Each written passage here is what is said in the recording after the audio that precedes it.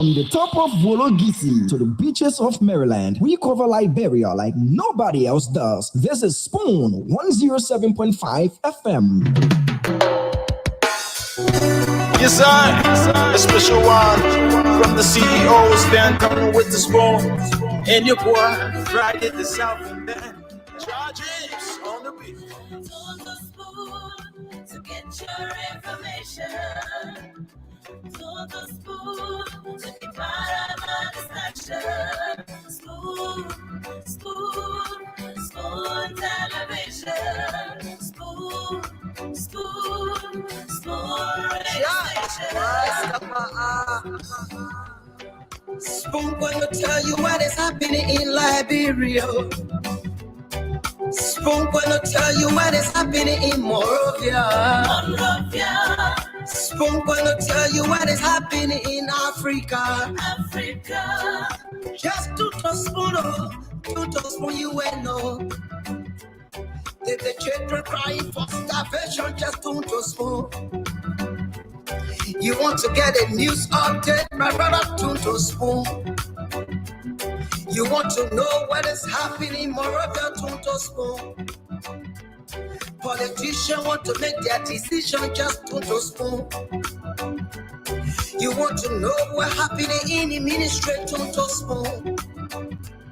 Yeah, to spoon. Yeah, to spoon. You from Fonjema, Maryland, to spoon. Yeah, to spoon. If you eat kepa, graduate, my brother, to spoon. You got a spoon TV, you got a spoon radio, to spoon. Yeah, to spoon. You want to get a news update, to spoon. What? Yeah, Rastafari. Kilibamba, kilibamba, kilibamba. Kilibamba, kilibamba, kilibamba. What I want? Yes, what you got today? Spoon TV. Yes, what you got today? Spoon TV. Spoon. Bada bada bada bada. Skiddy biddy dabado. Spoon TV. Spoon entertainment. Gua.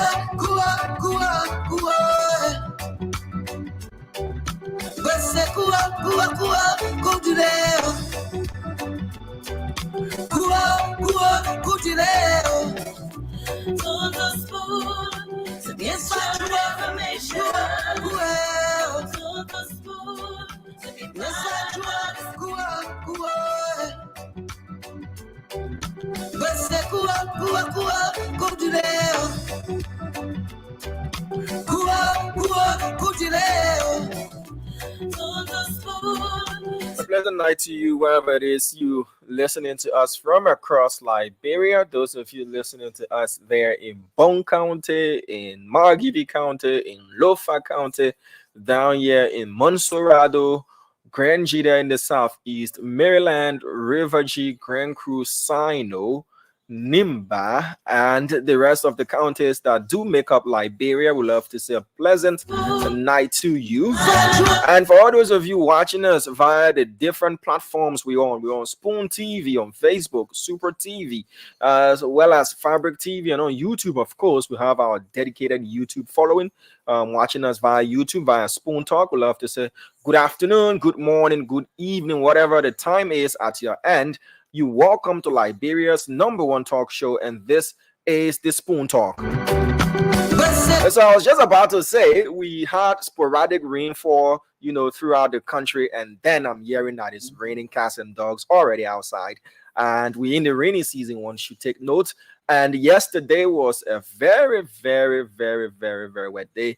We had most parts of central Monrovia with massive pile of water, Carey Streets, around the Invisible Park, the Totman Boulevard, and other parts of the country, bringing to bear the question again, what are we doing, that we're causing our own problems, and how can we solve this issue of flooding in our country. And many people have said we don't have, something of a country that is flood prone, but it's because of our own actions, our own actions that we've taken that has led us thus far. You look at the Trination Equator, and then you throw dirt inside.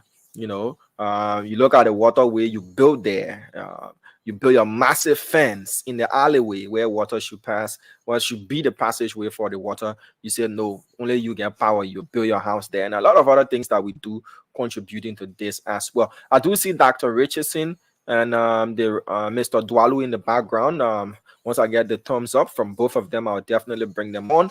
And please share the show. We will be having today the Acting Minister of Finance and Development Planning as the guest on the platform tonight. Yes, so it promises to be very informative. You'll be hearing first-hand information from the horse's own mouth. Key to be discussed, the shift in the fiscal year 2024 budget. The senator yesterday, Senator Dopo, said yes, there was movement, there was shifting, whether that shifting cultivation or which one of the shifting happened, but he tried his best. But we'll be hearing from the Ministry of Finance that has been directly accused to be part of the executive branch. With all of these things, he said the minister had a leeway, 10%, all this, but the minister is going to make his own case tonight. So you need to share the show. Honorable Anthony G. Myers is our guest tonight. He's the Acting Finance and Development Planning Minister. Dr. Richardson, Mr. Dwalu, welcome to the show, man, and welcome, sir. How you doing? How's everybody doing, Doc? Welcome to the show as well. Okay, you got a haircut, Dwalu? Yeah, I got a haircut finally. It'll get some time. Yeah, get rid of the Yeah, you want to get appointment, eh? No, I didn't get an appointment. I got lucky. I was driving. I saw the barber shop. So I stopped him right here. But it was there, so it went well. Diamond, you're a little blurry. I know, right? I thought it was my eyes. I know I can see good, but yeah, he's a little blurry. Your camera probably is the network. It's raining here, so we'll be faced with some difficulties, but I'm sure it will be sorted out. But I can see you guys very, very clear. Okay. It makes sense. I just want to make sure that it wasn't our eyes. Me, I told her my eyeball just to begin with. Damo, I see Lucia, Mame. Lucia, how you doing, Mama? Welcome to the show. Jeremiah, Nair, welcome to the show. Princess Ross, Sarah McKinley. McKinley, how you doing? Washington, Jala. Mr. Jala, welcome to the show. Wherever you guys are from, or watching from, share the show. Let's come and talk Liberia. I see Julie Sando, Pearl Campbell. Hi, Pearly. What's going on, Mama? Over here. Anytime you reach with it, Pearl Campbell, you can always change your tune and then you add extra message behind. Hi, Pearly. Time. Always. I don't even know who Pearl is. In fact, I gotta look at our picture now because now see I gotta zoom in. Joe Binder. Where you watching from? I always do. I like you know this. I always do. I just like the name Pearl. Michael Johnson, Mr. Johnson, Honorable Ziama Yeke Cully, Yoki Cully, Eunice Wolago. How you doing, Eunice? What's going on with you, Mama? Wherever you are. Let me tell you this one too. Over here, I see Tony L.S. Megabush. And Damo saying let our needs. Yeah, I remember it too. I see. Don't try to flood the information, Mr. John. Your prayer, come on, your pearly prayer. Tony L.S. No, I think I said it already. I think Eddie Diggs, Mr. Diggs, Anthony W. Gay. Hey, my own brother, Anthony Gay. Been a minute, my man. What's going on? James David. I see Angeline Smith. Dempster Minbar. Over here, I see Alfred Bala, Mr. Bala, my Janet's son, Patience Maya Dugan, Eddie Diggs, I say her name, Martha Doki, Lawrence Falcoli, Abel Yama Plaki, May Moore, Janet, how you doing? Eugene Harry, Lovett Beno, who else is here? Don Chico, Henry Bala. Everybody, man, you share this show. You're coming. Let's talk Liberia. Plenty to be spoken about. You're come. Let's talk Liberia. Not the different thing. Yeah, welcome to the show. I want to join you and Diamond and just welcoming our audience to the show. We had a lot of stuff to discuss. I mean, I was actually thinking about Liberia so much last night that I couldn't sleep. I fell asleep and then I kept on waking up, especially this budget issue. And also what happened in Minnesota. I'm just gonna speak to Russell, Mr. Russell, Winfred Russell. Just keep pressing on. Thank you for your selflessness to run a campaign and to be involved in an election is not an easy deal. I mean, you got to be out there. You got to have finances. You got to have a crew, put together a crew. You got to be able to engage other people outside of Liberia, and it's a lot. It's a huge task. And he took that on. This is not his first time taking the challenge on, especially when you're not born in this country. People don't realize that, we have an extra, I want to say burden, because it sometimes feel like a burden to carry on because we're not born in this country. I grew up with people who are born in this country. They get inheritance.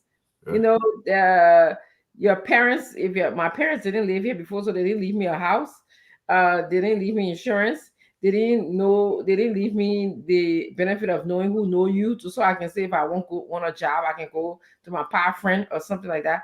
I had many of the immigrants that come here, including that, we had to start from scratch. So I appreciate all that Winfred Russell did. I mean, it was the matter of what 50 or so points. Yeah. Hello. And it's unfortunate that we have a Kenyan American beat us. Just moved into that location about 6 months ago. Yeah. And they were still willing to come out. I know a typical baby shower in Minnesota will probably get more than 900 people if it's being held in the park. I don't know the population of Brooklyn Park in terms of the Liberia, but I know we at least 5,000 to 10,000 people in that location. And we could barely get 1,500 for. But that person, you mentioned something, and I want to say this. And when I was fresh out of graduate school, I was an insurance broker. And I was licensed in Rhode Island, Massachusetts, and New Hampshire. So I will go to these people's homes. You know how in our community, when somebody die, we'll be crying plenty? In the people places, when somebody die, not that they're excited, but it's a different kind of feel. Yes. I will write sometimes a $2 million check that will come through the agency that we deliver to the Packers because their father died. So they never started from scratch. Nope. Sometimes when they start in life, they already own the home. It's the biggest asset you can own in this country for the typical person, right? So if you imagine you're not paying your mortgage at the first, imagine what you can do. I'll be rich. Yeah, you'll be rich. Technically, you'll be rich. So they have this insurance policy where if God forbid one of your spouse died, they cover the mortgage for the time you're living. And then eventually you turn into a reverse mortgage. So it's got another source of income. But sometimes when these people die, through the agency, a check will come in for $3 million, $4 million. I start with a family where it's a family tradition. I want you to follow this. It's a family tradition. The Chinoways are not allowed to leave this planet unless the Richardsons, your children, standing on each $1 million a piece. So they have an insurance policy where, God forbid, something's going to happen to you, and we're all going to die. They set the children up where they begin with $1 million, but the $1 million goes into a trust. So what they will put the money into a trust and say, okay, say you're stupid, you only 21, I can give you all the money. They will give you $5,000 every year until you reach 40 years old. Yeah. I mean, every month until you reach 40 years old. That's right. So so when somebody died, they're not taking basket for Ome Musa to put 10 out of 10 out. No. Nope. They're not crying. We see them crying. Don't worry, how do you cry?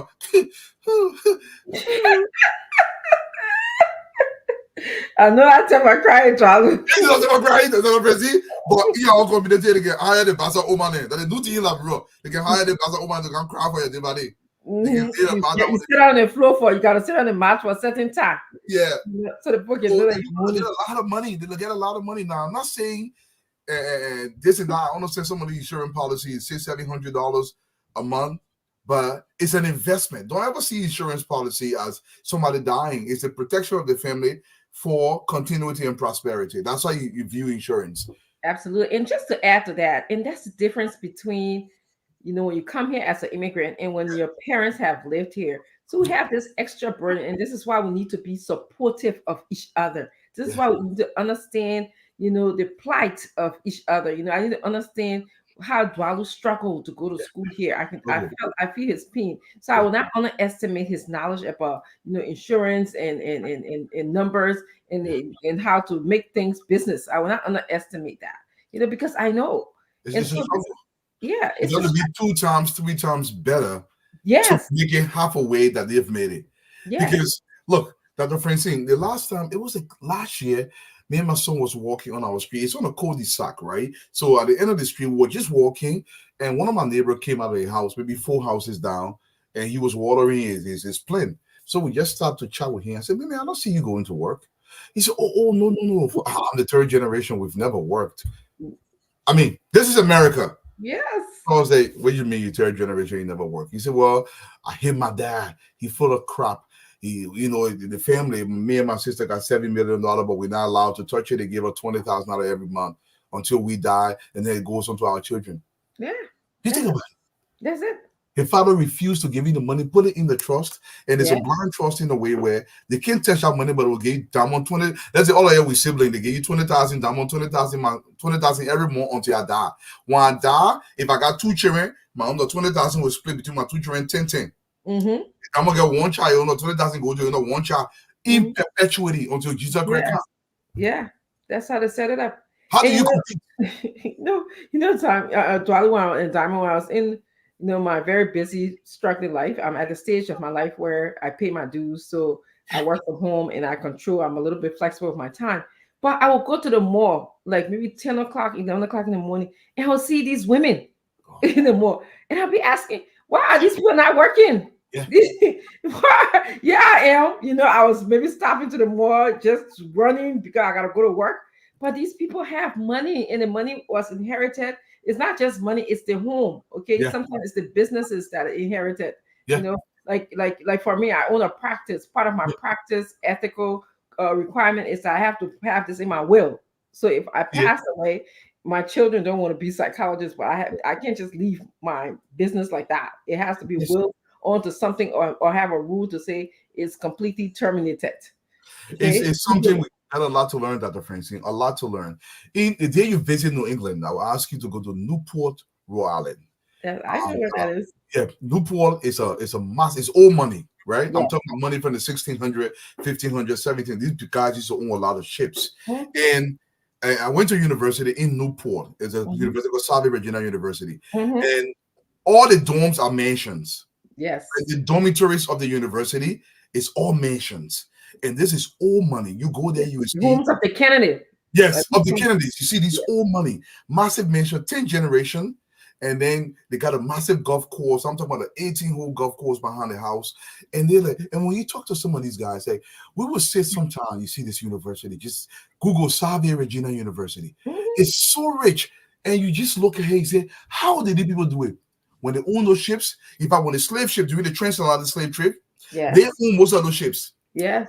Then they will take the goods to Europe. They just left these things in trusts. Yes. And the children, they built most of the skyscrapers you see in major cities, insurance company, they invest into the insurance company and they just relax. Yes. For generations. Yes. But did you guys hear when the fanatical for the Senate, president of the Speaker of the House, when his house burned, what did he tell Liberian? Yeah. My insurance company will take care of this. How many of us have that pleasure in Liberia to say that? But anyway, I want you guys to just understand the hardships that Liberians go through in this country, and we need to support each other. This is what other people do. The Ethiopians do that, the Kenyans do that, the Nigerians do that. So wherever we are as a group of people, we really, really need to. And that girl won. That girl in Minnesota from the House of Representatives, Omar, I believe her name is Omar. Yeah. The Somali girl. Yes. The one who was in the House of Representatives, in the federal House of Representatives. Look, guys, the support for one in your community, it's not just supporting that individual. Look, my daughter could marry your son. Your son could marry my daughter. The people keep it in their community, and then we create a solidified base in our community where you have some prominent people in your community that you can call, oh, Dr. Francine, things not going too well in our community as a representative. Can you see what you can do for us? Mm-hmm. That's how it works everywhere. If we're not at that table, we're getting crumbs. We are getting crumbs. I think I'm at a point in my life now where. But that lady, Omar, from Ethiopia, she won. Somalia, against speaking about genocide in the Middle East. Thank you. Because her people stood around her, they stood behind her, they stood firm. Yes, and she spoke because a lot of there's a discrepancy. There's a lot of arguments about the genocide that is happening in the Middle East. So a lot of people, if as a politician, some people for and against it. So there's a lot of conversation, and a lot of students didn't like her because she spoke about genocide. So if she could speak up, because she knows what it is. She's an Ethiopian. She knows what it is when people. She's Somali. I don't know. She's Somali. Yeah, sorry, Somalian. Yes, Somali. They're the same people, but the country split up. But yes, sorry, guys, if we do not have a seat at the table, it's the same thing I always talk about Liberia. Our lunch is being eaten. When you see me here screaming and saying we got to invest into the private sector to create real millionaires, I'm not talking about stolen millionaires where they have to be hiding the money because it's not theirs. They have to spend it in nefarious ways. I'm talking about real true millionaires that can say, you know what, I'm going to move into Cape County and I'm going to open a massive. Look, America is segmented.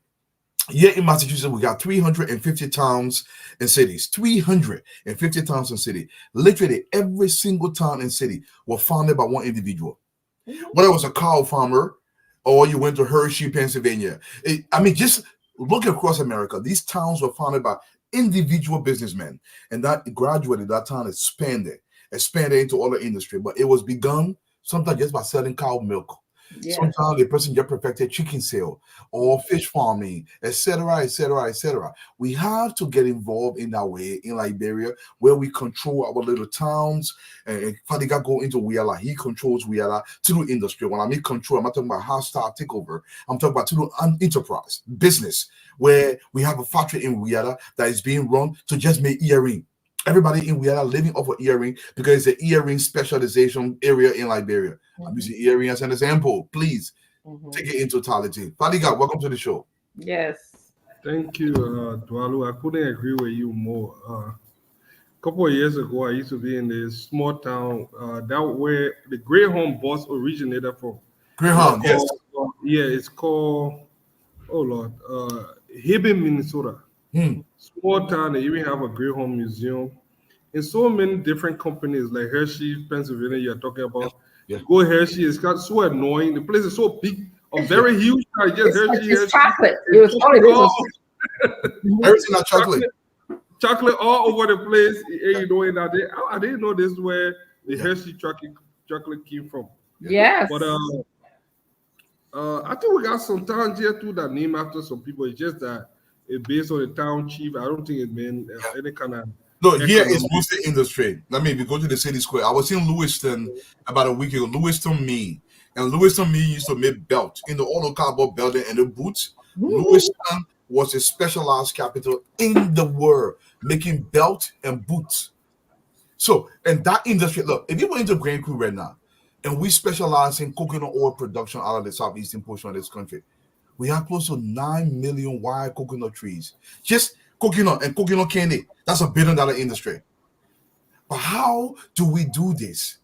Because we cannot control Liberia if we do not control the land, we do not control the waterways, and we do not control the money that is coming in and going out. And most countries, they put the money, the government infuse the money into the private sector, groom the private sector, and then reap tax in perpetuity in the private sector. We don't see it that way. You can't get government officials loan, give it to a private person that's already interested in running the kind of operation. Yeah.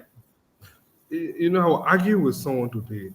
Look, with 5.5 million people, strong, black, energetic people who can feed ourselves.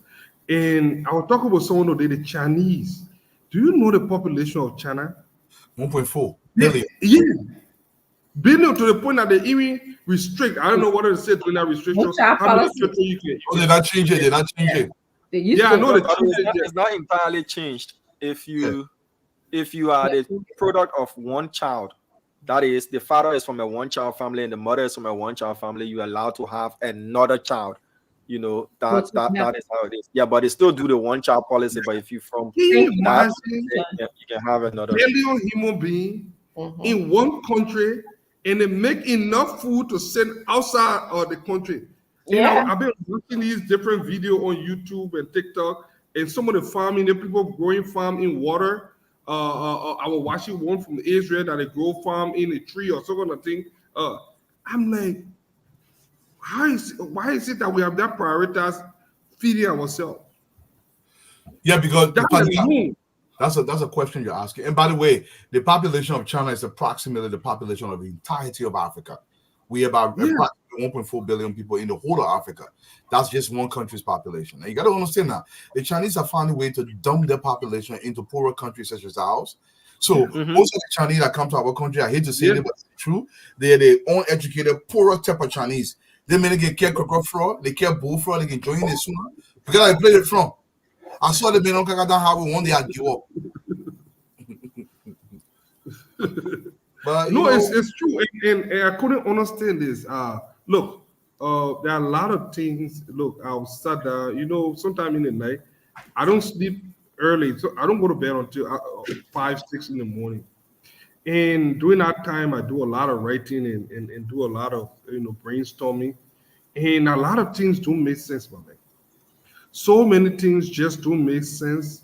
I don't know whether it's by design or people deliberately do it, but I know one of the topics we wanted to talk today when the minister comes is with this shift in the budget. It came to mind. I'm like, all right, the shift in the budget. I've asked almost everybody on every side to get a different side of the story, but what I couldn't understand why would anyone want to just do a shift in the budget? And there was nothing really in the theories that I saw based on the explanation that I saw, but why would anybody want to do it? Just to cause noise? It made me annoyed, the fact that we have to even be arguing about this thing. And Fadiga, Helena says something. I think her last name is Agbe. I hope I say her name right, Helena. You said that only Liberians can develop Liberia, but we cannot develop the country because we are selfish. Helena, I disagree with you. Liberians are not selfish. Let me tell you what the problem is. Look, we do not attach consequence to people's action. It got nothing to do with selfishness.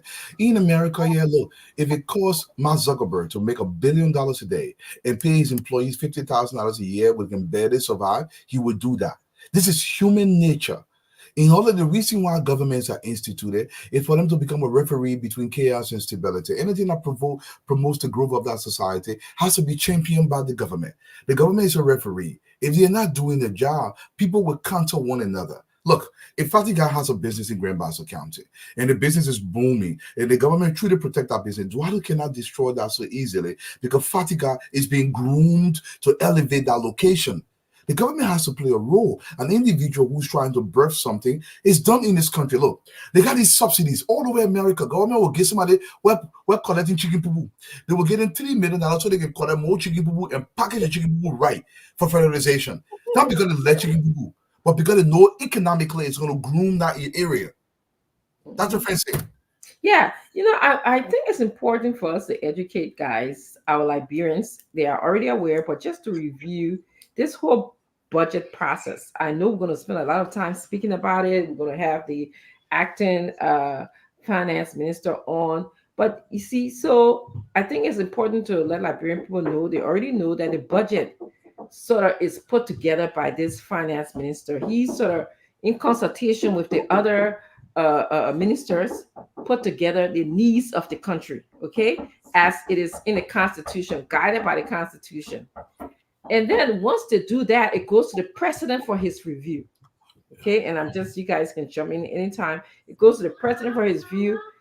I'm sorry, my grandson calling me on my again. Go ahead. Yeah, so the budget originates in the executive. So they put all the yama together. They send it to the House and the Senate for them to review for approval. Once they approve that budget and the president agrees with the changes that have been made to the budget, it goes back to the president and he or she signs that into law. And that is printed in the handbill. The budget is actually a law.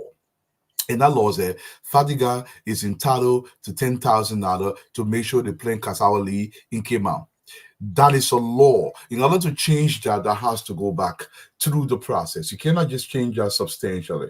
I'm not talking about the discretion that individual ministers have in terms of the 10% discretionary or uptake on the budget. But I'm talking about if something is allocated in the budget, it has to get followed through. That's why I'm a big stickler for atomizing the budget. Father, I go to Central finger ring. 3 that I go to Central hair cutting the ministry of Shabu Sham. 350 go to Central Kasawali. That is a law. Stanton. I came here in a good spirit. and I shall live in a good spirit. Yeah. I can see. Oh man, why you, Dama? Why you didn't acknowledge? Dama, why you didn't acknowledge, man? Metro no somebody. Dama Slanger. Dama. Yeah, Chief. Let me join you in a minute. I'm having a conversation with the CEO. Oh, okay. The guest is here. Yes, sir. Affirmative. But acknowledge my text, please. Since this morning. All right. So Okay. Yeah. All right. I'll acknowledge your text. All right. So let me say hi to the good men and women of the armed forces of Liberia. I want to say Colonel Fadiga or Captain Richardson, First Lieutenant Mr. Dwalu, and I, the CIC, Stanton Witherspoon.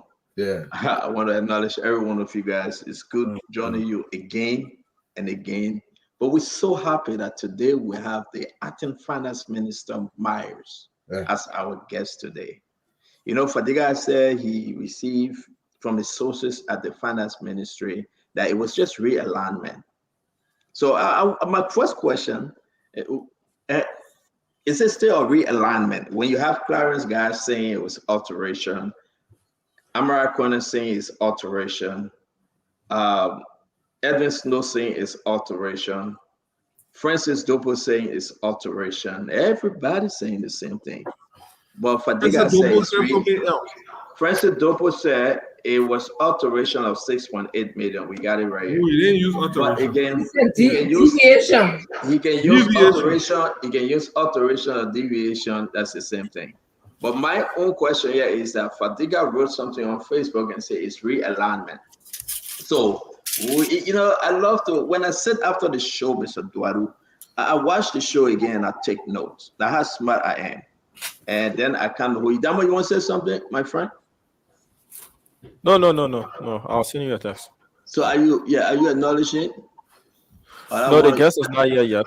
It's an advanced person that came in front, not the guest. No, I'm talking about my text, my man. How you get? But Chief, I saw respond to you via text. Now you text. You saying about text? No, you received the stuff and you're quiet. It's scaring me. That one went underwater again. I can swim.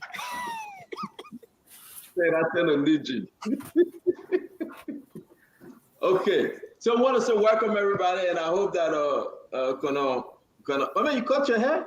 That Remember, let's go back. Don't hammer me. No, that dandruff in your hair, my man. Your hair made damn ugly. Oh. Yeah, no problem.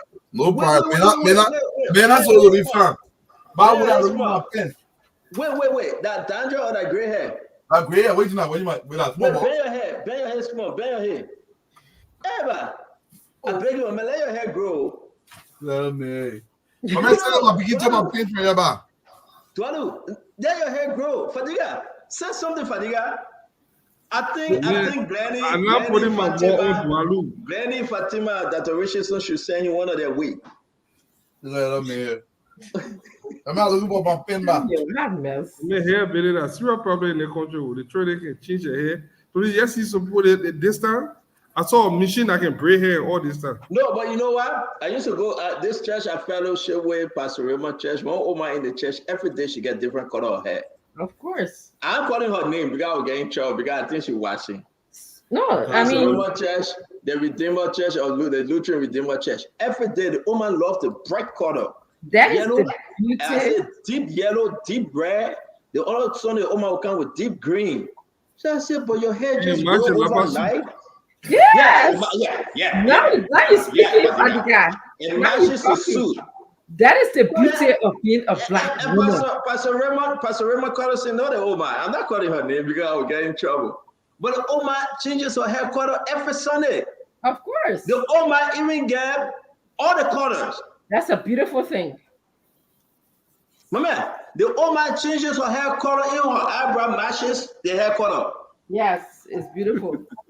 I'm serious. The eyebrow matches the hair color. I don't know how to do that. It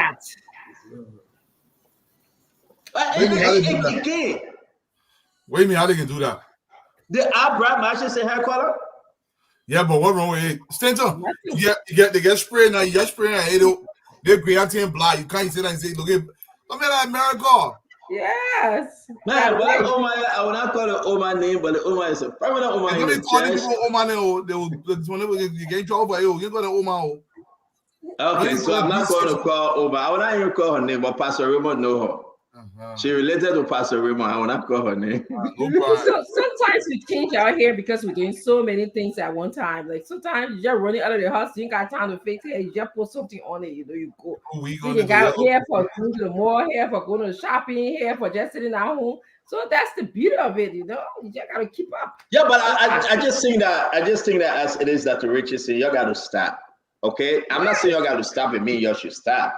I'm saying you got to stop because this is what we know. You know, when we're growing up, our sister then will do the one side bonsoir, do the American plat, do the country plat. But now everything has changed. Look at Dwalu call hair. Look at how the gray hair showing. And again, he didn't put Jomo there. And you know the next person that used to put Jomo in the head, I Rory Martin. What they got Jomo? But they said Jomo. I ain't saying that. Rory Martin used to put. Remind you to put one for men. How do you call it? One of men or one for men? How you call it? Just for men. Just for men. Just for men. Right? Martin will put it, tie in, hang. Even he'll put it there, the whole thing will get black. Yeah, but you can do but I mean, it's a good day, folks. Welcome to the Spoon Talk. We're here again. We got the finance minister, the acting finance minister, Minister Myers. He will be our guest. We have to reschedule Clarence Guy and Richard Kuhn, Representative Richard Kuhn, and Representative Clarence Guy for the more. Again, it's going to be a very interesting show, but let's start with this since the guest is on his way. What is happening in our country is not good. Either we can discuss it now or discuss it later. The termination of some Civil 7 by the request of CSA Director Josiah Joker. I want to give you guys, I will play our country. We should be very careful. I don't know what John Safa, the MCC. I don't know the MCC mayor is a follower or whether or not he's a serious dude. How can Josiah call you or write you a letter and say, fire this person because of the opinion expressed on Facebook? Have you seen that, Dwalu? Did you follow the chat on this point? I did see the letter. And I want us to play some of the videos. I am thinking it's very scary. We are marching towards a very scary, and I appreciate Unity Party folks that are speaking against this. I really do. I appreciate the Unity Party folks. And Josiah put it on the president. He said President Boaga is in the know of these things. The guest is in the studio. I want us to just, not talk about it, but after the guests leave, we have to play those videos and we got to talk about it. As much as you're trying to bring in a reform, but don't overstep your boundary. And I think what Josiah did, the CSA director, and I think what he continues to do, he got to be careful, or else we'll be walking in the dictatorship form of government. That is somebody say, don't call me, you'll fire them. That is somebody say, excuse me, you will dismiss them. And this is bad for our country. And I think all Liberians, regardless your political affiliation, regardless whoever you are, this action requesting the city mayor to terminate. It was bad yesterday from the general ministry, and it is bad today. And we should speak to it. And again, the video to say that the president is in the know. I think Josiah crossed the boundary. I think he crossed the line, and I think we should discuss it. It was bad yesterday. It is bad today. Regardless of your sedition or Unity Party or ACO or what kind of party, Liberty Party, if they're still living or they are dead, and whatever party, ANC, whether they're coming back or not, if it was bad yesterday, it's bad today. And we're discussing, folks. I have the videos and I have those letters that's flying on social media, and we'll give everyone a chance to discuss it. I think the reform Josiah trying to bring, he shouldn't overstep. Proud leader to destruction and arrogant to downfall. I will end on that because I'm seeing the guest in the back, the Honorable Minister Anthony Myers. Once Diamond Singh don't mean that he's ready, we'll bring him on. Real quick, guys, it's 4:40. Let's take our 30 second. Let's take our 30 second. Diamond, give us 30 seconds each. We'll bring on the The minister, we got a lot to discuss about the budget alteration, a lot to discuss about issue pertaining to our country. And understand, he just took over a few weeks ago. He's the acting minister, not minister proper. Burma Kamara was there, and Burma Kamara resigned. But yet and still, we'll put everything on him. Okay? He has to carry the load. No excuse because he was there.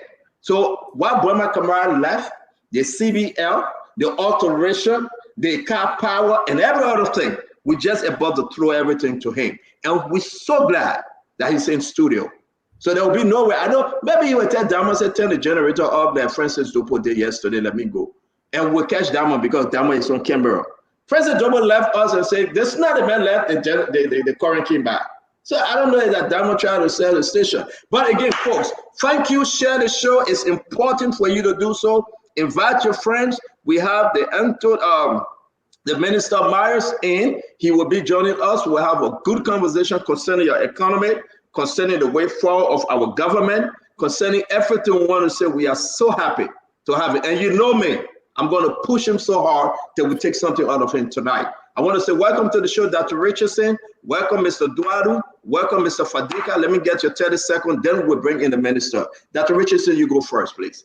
Yeah, just taking of what you started saying, Stanton, I believe that firing someone for criticizing the government on social media, particularly President Joseph Boakai, is borderlining a constitutional act. Okay, this is why those people were fired. I have some questions when I read his press statement. I want to know, how does he define or describe deadly social media campaign targeting senior public officials? How does he, the deadly part is the one that I want to know more about. Is there a set criteria as to what you need to say about a public official on social media or not? So that's my few seconds, my few thoughts on that till we start the show. Thank you very much, Mr. Duadu. Stanton, Helena, you're absolutely right. You're making some great points, and I agree with you, Mama. I want to say this, Stanton. It's this, look, when I tell you we should have another game in town, meaning there is a massive private sector, people don't have to just be depending on government for a job, where you have to be muted, you have to appease somebody before you can eat. You cannot do that for so long. Now, if we start defining insulting words as maybe making fun or whatever, where does it stop? Where does it stop? What does anybody think they can fire somebody because he or she uses their freedom of speech? I mean, if look, I don't condone anybody insulting anybody, but guess what? This is not illegal. It is not illegal. You cannot penalize a man or woman for this. If you do that, you're really treading on thin ice. It's a fine line. And where does that line end? It will become, you think you must say equal, that phrase keep begin there, he's gone. That's a very dangerous thing to do. And I do not condone that one bit. I think Honorable Braga should reinstate these people because they deserve to go back. They can criticize Honorable Braga however they want. It is okay under our law. Or make it illegal. Fadiga. Fadiga, talk to us. Well, I have mixed reaction with this. Look, if we look back in hindsight, this was the norm a few years ago. A lot of people were terminated from this same party for different reasons. But that is not a justification for what happened with Josiah. I listened to several different sides of the argument. Some people say there are civil servant laws that prohibit of official for engaging in certain acts. But I personally, what I believe, I don't think anybody should be fired because of opinion expressed on social media. I don't think Josiah was in the right for being especially doing that in the public. I think the public denouncement of that speech or whatever it is he did in the public, I don't think it was right. But then I don't know what those guys did. But regardless of what they did, nobody should be fired for their opinion. I think people should be encouraged. There is this perception in Liberia that people cannot criticize the boss or people cannot criticize anything. Sometimes we learn from these criticisms. When people criticize you, for me, I take it as a learning experience. Sometimes people can be very annoying and vicious. Like one guy today, I was so annoyed when he had to swear at him. We're having a normal conversation, he came and just derailed the conversation.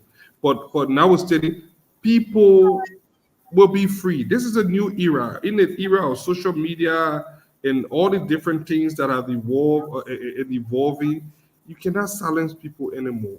You just have to be mindful and do the right thing. Look, any government that does the right thing by the people, propaganda don't strive on that government.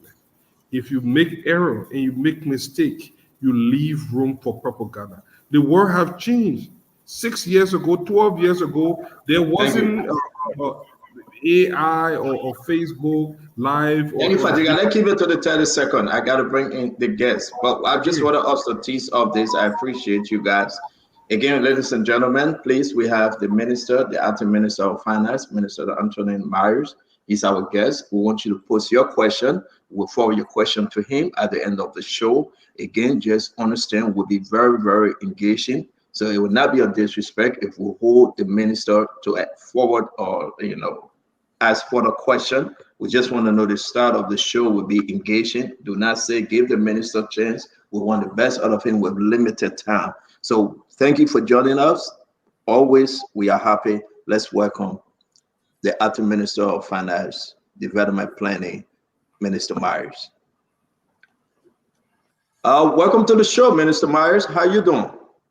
I'm good, and thank you, Stanton, and thank you to the rest of the panelists, and thank you to Liberians at home and abroad. Thank you very much for joining us, man. I was waiting for you. I was looking for you. I was searching for you. I tried so many times to get you, and the operator said that your line was busy, so I couldn't get through. The 911 operator. But it's good to have you in the studio. Thank you. Welcome.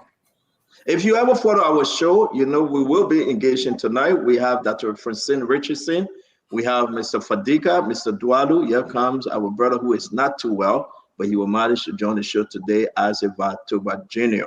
The rest of the team will be joining us shortly, Mame and the rest of them, that we can, Uncle Sam Jackson, that we can engage you. As you sit in the studio, please feel free. If the temperature is too hot, ask the producer, he will make some adjustment. If you need extra water, we'll give it to you. But we say thank you for getting on the hot seat. Welcome again to the Spoon Talk. Yes, and I must say that the Spoon Show have been an ardent follower since they were launched in 2021. And there is no host or panelist that I'm not familiar with, at least as an observer or follower of the show. But I happened to, a few months ago, interact with Dwalo in my office. He had come to interact some business or to make some inquiries. So that was my first time seeing a panelist in person. And tonight I'm happy to be on the show for the first time. My first interaction whatsoever. I have not even called on Spoon Talk before, but I'm an ardent follower. You want to put out the G's when you and Dwalo in? Dwalo came to me in his private capacity, so we'll keep it. Lead on there. Yeah, so we want to say welcome. We understand. Again, thank you very much. Services rendered to the country, we'll say thank you, and thank you for following Spoon. Here we are, and in the capacity, you're coming in as acting Minister of Finance. We're going to give you a minute or so that you can give us an overview as to the reason why you are here. We are talking about the budget. We are talking about CVL. We are talking about the Minister of Finance. We are talking about the way forward of this government under your ministry. Welcome, sir. Thank you very much.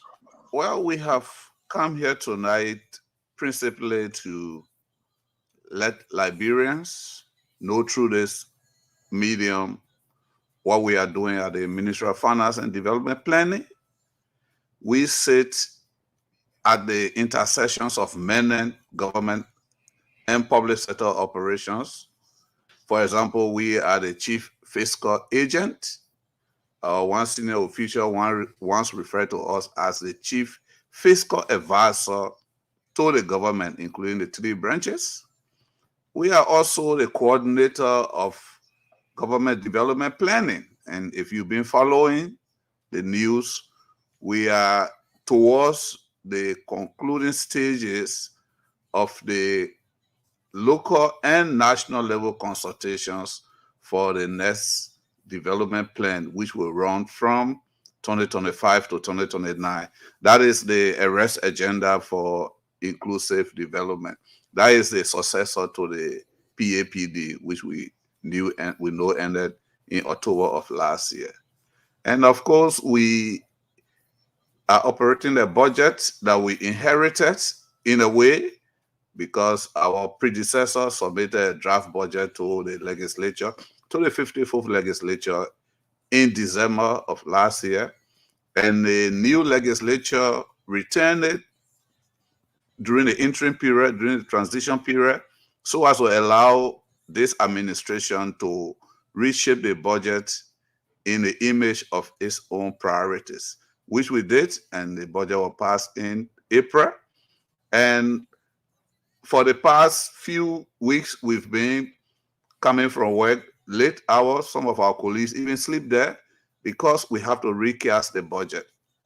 After the review of the first 6 months, we saw that there's a need to rebalance the budget given the expectations of revenue performance, as well as to realign the expenditure based on emerging issues that have come up since the administration has been in office for the past 7 months.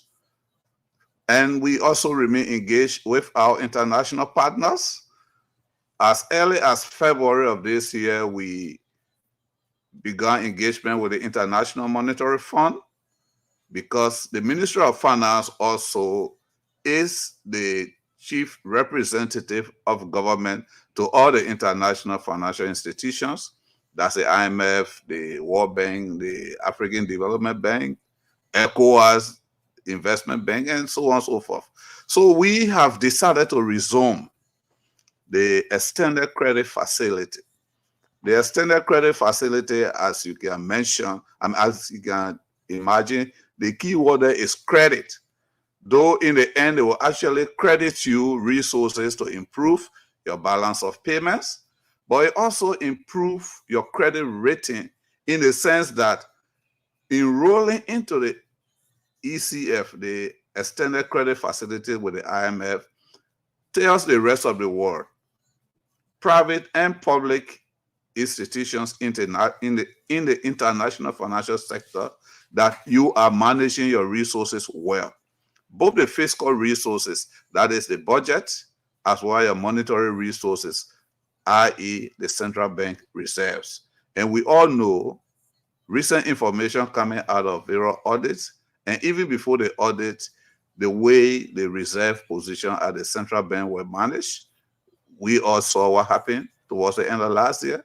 And on the fiscal side, where expenditure was not directed towards their intended purposes, and the issue of, for example, people having checks in their hand, whether it is checks issued on the central bank or on commercial banks, and these checks bouncing, meaning there were no cash to service those checks. So those have been some of the challenges that we have been dealing with over the past 7 months. And a short intro like this may not do justice to all of the issues that you and the public will want to hear. So I hope as we continue the conversations from your question and the responses that we gave, and also interactions with the public, more information can be made available. Thank you again. Thank you very much. And again, we want to say thank you for joining us. Let's get into the question and answer. And guys, please, let's keep our questions short because we want the best out of the minister and we want a lot out of the minister today. We will ask you if you want to make comment, keep your comment for last, reserve it for last. And again, we ask only 2 questions without any follow-up. We should be generous of the time given that we all can participate with our 2 questions. Ladies and gentlemen, thank you for joining us. Thank you for sharing the show. Continue to share the show, and let's enjoy the conversation tonight. Mr. Minister, what is trending right now in Liberia is the alteration of the budget. Can you explain to the nation today were there any budget alteration, shifting, and realignment, whatever way you want to put it? Was there anything done to that budget that the Liberian people concerned of today, that something happened? Can you help us? So for the third time into this, i.e. on ERBC yesterday morning and Truth FM in the afternoon yesterday and tonight on the Spoon platform, the Spoon network, I can say this. The allegations, because it now become allegations of budget alteration, has no substance, and we've challenged or we've called for the Ministry of Finance authorities to be invited or cited or subpoenaed or whatever form of appellations to show how the budget was altered. But as far as we know, the budget has never been altered, quote unquote, shifted, nor changed in whatever form or manner. But I can say this: budgets, whether it's for institutions or even private homes or for government, are executed along cost centers. In the case of the government, the cost centers are the ministries and agencies. And you can even break that down further to say the specific departments and programs that those ministries and agencies operate. With specific reference to the allegations of MFDP altering budget, these are the facts. When the legislature approved the budget in April, they made additional assessment on the revenue end to the tune of 46.5 million. And these additional revenues were allocated among different ministries and agencies. Now we have 11 sectors of the budget.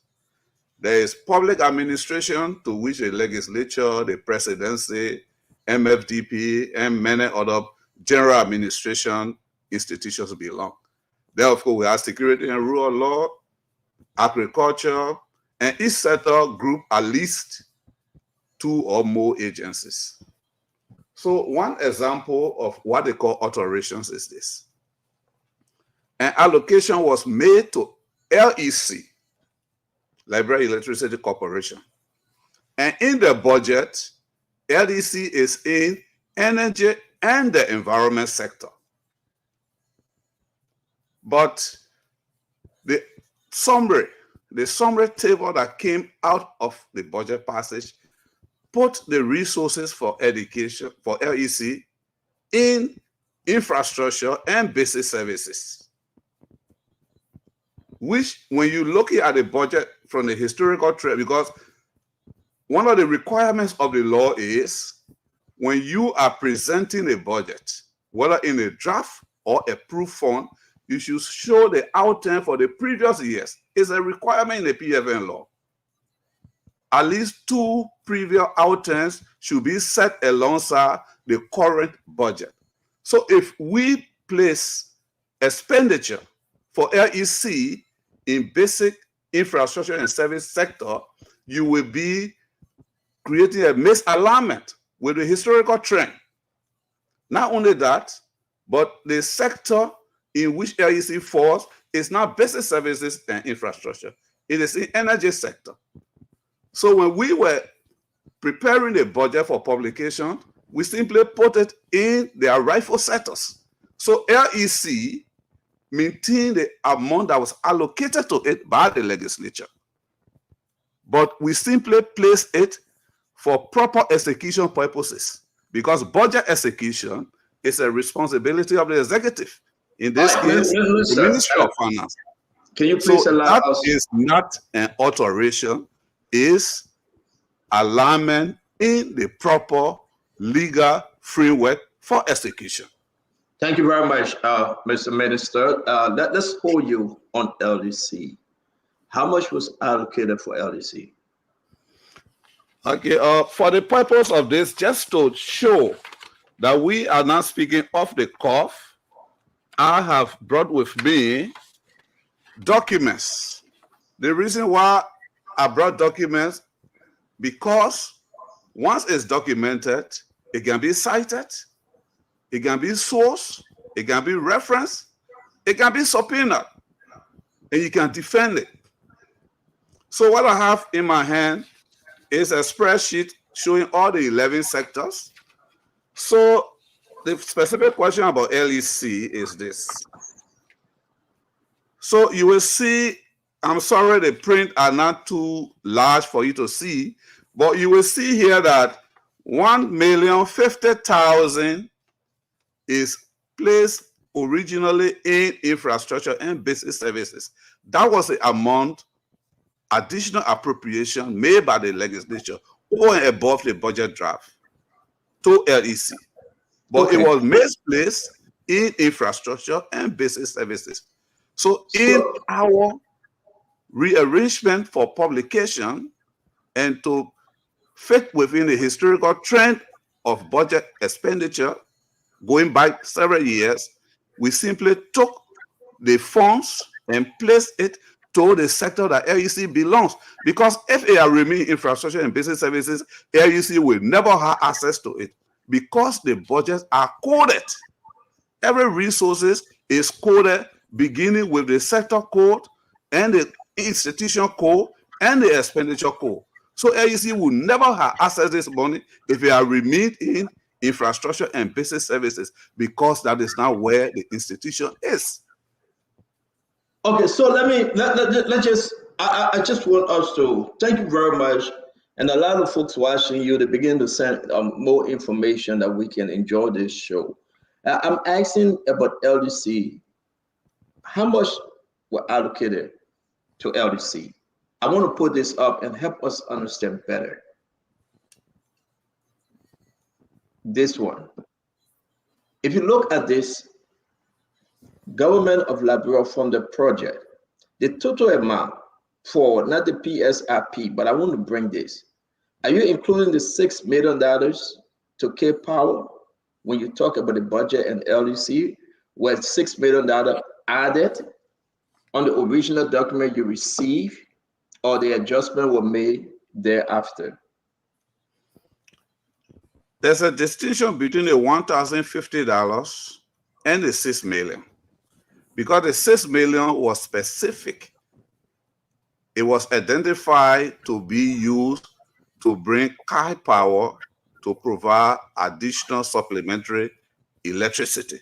That's different. But this is an additional cost for operations. Some of the routine operations that AEC does, like expanding connections here and there to give them more flexibility in servicing, keeping the lines running. That is different from the $6 million you see there for Car Power. So that $6 million remains in the rightful sector. So the question from the other end, the opposition question, those that challenging you, said that the budget leaving the Senate, coming to the executive, to you, Mr. Minister, the executive, the marshal, at the time, you had $6 million in it, yes or no? For Care Power? Were there any $6 million for Care Power? Yes, the analysis, because when the legislature approved the budget, they do a spreadsheet that is inserted in the Budget Act. In that spreadsheet, there was the $6 million. Okay, they are saying there were no $6 million there for Car Power, and these are some of the shifting they are talking about, Mr. Minister. The budget that left the House of Representatives to the Senate, from the Senate when it was concurred to the executive. At the time, there was $6 million in there for Car Power, yes or no? The $6 million was given purposely for LDC, not Car Power. Okay, I can say this to you. The intercameral interactions on the budget, meaning between the two branches of government, is not our business. What is our business is this. When the House passes the budget, we know they send it to the Senate for concurrence, and the Senate, after concurrence, they have a means or mechanism for transmitting it to the presidency.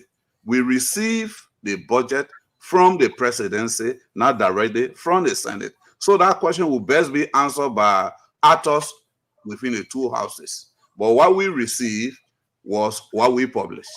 So when you receive it, did it say 6 million for car power or did it say 6 million for LEC? 6 million for car power. That was the specifics. Now the question then would be, where will you situate that 6 million? So if you look in the budget, because firstly, LEC is not on the budget. So the only line in the budget that is specific to LEC is the 1,050,000 I'm talking about. So the 6 million remain in the envelope called PSRP, Public Sector Investment Plan.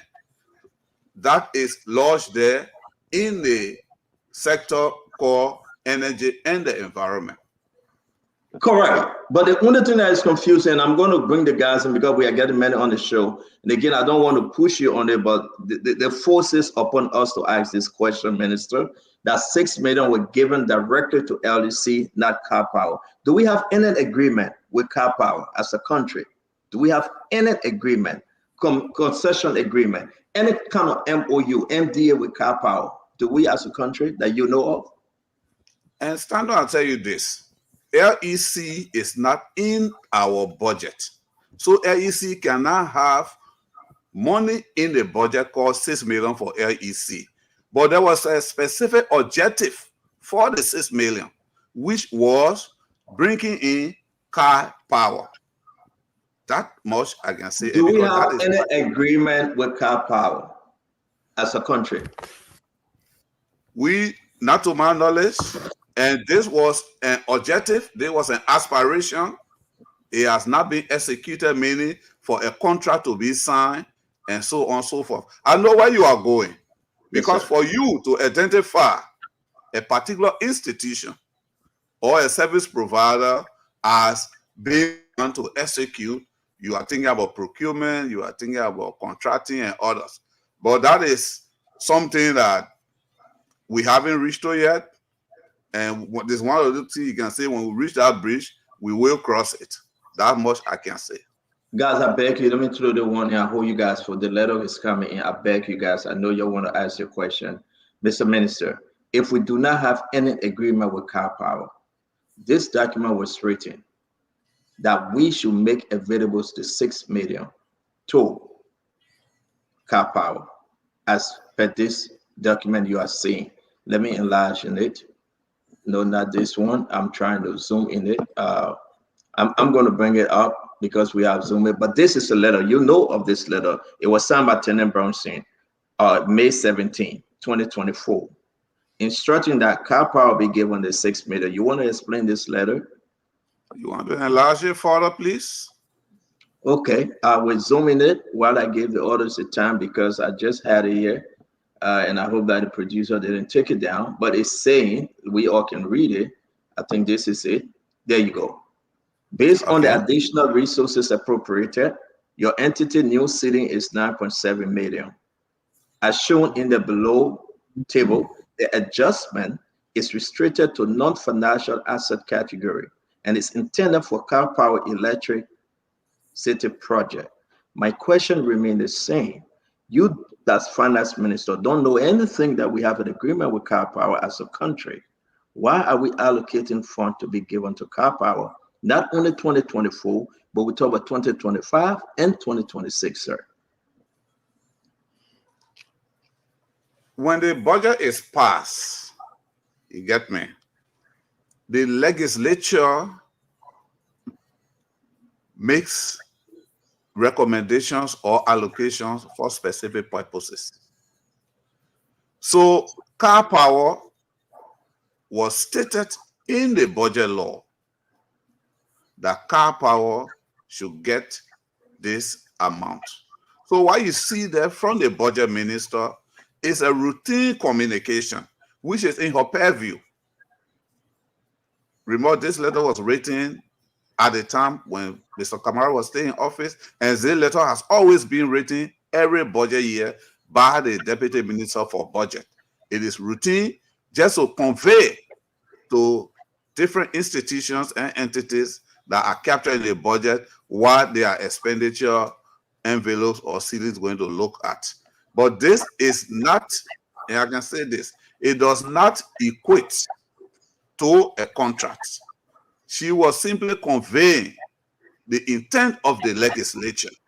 So then the question all of us will then need to be asking is, why the legislature selected car power? What arrangement was made with car power?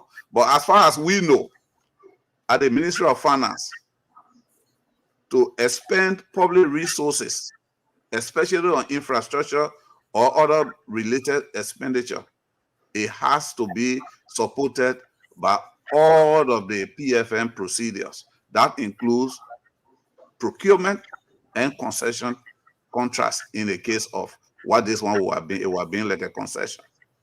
But So you don't have any. the budget minister was just conveying. The budget minister was just conveying as a matter of routine the information that the legislature generated as by means of the Budget Act. Thank you very much, Mr. Minister. Dr. Richardson, Mr. Eduardo Hussein Fadiga, Asid Togba, Samuel Jackson, Ambulai, and Conagray. You can post your question. Thank you very much, sir. Thank you for coming to the studio, Minister Myers. So today I read Amar Khan's post, and he is saying just like what you are saying, but using different words. You use the word that we realign the budget. Amar is saying that we altered, the budget was altered after passage into law. Do you think that is legal to do after all of this? A group of people have decided where they want that money to be allotted. And you, in the Ministry of Finance, the word that you used, that we made a legal alignment. Those were the words that you used. Do you think that it's a legal alignment? It is legal, that Richard said, to all intent and purposes, because the legislature is to pass the law and the executive is to execute. And in executing the budget, it is executed according to sectors and according to institutions. In this case, electricity generation and everything that has to do with it is in the energy and environment sector. So the funds that were allocated for LEC has to be represented in the energy and environment sector in the budget, because it's an accounting requirement as well. You cannot account for funds spent in a given sector in another sector. That would be wrong. Even auditors, because auditors use your existing system to evaluate you. So the auditors will even look at that misalignment and who are responsible. So, Mr. Minister, my question here and my issue is, you saying when you were executing, if you were executing the money in the different departments and maybe there were more money that were allowed to LEC and you needed some money to go to Commerce Department, I will understand that. But something got shifted or changed before you guys even executed or implemented the budget. And that is my concern. And that is my question to you. Was it legal? On the contrary, the illustration you gave were actually being the illegal one. Because if you are taking funds from one agency to another, the transfer law puts a limit and also put a requirement for the procedures that you should follow. But in this case... Minister, I hate to interrupt. I just want to stay with the issue that I'm addressing right now. I don't want to go to your transfer law. We did get a little education on your transfer law. My issue is things were changed. And Amara Collins says himself said in his post that affected funding for health ministry. Before you guys even executed or implemented the budget, you started shifting money around. And no, Senator Connor will have to prove. This is why we are said we are willing to be cited, because the issue all along has been changing the totals for different sectors. Because like the illustration, the examples I gave, where LEC, for example, was appropriated. The 1,050,000 were appropriated for LEC in infrastructure and basic services. So when you take that out, obviously the totals will change. But to say funds were shifted out of specific ministries and agencies, Senator Connor is a legislator. He has the power of appellation. He can cite us for questioning. Thank you. Minister, welcome to the show, and once again, it's a pleasure to be in your presence. I want to ask you this. Today, there's a report that came out that $139 million of our domestic debt was paid without documentation under the previous administration. When I spoke to the senator last night on this very show, he said the transfer was made from domestic debt towards somewhere else. My question to you is the domestic debt in Liberia, is it continuing to increase? Is it continuing to decrease? What's going on with the domestic debt? Before I come to the next question, why are we transferring money from domestic debt to the other place? Well, we are all studying the audit report, and the audit report more or less opened a door or opened a window to additional inquiry. So even we ourselves at the Ministry of Finance, that information provides a clue for us to research more. And again, like you hinted at, there are a lot of things that you could hear of. It will come through report, but you won't find the appropriate documentation or the necessary trade on evidence that you can rely on.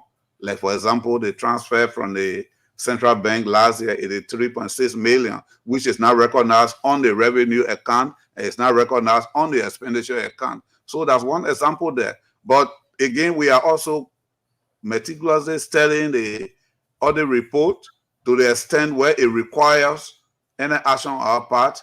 We take that appropriately. But as audit report goes, it's still before the legislature. We haven't been cited yet or been asked to explain any part that pertains to the ministry. I'm sure that time will come, and when it comes, we will respond accordingly.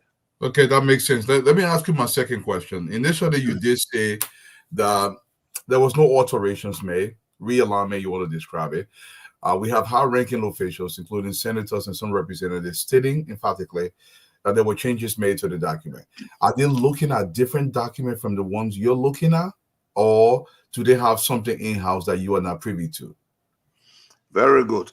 We have an ongoing engagement with the legislature on all fronts, not only on the budget.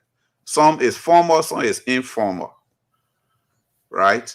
And when this issue came up, the first person that brought it to my attention was a speaker who said Senator Connor had gone over to him and pointed those out. So at the time, we had just distributed the budget, the required copies to members of the legislature. So he opened a book, and I was reading through it in his office, and I called one of my colleagues, the one who is more closely involved with the production.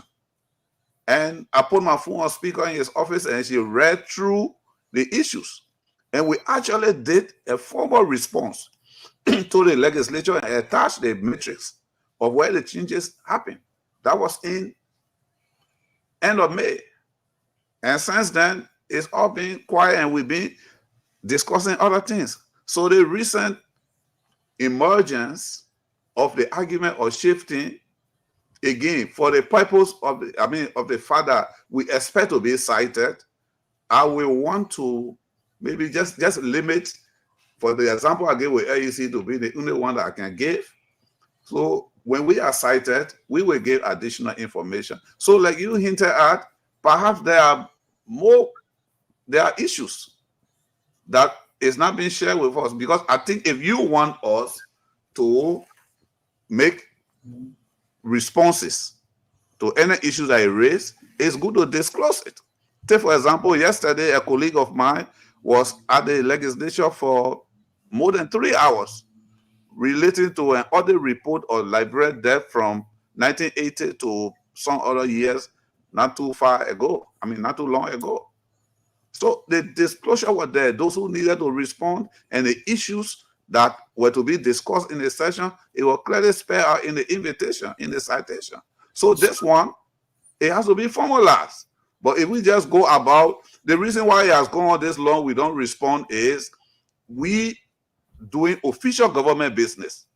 we should not be arguing on Facebook.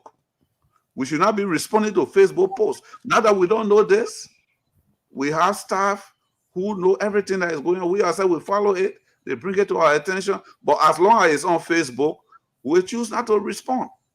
Agreed. And the reason why I'm speaking about it tonight, it is because yesterday, or 2 days ago, the Minister of Information said that he was going on air, saying he's an official government spokesman.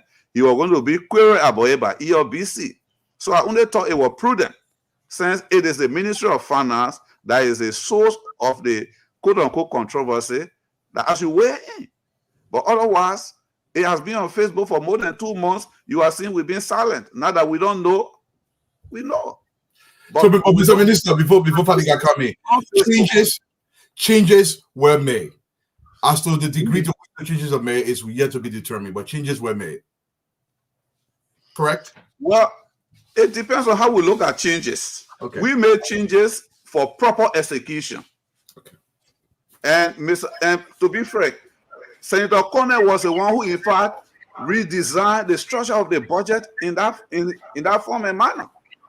The structure he designed in 2012 remains in place, where AEC and other energy-related institutions are formed in the energy and infrastructure sector. So why you think we should put it in infrastructure and basic services? They don't.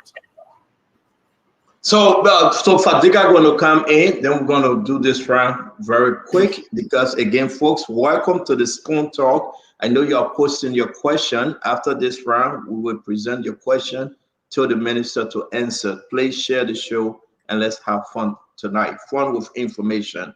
Fadiga, your 2 questions, please. Minister Myers, thank you for joining us. The first thing I want to touch on is that we don't respond on social media. I don't know whether you are aware that the spin cycle now for propaganda is very strong on social media. There have been a lot of misinformation circulating, and at the last minute you are here. I guess the reason you are here and you will continue to speak about this issue is because it has not gone away and it is not going to go away. My first question is, there was alteration or realignment. I read through most of the report. My thing here is, after the budget left the legislature and went back to the executive, don't you think that it was prudent enough to have consulted the legislature again prior to making any alteration? And if you didn't do so, why?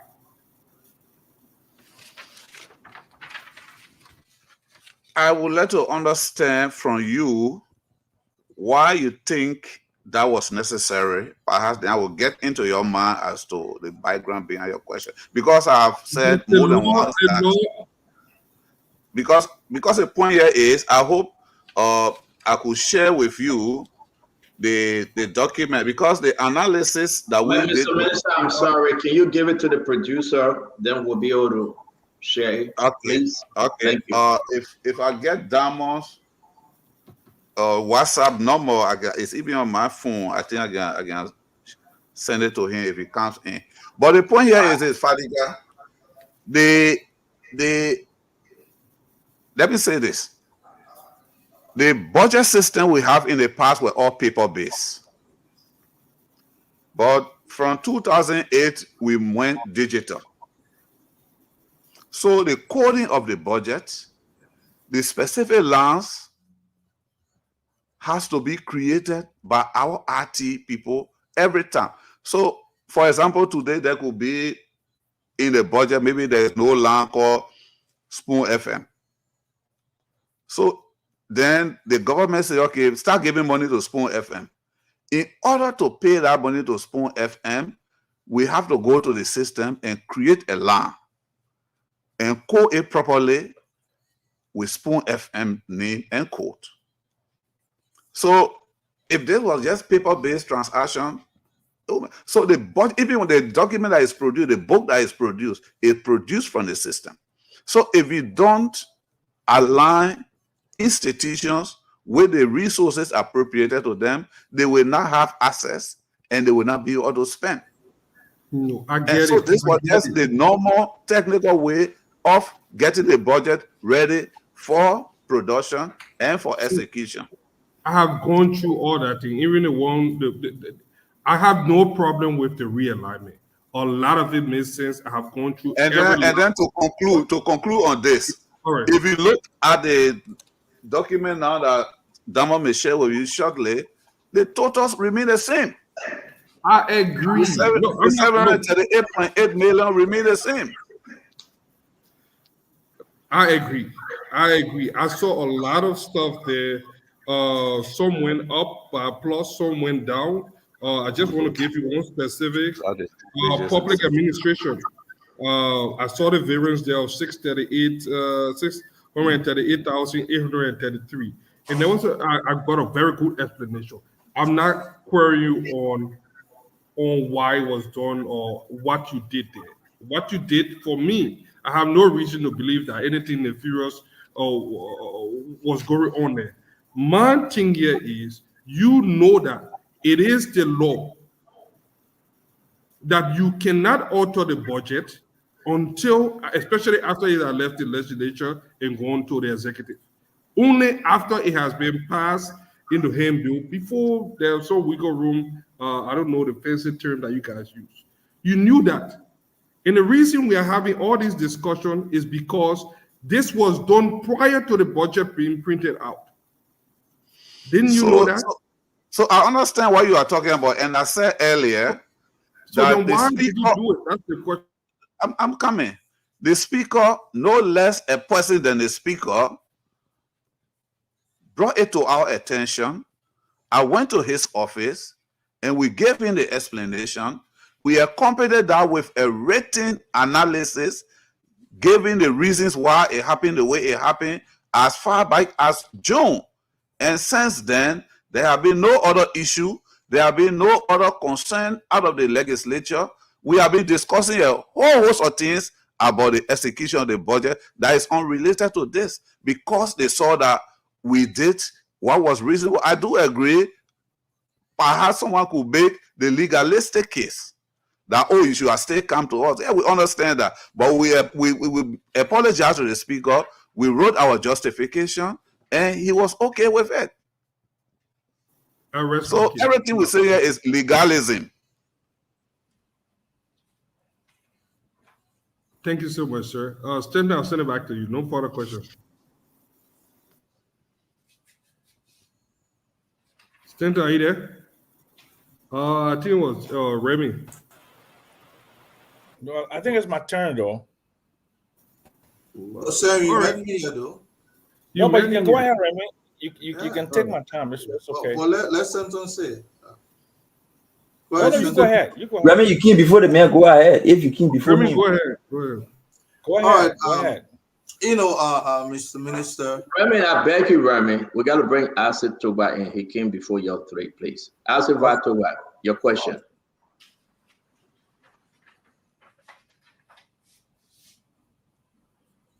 Yeah, muted. Ava, muted. Meeting you, like you said, this is a first time interaction for many of us. Thank you for your appearance. Again, hello to all the listeners out there. My question got some little babies behind it. So starting off, well, I understand, just for clarity, and some people are confused too.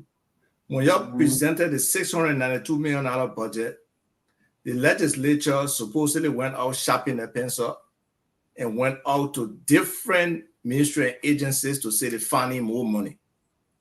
That process in my mind is suspect, because in some cases, they're increasing the revenue load of certain agencies by 300%.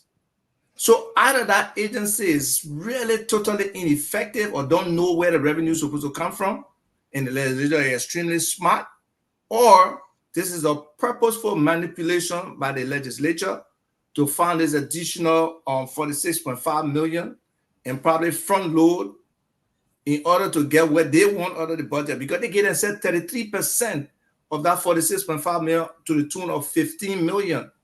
So I want to understand how the Ministry of Finance, that is really responsible for actually the finding of revenue and how we spend our money, can miss that kind of significant revenue allocation, and the ministry can and the legislature can find it, and then they allocate that, because that $6 million you're talking about for LEC was allocated supposedly for the 6.5 million. And then from what I see on the final budget, the money is allocated to LEC under the LEC portion of the budget.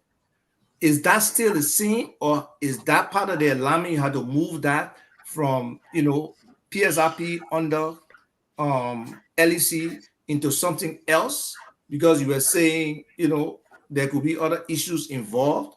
And my thing is, if it was not contractual, how could we put $6 million in the budget for car power?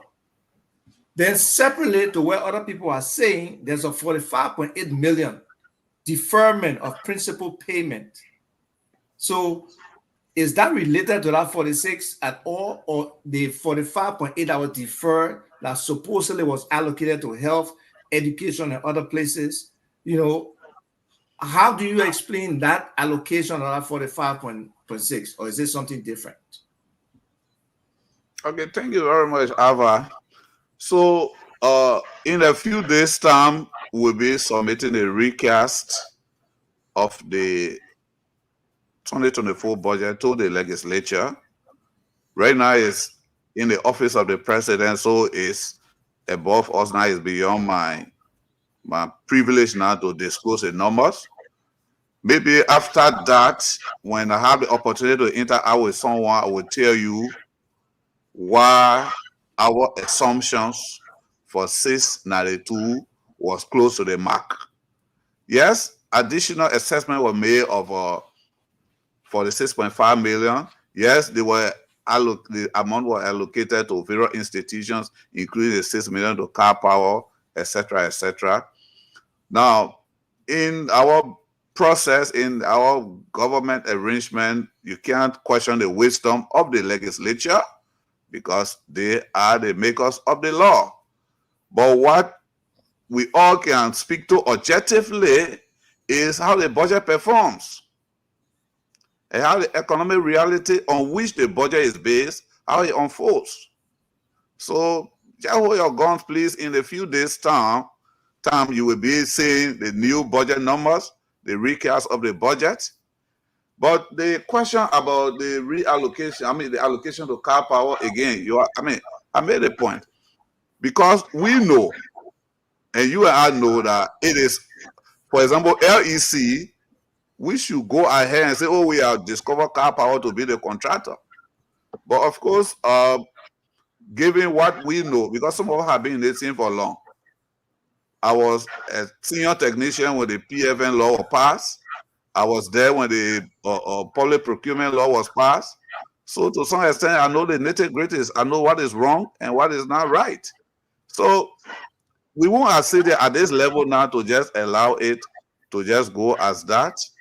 But again, maybe I'm going to be challenged on this comment that I'm making tonight. But I know that before you designate a contractor or a concessionaire, there should be competition.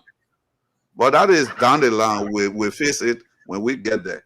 Then on the reallocation of domestic debt, you are right. This was a tug of war that we went through for almost 2 weeks. This is what happened.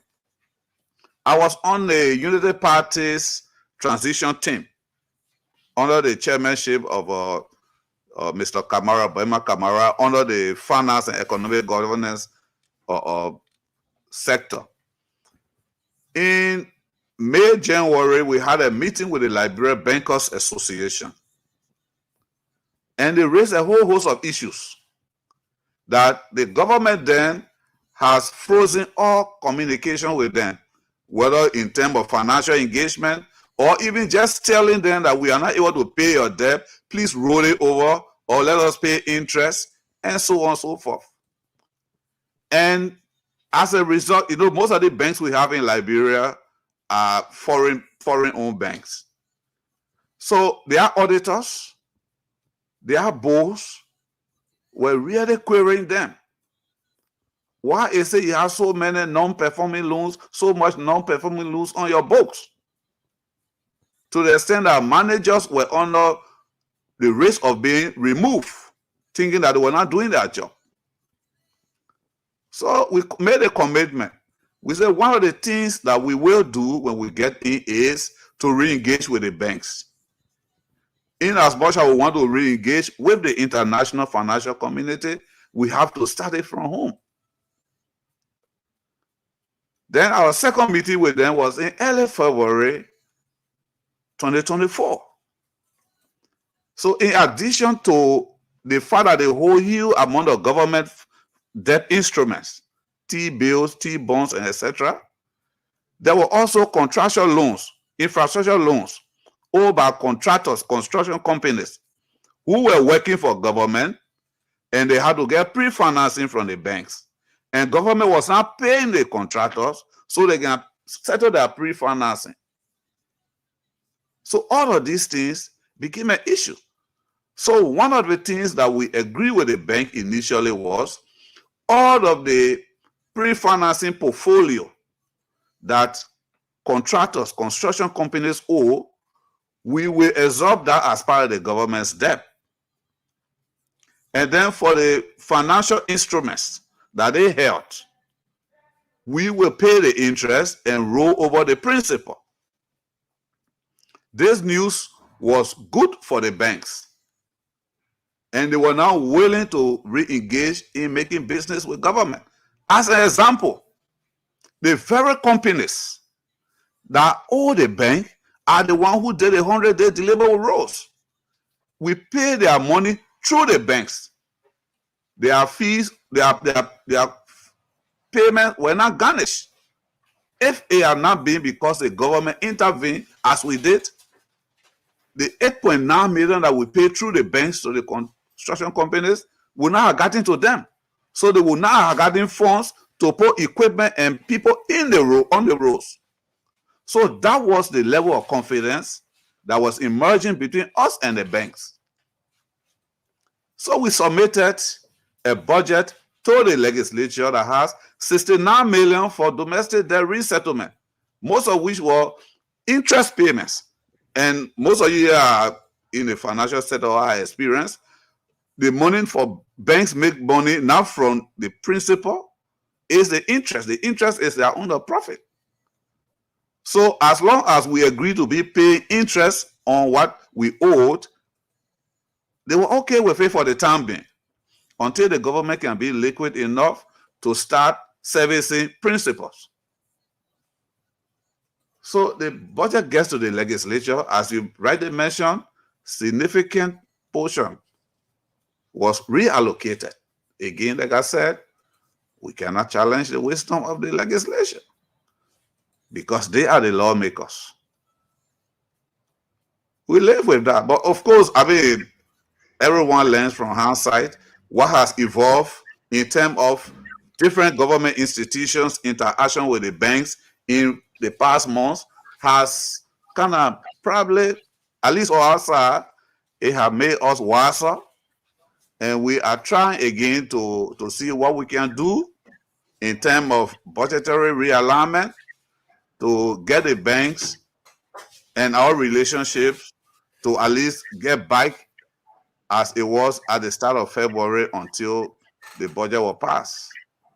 Thank you very much, Mr. Minister. I want to say thanks to all of you that joining us again. We have the Acting Minister of Finance, Development, and Planning as our guest. We want to say welcome. If you just joining us, Mr. Minister, before I go to Samuel Jackson, Ambula Mame, Aisedo, we'll bring back in Conan Gray. I just want to be on the record. Please help us. The 6 million allocated to Car Power that what came from the executive. You're on record to say it came from the lawmakers. Am I correct? Yes, it's in the Budget Act. Thank you. Uncle Sam, your question will be Mame Aisedo. Okay, so Mr. Minister, I just want to explain to my Liberian people what I've been hearing from you, and you just correct me. So first of all, welcome, and I'm glad I have the privilege to talk to you. The minister said that the budget was passed, and the legislator gave them the copy of the budget. When the budget got to them, they shifted some figures around. Then he went to then the speaker called him to ask him about that. He apologized to the speaker. But the same speaker that he apologized to is also querying the budget and saying that he's calling for an investigation into the budget. So that the issue on the shifting. So this is what the minister said. Okay, and if I'm wrong, the minister will correct me. Then the minister said, can you pause on that? Did you say you apologize to the speaker, Mr. Minister? Yeah, he did. He did say that. I just want us to confirm. Uncle Sam, let's take our time. You say on the floor. Can we just confirm this point? Mr. Minister, did you say you apologize to Speaker Funati Kofa? The speaker and I have a very good. Sir, it's a yes or no question, sir. No, I'm coming. This is not fill in blanks, right? Sure. But I have a very good relationship with the speaker. He called me informally into an office, and he said he had concern based on what another legislator brought to his attention. And then since I didn't have, I was not privy to the specific details, I called my colleague who is responsible for the technicalities of budget preparation, put her on speaker, and she outlined to me and the speaker in his office what went on. And what went on is all that I have been trying to explain since the start of this show. That shifting, the word shifting, that what we don't accept it is, shifting is where funds are intended for Mr. Jackson, and then it's taken from Mr. Jackson and placed in the name of, say, Isaac or Ambula. That is shifting. But where Mr. Jackson keeps his funds and he's maybe relocated from one area to another, he still has the funds. He's going to use it for the intended purpose. So that is a different thing. Did you apologize to the speaker? The minister, with all due respect, the question was asked to you, did you say you apologize? I heard you very clearly. You said you apologize. But let's go forward, okay? Yeah, that's cool. Because people who are watching, they know that you said that you apologize. So now, the thing is, Liberian people, let me tell you something. The Minister of Finance and Development Planning, they don't have no right. There is no legal right that they have. Let me finish. They didn't say comments will come at the end. Uncle Sam. No, I'm not going to. No, I said I'm making my comments and I want you to. Mr. Minister, 1 minute. Uncle Sam, 1 minute. Uncle Sam, 1 minute. Mr. Minister, 1 minute. Mr. Minister, 1 minute, please. Uncle Sam, can you please ask a question? We'll make our comment at the end, sir. Please. I'm making statements. I want you to respond to it. That's what I said. When okay, so your question, question would be your question. Uncle Sam. Okay, my question would be at the end. Did you say this? Yes, but I'm rephrasing what the minister is saying. Go ahead. And then I will ask him to the end whether I heard him. My question would be, did I hear you right? That would be my question. Okay. So let me ask my question. Yeah. So Liberian people, the minister say that the budget came to him after it's been passed, after it's been signed by the speaker, the pro tem, and area official. This is the law. When it got to the Ministry of Finance and Development Planning, they shifted some figures or they realigned some figures. And according to what I know, PFM, budget law, there is nothing in there that say that you can shift the figures prior to execution or do any transfer. Now, the second thing is this. The minister also said that car power was put into the budget. Car power, Liberian people, that they ship, the Turkish people got something on a ship. I will come on the ocean and give her electricity. the IMF, the World Bank, you say, other people say they're not good, but they put it in this budget. And then Tanette Bromskin wrote, I think LEC or something, and they have this figure for 17 point something million, 6 million, 9 million, and 7 million that they put in the budget. And this thing has not, and the minister said that this has not gone on a PPCC. So, Mr. Minister, did I hear you right to say other things that I'm repeating to you? Well, I think maybe you came a bit later, but I'm sure, like you said, you've been following. Let me repeat, and I will disregard the fact that you don't want to follow the protocol. But for our audience, if I say I apologize to the speaker, it's a form of, I say I have a hefty relationship with the speaker. So if he calls me and he said he was concerned about certain things that have been brought to his attention by other lawmakers or by a legislator, in his position, he feels uncomfortable with it, and we explain it to him as an official government, as a junior official to him, giving his stature. I apologize. And we went on with the execution of the budget as we arranged it. And we follow it up with the technical explanation which he requested. So apologizing to somebody for inconvenience or whatever is normal. So if you want to interpret that as a admission of guilt, sorry.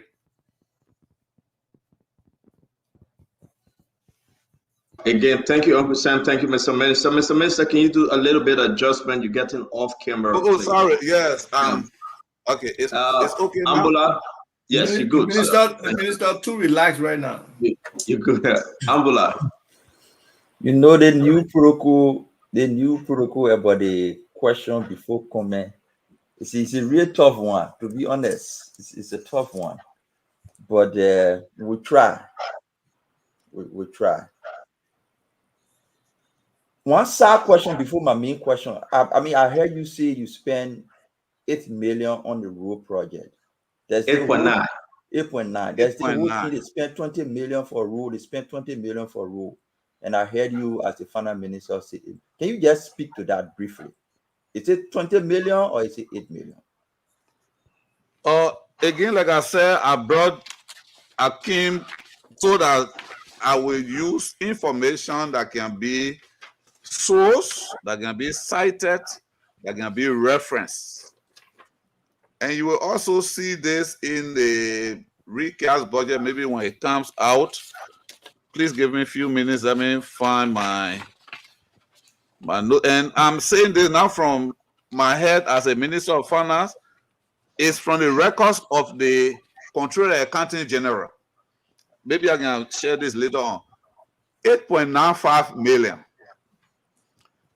In the 100-day deliverable, there was 22 million for all infrastructure interventions, including roads. But for the 100-day roads, 8.95 million. Thank you. We shouldn't spend too much. Yeah, we shouldn't spend too much time on that. We got the information. We just wanted you, the Minister of Finance, to speak to that. My question on the budget transfer.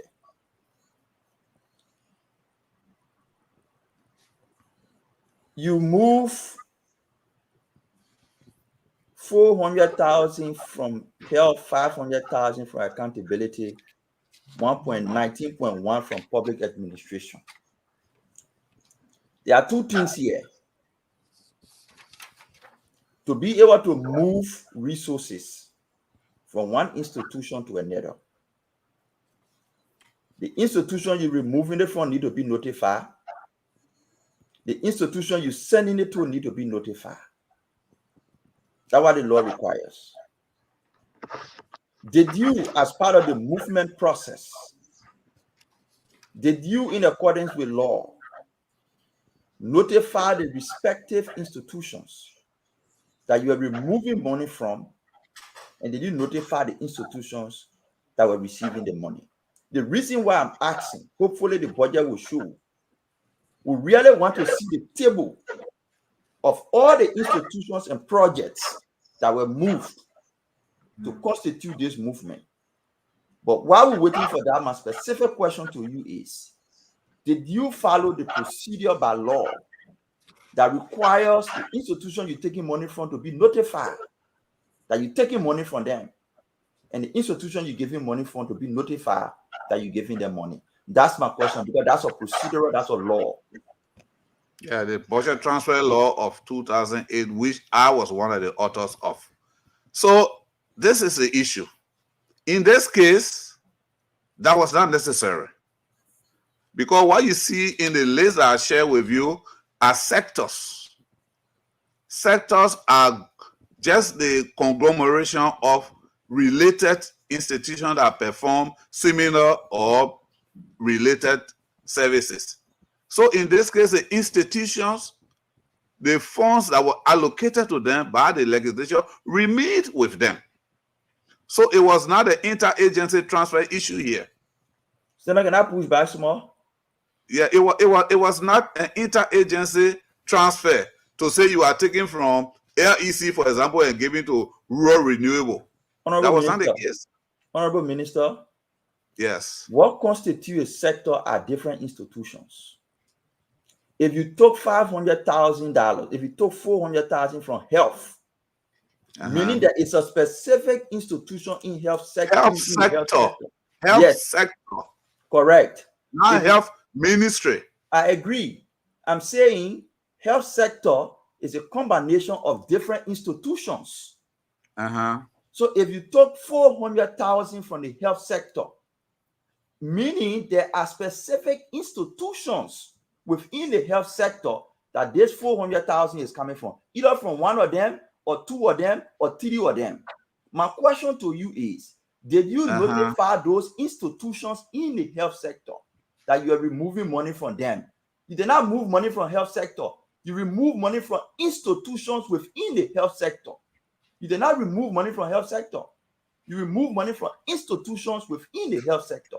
So my question is, those institutions that you remove the money from, did you notify them that we're removing $100,000 from you, $150,000 from you, or removing $400,000 from you to accommodate into the $400,000 in accordance with law? That's my question. Again, perhaps you have more information than I do. Institutions are the one who actually execute the budget. So when we are raising the vouchers or the allotment, it comes from ministries, agencies, and commissions. So what we are discussing here is this. The legislature assign funds to specific agencies. And then in the summation of the allocations, put that allocation into a different sector. So when we were doing the rearrangement for publishing, the institution kept the resources that were given to them by the legislature, but they were placed in the sector that they belong to. So the institutions move with their money. If they had lost the money through our action, then of course it will be a grievous issue. So what a list, what a table of the institutions that were moved with the different money, that table of institutions that were moved. That would be my final question. Because if you moving 400,000 from health, 500,000 from accountability, 19.1 from PADM, like you gave the example of LEC.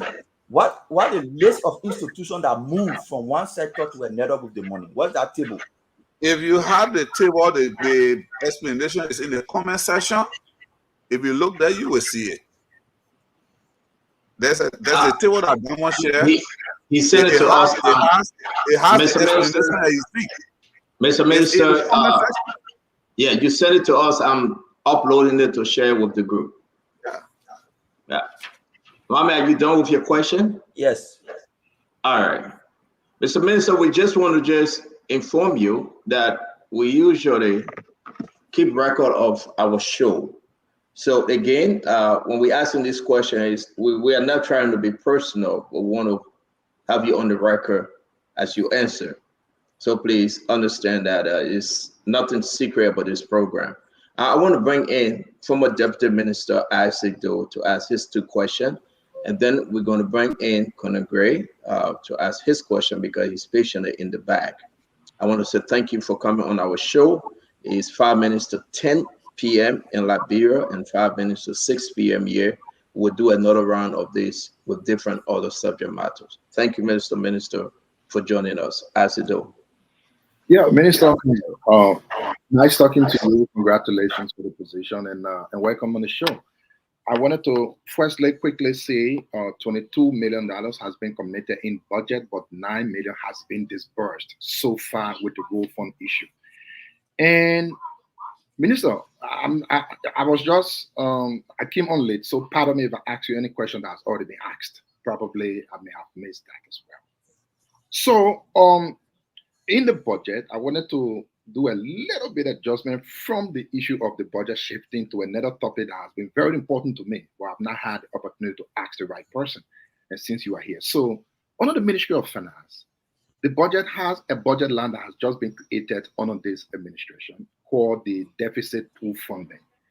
Would you care to explain a little bit of that? What exactly is that for? And have you made any expenditure from that account? And what did that expenditure go towards? Thank you very much. Deficit pool fund is a contingency allocation. So in this year's deficit pool fund, there are 2 principal categories. One was salary contingency and general contingencies. On the salary contingencies, when we started working on the draft budget that was submitted by the previous administration and return, we saw that the allocation for salary or wages were almost 310 million. So while working on the budget, we'll also pay monthly salaries. So we pay salary for, okay, general salary was largely paid before we came in, but we pay salary for February and March, and those were the months that we were working on the budget. So when we saw the salary outturn for those 2 months, the average, it showed that if we annualize it, that means if you take the monthly average and spread it over 12 months, you're going to be less than 300 million. That's why you see in the budget, salary is around 290-something million. And we say, however, government is still in the early stages of formation. The current salary does not reflect the full size of government. Ministries were still being formed, ministers, deputies, assistants, and so forth.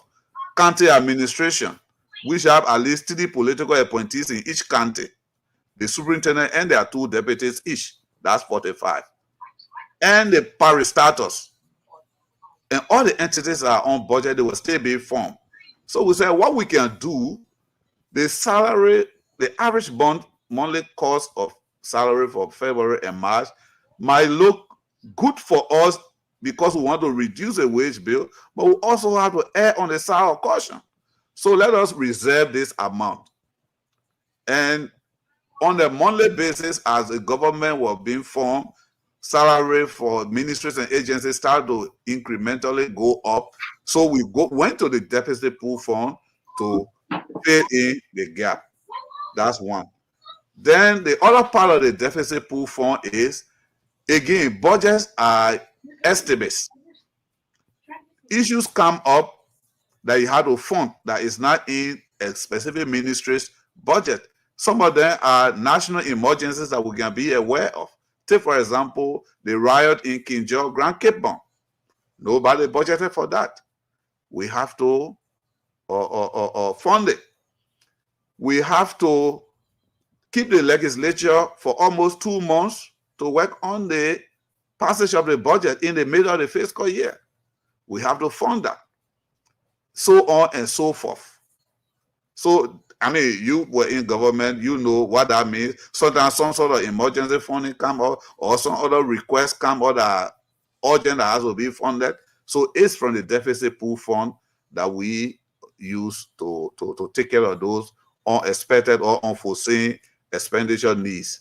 So in short, the deficit pool fund has the salary contingency and the other non-salary related contingencies. Well, Minister, I'm very certain you may not agree with that answer yourself. It presents a very tricky picture in a way that is eye-popping, Minister. Basically, what I got from you is that this government is anticipating increment in the workforce because government has been running for many years. You are not just having government. Salary payments have been made for many years. And now you came in dismissing a lot of people around the place because according to you, they are not competent, they were illegally hired. But then you have... Is it related to the question? Well, yeah, it is. But again, that's how Mr. Donewa ceases to put a tonic of politics in his question. We always do, they always take us. But okay, I will reserve that. But if people listen to you, I'm sure. Let me go to the question now. So I got my second question, just A and B. One, I heard you giving explanation on why, if I'm wrong, please correct me. You agree that figures were shifted in the budget. Now, Minister, I too will agree with you that as a minister, you have a leverage to do some kind of a shifting within certain percentage within each agency. But are you saying that leverage comes up at the time of budget formulation or budget implementation? Because the lawmakers are alleging that when the budget went to the executive this time to you, before it came back in 10 books for them to see it, figures were changed. And I want to bet you are not assuming that the Minister of Finance has the authority within that time frame to share figures when it is not the execution time of the budget. I want you to explain that again if you can, please. As they say in these debates, 40 premise, 40 conclusion. We didn't shift funds within agencies or among agencies. So in that case, I don't know whether I can say anything further because the recalling is there, as Stanton have mentioned. You may go and listen, you will see I've repeated over and over to almost all the other panelists here in explaining what happened. That agencies were allocated certain funding, but the agencies were placed in the wrong sector. You were at Ministry of Youth and Sports. Ministry of Youth and Sports is in the human development sector. Social development. Social development, thank you. So if funds allocated to youth and sport is placed under education sector, even though it's youth and sport that you spend the money, it's going to make education budget to go up artificially. Or nominally, because on paper, education will be seen as the sector, not the ministry. The sector will be seen as having excess fund to the value of what we're giving to youth and sport, when actually it is youth and sports in social development sector that will be using the money. So you should show the true value of what social development as a sector will be spending on account of the additional funds given to MYS. Mr. Minister, thank you. Thank you very much. Again, we're going to do another round of this. Let me bring in my brother and our friend Conor to ask his two questions. We are going to stay put, but I just want to at least do us an honor to just go in the back for a second. Let me bring in Conor because we're going to only come here as 10 panelists, including the guests. Conor, your two questions, please, for the minister. Mr. Minister, how are you today, my brother? Thank you very much, Connor. Okay. You know, the study of the changes of word is known as etymology. In other words, how the meaning of words have shifted over the years. So I bring that up to suggest to you that you agreed in principle that there was some alteration of the initial budget. The reason I said that, you choose different way to place it. You altered the budget. But my contention here to you is... And I disagree. You have the right to. Respectfully. Yeah, you have the right to. The reason I said that because the initial budget, even though you said LEC is not provided for within our budget, the initial amount that was allotted to LEC was 3.4. Now, when it came back... 3.7. Okay, 3.7. Sorry about it. 3.7. Now, it came back with some addition of $6 million to LEC. And my question to you, and given the fact that we know that before a company is allotted any amount of money within our budget, there must exist a contract. It doesn't exist. And it's becoming, in principle, the habit of this government to infuse money into our budget without going through the PFM laws, the PPCC laws, and all of those kinds of concessionaire laws. It has become up. So in my question, how do you account for LEC getting a bounce of $6 million, yet you will refer to that as shifting, altering, or whatever you want to call it? And yet... Thank you very much. Yep. To answer your question, I will answer it in 3 parts. Where I sit, the budget is the allocation or the projection of the financial resources that people are supposed to spend, broken down among different spending institutions. Of course, the nominal book is also called the budget, but the expenditure, the actual cash to be received and spent, is the mentality that I come from. That's just the background. With respect to LEC, a bit of clarification is needed. And as I sit there, you see I'm not looking at phones, I'm not paying attention to anything, I'm looking straight at the screen. The 3 million that you see in LEC is not allocation for LEC as an institution to say this is LEC own discretionary resources. So I'm not wrong when I say LEC is not on our budget. What you see there are the projected bills that government institutions should be paying for the usage of LEC power. For some reason, over the years, not even from way back from Madam time, we just saw that ministries and agencies, rather than budgeting for their own or consumption electricity, they start to shift their payment onto the Ministry of Finance or contingency budget or whatever line it is. So that line, if you see the coding, is coded for MFDP.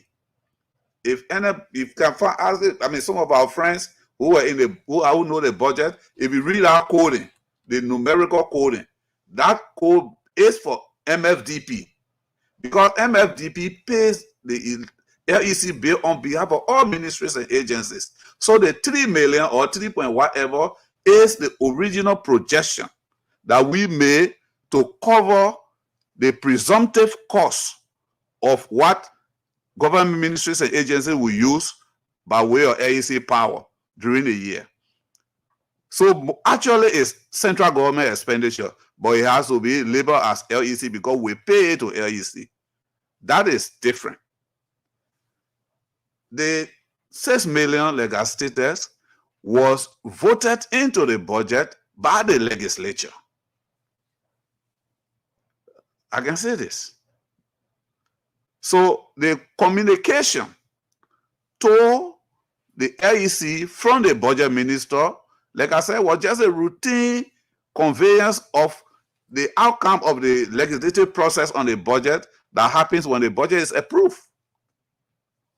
So again, I have said, and all of you have heard me, that we know at the Ministry of Finance, contractual payments have to be preceded by adherence to all the PFN requirements, including procurement and the execution of a proper contract.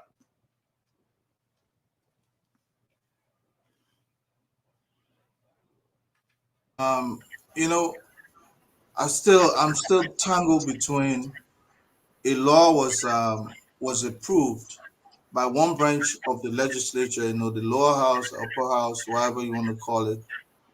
From my own observation, what I'm seeing here is like you have this particular new budget has placed added advantage on one side of the legislature. In other words, those who are behind that 6 million addition. You understand? Disfavor the other group. So this is why this whole thing, that's the contention in my opinion, as somebody who study a conflict. Now, I still don't get how a company that does not have any binding contract will be awarded $6 million, one that should be questioned and brought up by you, yet you approve it. So that's where I'm tangled. That's just me anyway. Yeah, interesting corner. It is not us who approve the budget, and I've earlier referred to the intercameral transaction or relationship. One host does something and then send it to the other to agree. So, at least from my observation as somebody who's engaged with the legislation over time, is this: the processes start in the house. They will add their own stuff here and there and say this is what we prefer. And then they send it over to the other people. So probably, I'm only saying probably because I'm not a legislator, when the budget was approved in the House, car power was not in the draft that went to the, or in the bill that went to the Senate. So what happened between the Senate and the House of Representatives, it is beyond my pay grade to speak to that because I don't want to be in contempt. You are correct. Mr. Minister, you're right. Well, you are the fiscal agent of government. I'm coming. I can say that the 6 million for car power was in the budget when it went to the executive mansion for presidential approval. Because the chronology is there. When the budget was concluded by the legislature, meaning at the level of the Senate, the president was out of the country. And the copy of the budget waited for him. In fact, that was the first official action he did when he arrived in Liberia. You saw it on camera. I was standing right by him and the legal advisor there approving the budget that night at the airport. Stanton, 30 so let me ask, real quick. So, Minister, you letting us know that you cannot make any disbursement without a contract or be violating the PFM law. You on the record. You have already informed LEC about a 6 million for car power. There is no contract. There is no agreement. Can you tell us, will you process payment to LEC for car power in the absence of a concession or agreement with car power that you have already initiated an official communication to car power, to LEC about car power? Will you do it? So if you follow me closely in my response to this, I think it was Stanton who first asked the question. You can see where my positioning is and the positioning of the Ministry of Finance. Number one, the minister responsible for budget had to convey to LEC what the legislature wanted in the budget. Who passed that stage? I'm coming. Will you disburse? Listen to me now. Yes, so listen. I agree with that one. Will you? Yeah, and I say again. Listen, on the other hand, I have said repeatedly that the Ministry of Finance cannot approve spending on expenditure that is contract related, that is subject to procurement activities. Will you disburse payment to car park? No, again, like I told Mr. Jackson, we are not here to, the public is interested in getting the clarity from us. So maybe by the time you're asking the questions, others are there joining who didn't hear my earlier explanation, right? The budget minister conveyed to the LEC what the legislature signed off on. But from our point, our part, because that is a, how do you call it, division of power now, or the separation of power. The legislature passed a law, we send it as the law says.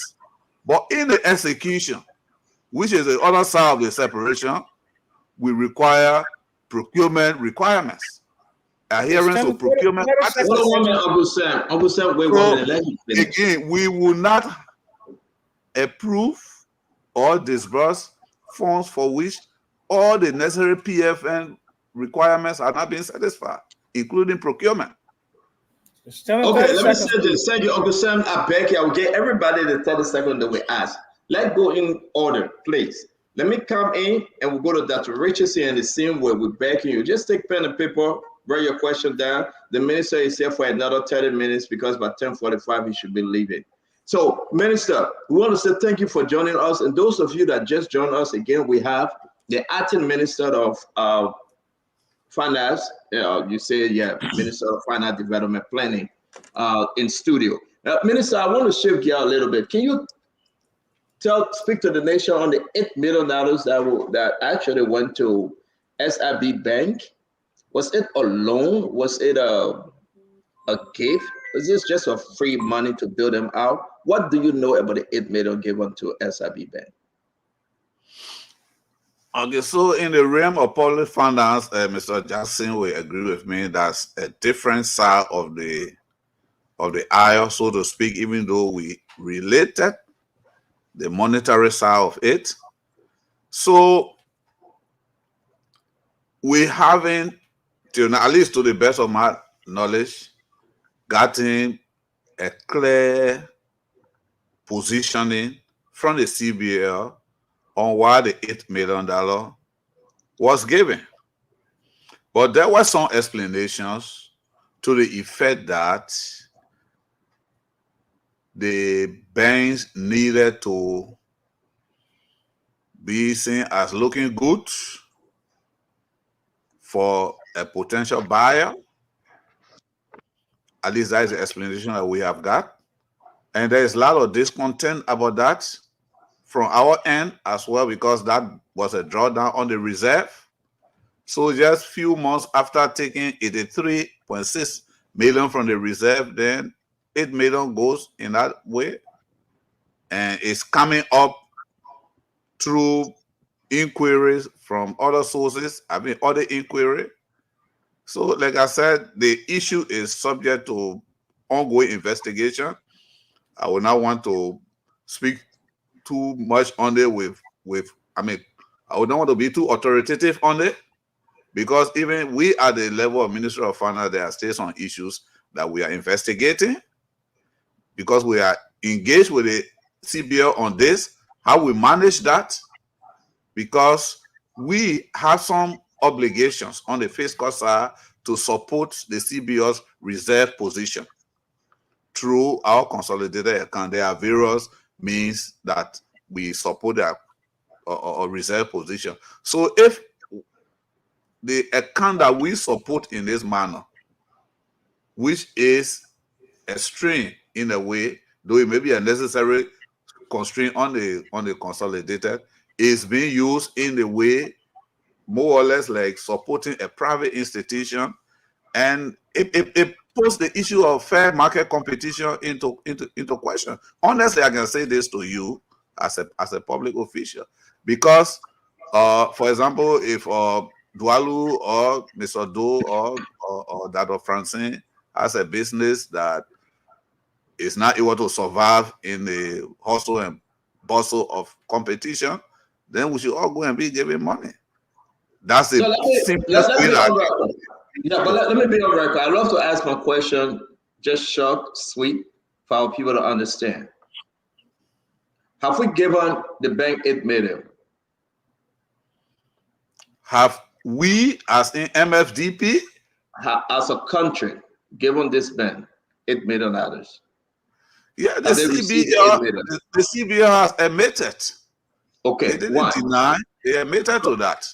The $8 million have been transferred. It gone to the bank. Simple, correct? Yes, it did. Okay. And we've been having conversations around it. At what time? At the time when you are acting minister, then we have Burma Kamara. It was a time of Mr. Kamara. Burma Kamara. Okay, you said investigation is ongoing. We gave the money, then we started investigating. Look, because it's a subject of audit, procedure audit, whether the central bank, because transfer out of the central bank reserve, they have their own procedures. For example, board approval and so on and so forth.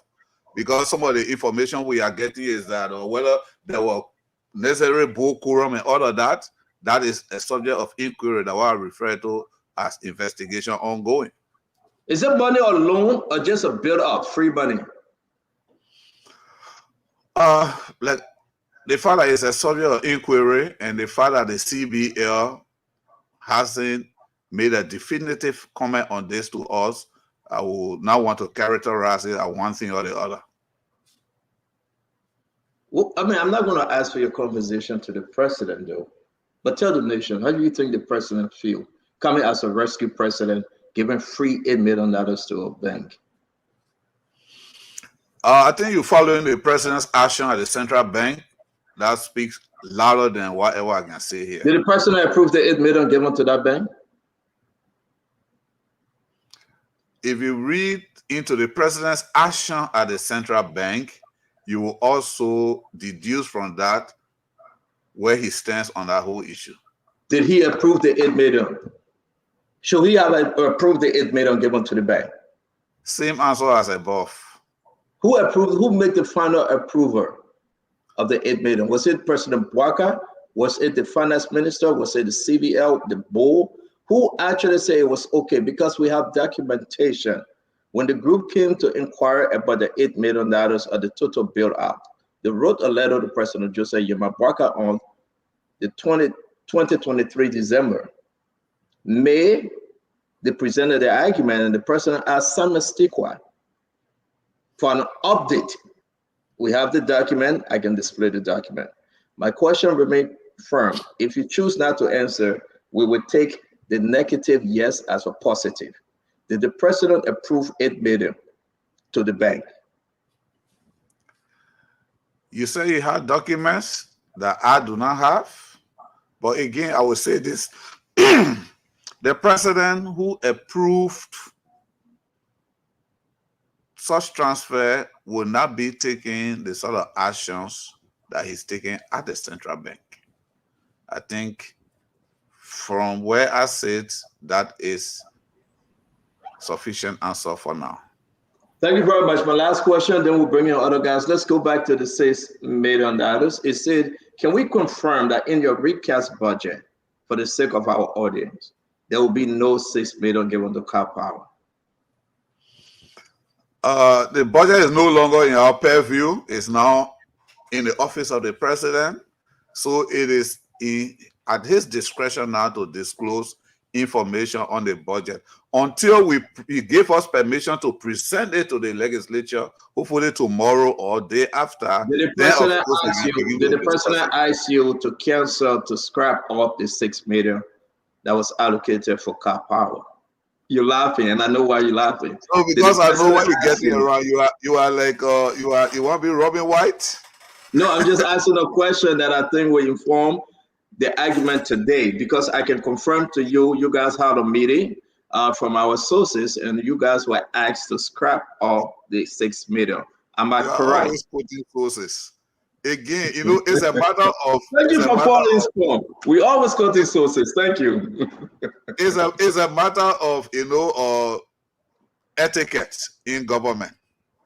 Okay. You submitted something to your principal. At the stage it is now, he's still studying the budget. He may send it back to us for adjustment, also we don't know, but we submitted it to him. He's reviewing it. when he tells us to take it to the legislature, the moment we present it to the legislature, we now have the freedom to make disclosure to the public. So it's just a matter of a day or two. Thank you, Mr. Minister. I appreciate you answering my question. Let's go to Dr. Richardson, Mr. Duadu, Fadiga, Uncle Sam, Asido Konagreat, and we're bringing Asiva for this last round of questioning. Dr. Richardson. Minister Myers, over the past couple of days, we had different people speak to us about the budget. And my impression is sort of came out to three conclusions, and I want to know your reactions to these conclusions. The first one is that Senator Snow called in, and he said that Ms. Amara Kane, Senator Kane, was very instrumental in getting this agreement with the banks. You know, the interest was going to be deferred, like you said, and then, of course, the principal rolled over, like you said. But I'm hearing you say today that the Ministry of Finance was instrumental as well. So you can react to that. That's my first conclusion that I drew. I want you to react to that. My second one was it sounds like the deferment of the interest allowed money to be in the budget, whether 6 million or 40 million. And then I heard Representative Dopu or Senator Dopu said that people have political interest, that the legislators were, allotting money based on a political interest. If I'm a representative of a district in Buchanan, I would definitely argue for money to go to my Buchanan, to my district. And so that political interest didn't pan out because and Senator Dopu said when the budget then got to your office, the Ministry of Finance, you guys shift things around in cahoots with some of the legislators. Like you said, you were speaking informally with the speaker, okay? Therefore, leaving out some of the other legislators, who wanted money for their district. And so this is why I believe that we have these investigations going on, and you unilaterally decided to shift the budget, as Senator Dobu has said, and you have said that yourself. So can you just tell me your reaction to that, please? Okay, so let me start with the one that has to do with the speaker. So when I went to see the speaker, the budget was already printed and distributed to the lawmakers. So there is no way that one can impute any hint that the speaker was a party to anything of that nature, which of course, I said repeatedly, there was nothing like quote unquote shifting. One. Two, with respect to who influenced the rolling over of bank loan to subsequent years or what. So just read between the lines. When we submitted the draft budget, there was 69 million in the budget for servicing commercial bank loans, especially interest payments. And then when the budget was approved, it has gone down to 29 million. So who influenced things upward or downward? You can deduce. Well, again, the quotation from... I can't deduce. I want you to tell me, was it you or Amara Kane? Who's supposed to take credit? So, okay, we got that off camera.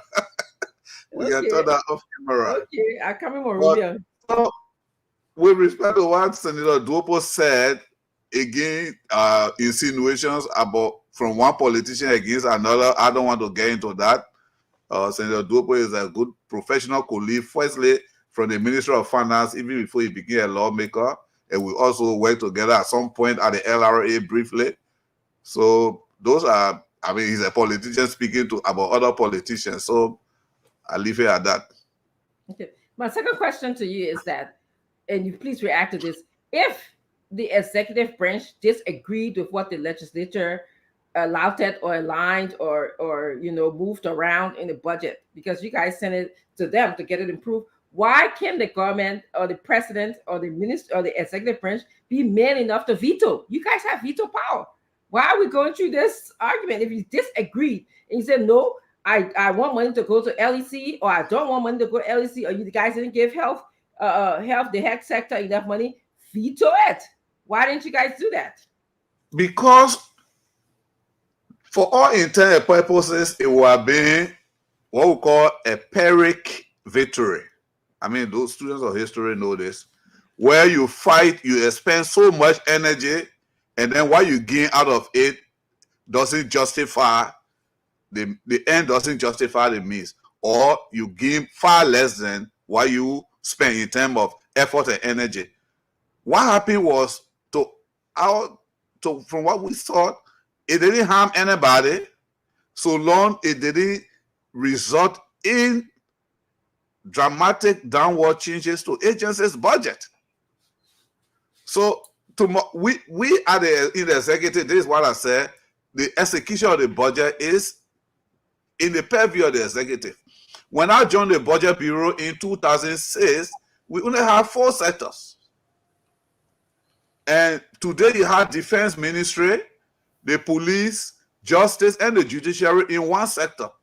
Years back, it was not like that. So the alignment of sectors is part of what we call the functions of government. There is a long name for it, but it's shortened as COFOC, right? COFOC. So you group agencies according to the similarity of their functions. So we can wake up tomorrow, or we see that, because this COFOC is printed by the United Nations, we have to be aligned. So this is one of the things I'm talking about. The alignment of institutions according to the sector is an international framework, so that when they are making cross-country comparisons as to how government spend in each sector, it can be easy. So it's just it's an administrative thing, which is mostly in the executive purview. So in this case, the amount that the legislature assigned to LEC did not change. Now did it leave LEC. That is a critical thing. So the function that LEC will perform without additional 1,050,000, they didn't get affected because we put them in their proper sector as far as the enter framework of the budget is concerned. Thank you. Mr. Minister, thank you so much. I'm going to go back a little bit. I'm going to leave the budget for a second, and I'm going to go back to the $139 million domestic debt without documentation that's been reported by the GAC. And I believe you were working at the Ministry of Finance at the time, correct? During this period as well, because this is from 2017. I don't know which period. Which period is that? Okay, so the GAC covered the period from 2017 to 2021. Were you at the Ministry of Finance at the time? Yes, I was at the Ministry of Finance from 2014 to 2018. Okay, great. But so that's a 5-year period. So whether it's a cumulative amount or it happened in a single fiscal year, we will need to read a bit more into the audit report to know exactly. I understand that. You can go ahead with your question. Yes, I'm not playing blame on you. I understand you are not absolutely in control. The point I'm trying to get across is this, Mr. Minister. Is it possible, or is it government regulation, that when government is paying somebody money, especially if the finance ministry is releasing that money, that is followed by documentation? Yes, the question. Is it possible for you to release government money without documentation? As far as I know, at least to the extent that I'm used to the PFM practice, it is not possible to release money, meaning following proper channel. It's not possible to release money for any purpose without documentation. And I can give you a few examples, and I'm sure our brother Isaac will agree with this. Even if the president or the speaker or the chief justice wants money, first they have to make a request. that request is the primary source of all the processes that will go on through all the offices and departments in the Ministry of Finance. That is a practice that I know of. If, for example, people like me, if some of you have been listening, you hear people complaining that we are tough, we are this, we waste time, it's because we are asking for documentation. So yes, do I deny that people do those kind of things that the auditor report is uncovering? Definitely it happens. Again, I mentioned the 83.6 million. I mentioned the seen audit report that said there were 170 plus million in encashment or check over the counter when it should be deposited in bank accounts, and so on and so forth. Again, like I said, this is an audit report, and there's a lot of restraint that we need to exercise yet, because the audit report first goes to the legislature, then the legislature send it to the executive, and then different institutions and parties are called upon to make clarification or to provide testimony as situation unfolds. So for the time being, because I am acting Minister of Finance, I want to be careful, because anything I say could be construed as an official position of the ministry. The ministry hasn't formed an opinion, it hasn't formed a decision or a response to the audit report. So I want to be careful with how I address this specific issue. Fair point. Fair point, Mr. Minister. So I just want to say this. It is literally impossible for you to release government money without documentation. The claim that it is without supporting document is a little skewed. I see it's a form of Pyrrhic victory, as you just alluded to. Liberia thinking they've paid their debt, but technically it's not paid. There's no victory there. Here's my second question to you. You mentioned the international community. Our international partners, I know you guys sit with them a lot of times and you negotiate on Liberia's behalf. Given the results that Liberia has gotten over the last how many years? Let's say over the last 50 years. Do you believe Liberia is getting a fair shake in the international community with all these agreements with the IMF, etc.? And if we're not getting a fair shake, why do we continue to do the same thing? So I will give the example with a social illustration. And if you are in an unhealthy relationship, it could be a mere casual relationship, it could be a spousal relationship. And then for some reason you manage to disentangle yourself peacefully without any serious injury. I think that should be something that you should always keep at the back of your mind and move far away from that source of discomfort. But so what I mean, in 2010, we got relief of more than 5 billion external and domestic debt. To the extent that today we have climbed again into the billions. We as Liberians, that means mainly public officials, we need to ask ourselves, what have we done? Why are we going back to debt? And you know, the IMF has in fact canceled the HIPIC program now. They don't do HIPIC anymore. So then the question will be, why we just free ourselves from 5 billion or 14 years ago, and today we are into debt that can be counted in billions. So the answer to that is the programs and policies that has been tracked over the years, and we want to continue, and hopefully by this time gain some traction and gain some result out of it. That is deepening the domestic revenue base. Real estate, for example, is under tax. Our mineral sector is under tax. Mineral concessions and contracts, which should actually be the key source of revenue, is almost giving away at huge discount to concession there. And even just a tax-paying culture.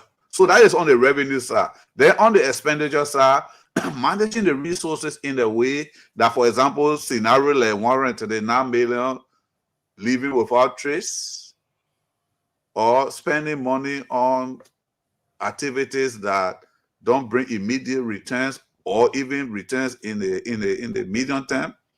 So we have to adopt policies and strategies both on revenue mobilization and on expenditure management, so that we reduce our reliance on debt.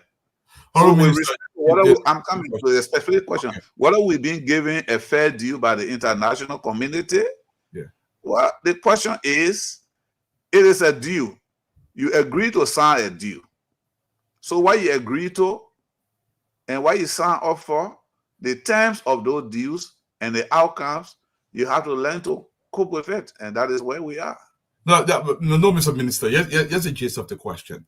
If you believe these deals are fair, if they're fair, do those deals reflect in Liberia the fairness to which we will speak? It's not whether we're maintaining those deals or not. But if it's not fair, why are we doing the same thing and keep accumulating international debt, but it's not being translated into the country? Why do we continue on that path?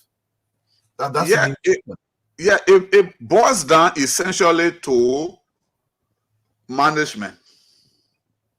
It boils down to management.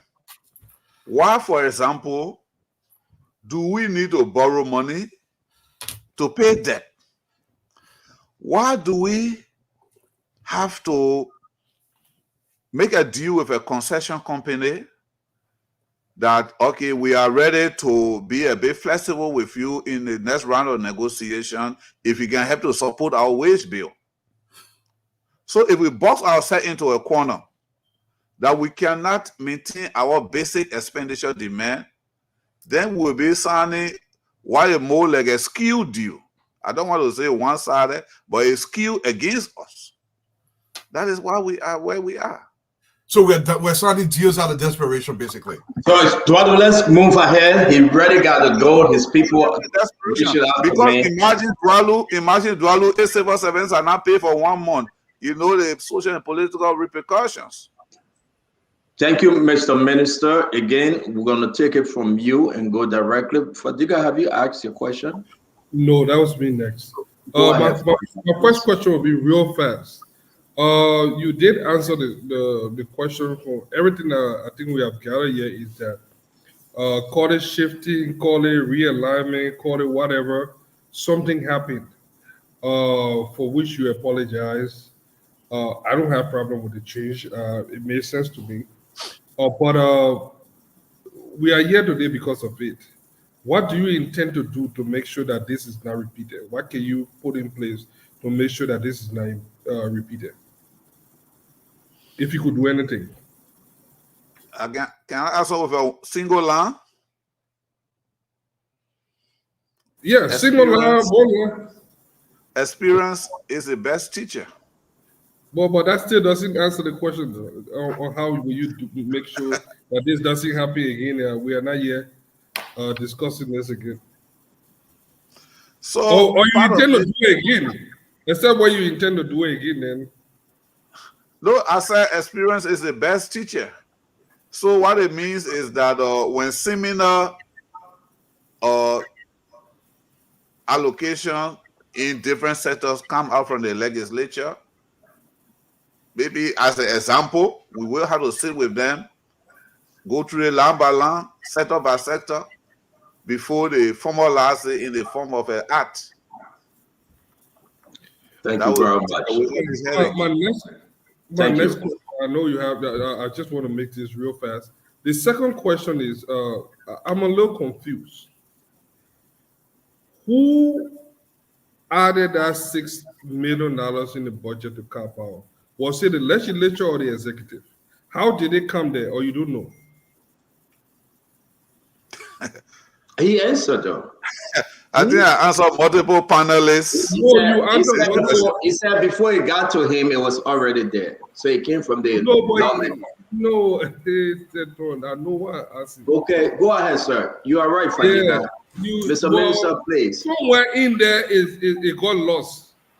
So I don't know. Are you interested in me identifying a particular individual? Is that a thrust of the question? Yeah, I want to know that individual part. Did it get to you from the legislature? That's the question. Because this is where I'm coming from. Did it come from the legislature? Or because somebody inserted 6 million. Then we saw the letter. I don't know the yellow letter that you sent on your share. That yellow letter. I have said, Fadiga, the bill, or let's say the act, because when the legislature is sending it to the president, it's now an act that left the legislature to go to the presidency already had the 6 million for car power in the budget. I'm sorry. I was sent to them. That was my question. Was it in the initial? It was not in the draft budget. It was not in the draft budget. But it was in the act. Good. That was what I'll get here. Thank you very much, Fadiga. Guys, let's be fast because the minister really have to go. It's 10:45. He has given us all this time for us to be swift with our question. Mame, let me bring you in, please. Minister, thank you for your time. I mean, I like the way you relax to educate your people. To be honest, I really like that. It's not anything to just, I mean, finance minister will usually come and they will talk the finance, but you're really talking to your people. You're taking your time to speak to them in the tone that they will listen to you. We can disagree on the different issues we disagree on. I disagree on the approach used to move the resources. That is different, but I appreciate the way you communicate to your people. I think you should keep it up. I got a question. In the budget performance report that you published, you talk about raising the revenue 350 million. You spent 255, excess cash of 6 million. I was concerned about that because this network received complaints and documents of agencies submitting requests to the Ministry of Finance for disbursement. They ask us not to call their names so that they don't fall in trouble, not to put out the documents so that they don't fall in trouble. But the request being there forever. So we were thinking that maybe it's resource constraint. But if you're having a saving of over 60 million, far above, what you're supposed to, why is the ministry not disbursing money to government institutions to do their work? Is it the problem with the ministry? Is it the problem with the people making the request? What can you do to fast track the process of disbursement? There has been historical concern of rare tips at the ministry. People create bottlenecks, so people pay them tips and bribes before they can move ahead with their payment in their disbursement. If you don't pay, they don't move ahead. They keep it there. If you don't make commitment to them, they will not disburse to you. I'm not accusing anybody, but there has been this historical information of people doing that at the ministry. So when we see that you generate the revenue, you spend less, but government institutions are not receiving their money, it brings us to that suspicion. But send you the minister you on the show, clear our suspicion. What is responsible for government institutions not receiving the money, but you raise more than even what you expected to raise and spend less, but government institutions not receiving? What's the problem? What can you do to solve the problem? That would be my first Thank you very much. And mediums like Spoon Network and others are good platforms for public education. Not referring to the panelists or the set of panelists, but for the audience. So in the execution of the budget, there are different ways to understand the revenue numbers and the expenditure numbers. The revenue numbers are, for accountants, accrual in nature, meaning if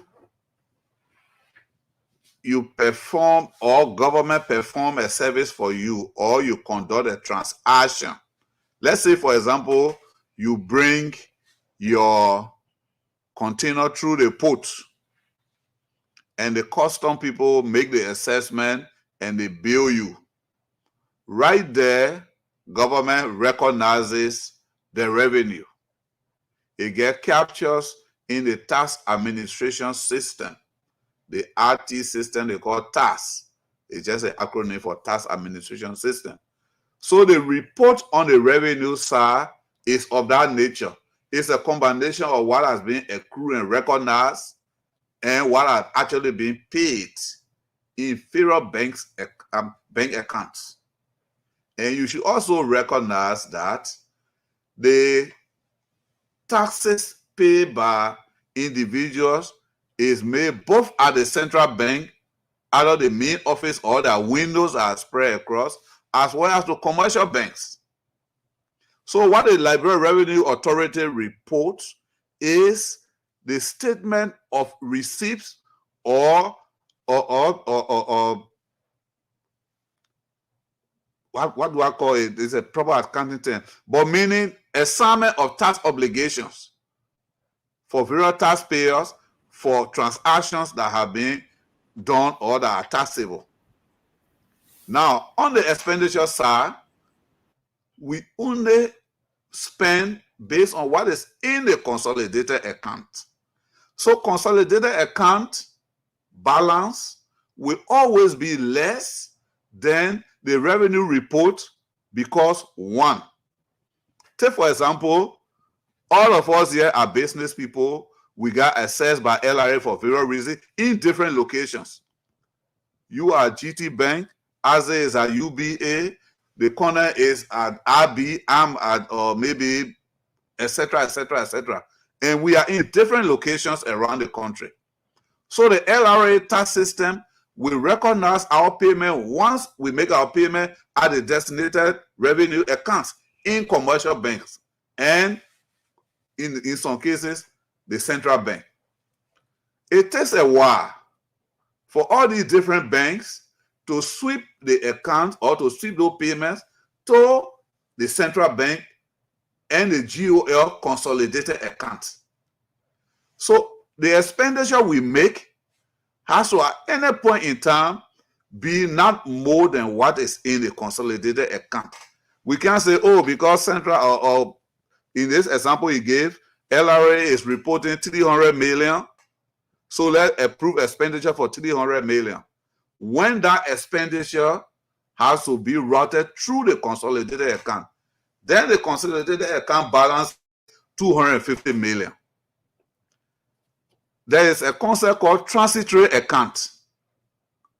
That is the account that are in commercial banks that have not been swept to the central bank GOL consolidated account. Minister, let me intervene. No, you need this. Not only you are but the public needs this. And yeah, even people in government need this information. But honestly, where you go? So what is happening here is until even beyond the end of the fiscal year, when all commitments against the account have been served, expenditure out of consolidated account will always be less than the revenue account. That is why, for example, when the year ends, the law requires that the Ministry of Finance has 90 days into the new year to service commitment from the old accounts, because revenue from that year is still flowing into the consolidated account for that year. So you have to use those revenue to service the expenditure commitment from the previous fiscal year. So this is a distinction that people will need to have.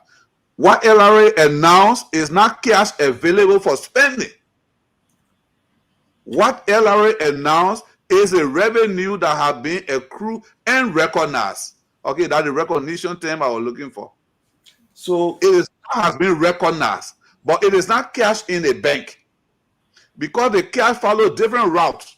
In some cases, physical cash are brought from remote areas to be deposited. So Minister, that is the time lag between what is in the revenue account and what is in the consolidated account. Minister, you see, I was trying to cut you off because you were uttering my concern.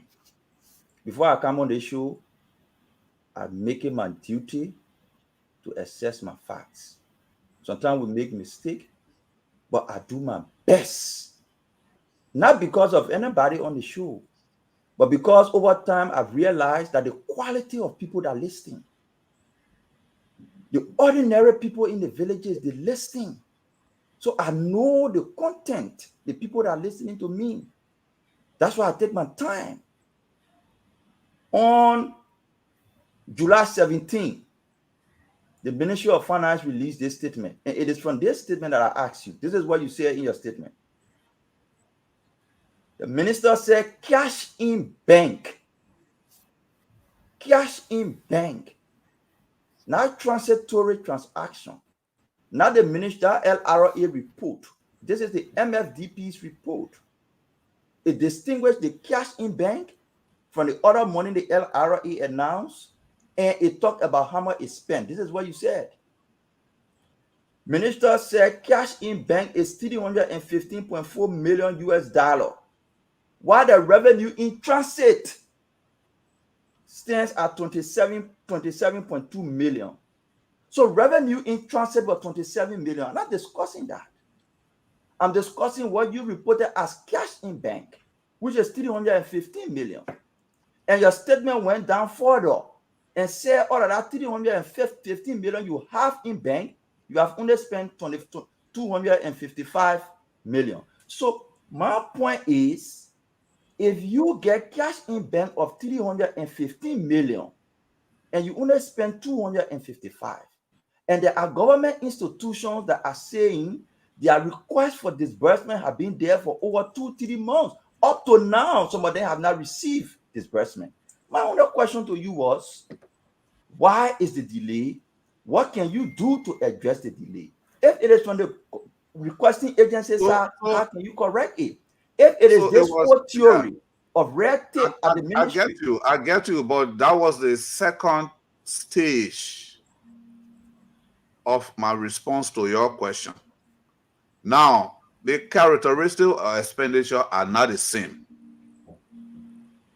At the time we are making that report on July 17, that was the expenditure report to that date.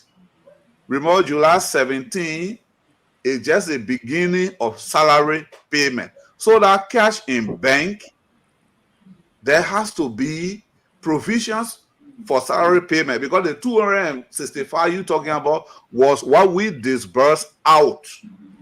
So if we announcing on July 17 that cash in bank is 315, you got to know that we have to make provisions for salary payment.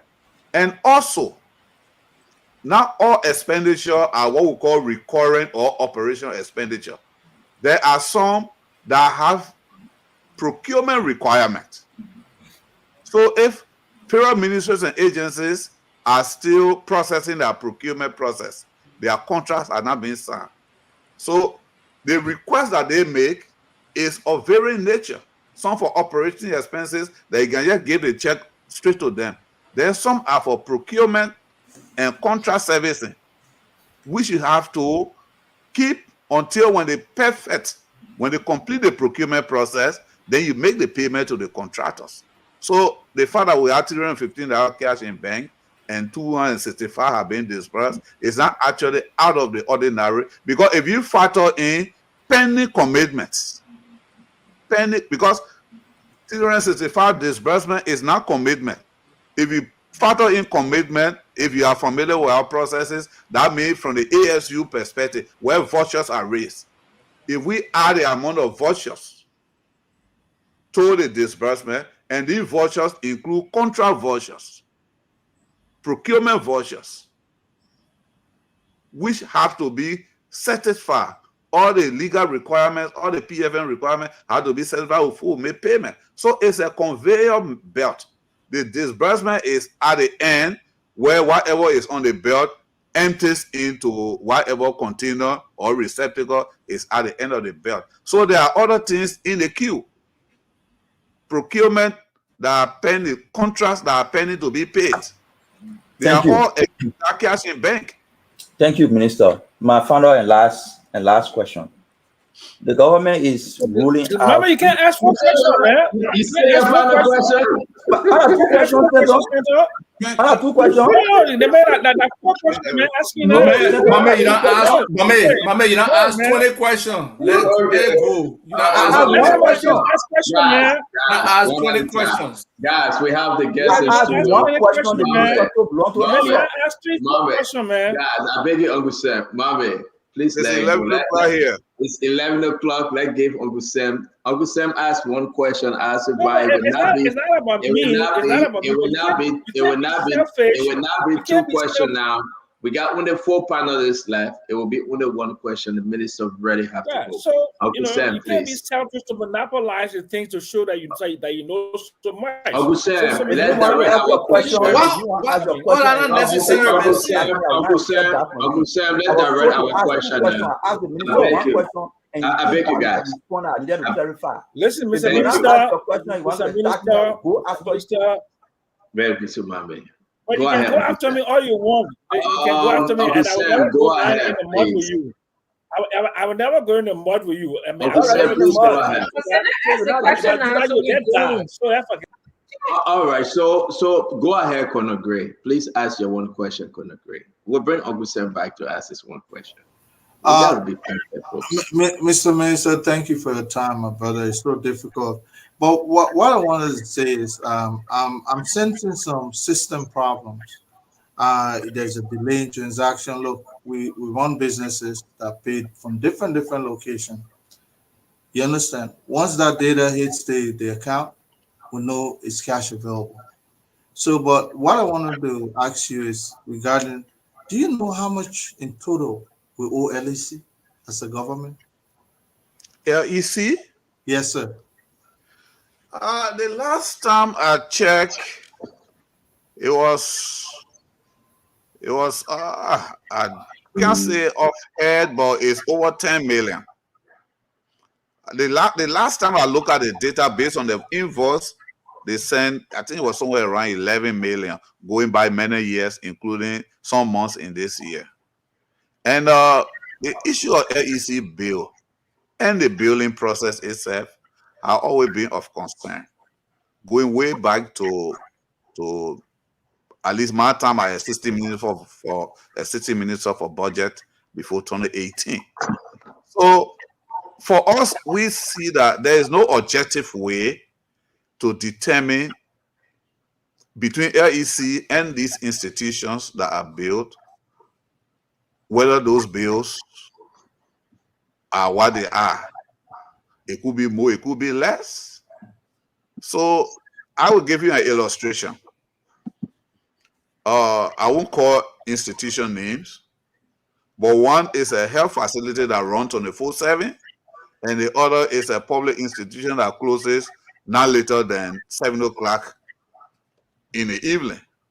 So on one occasion in the same period, JFK, sorry, let the cat out of the bed, but it's not about JFK. I won't call the other institution name. Oh, yeah. JFK had a bill of around 75,000. And we know JFK, irrespective of their situation, run 24/7.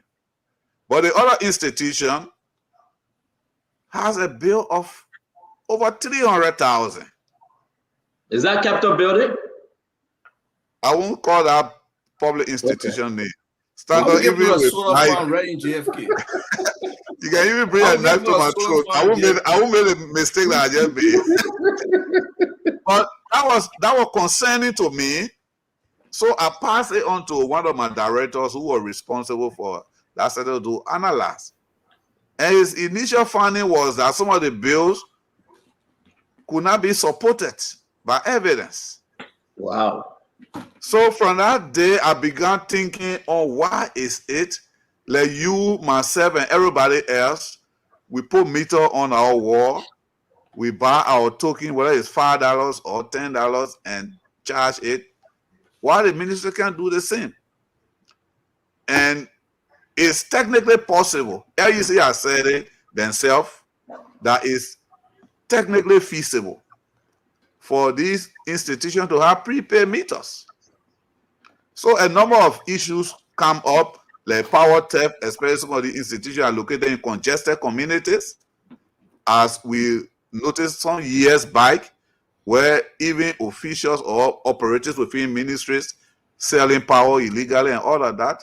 So to avoid all of that, just how you and I guard our lands jealously, because we pay prepaid, ministries will be obliged to manage their electricity usage if they are, they budget for that from their own accounts. And fortunately, in recent times, during the retreat here in May, the LEC said they are now beginning to consider that option as a project for next year. And we said we're going to support them to achieve that, because like we discussed earlier, we have $3 million in the budget to pay LEC bills. That's what we estimated.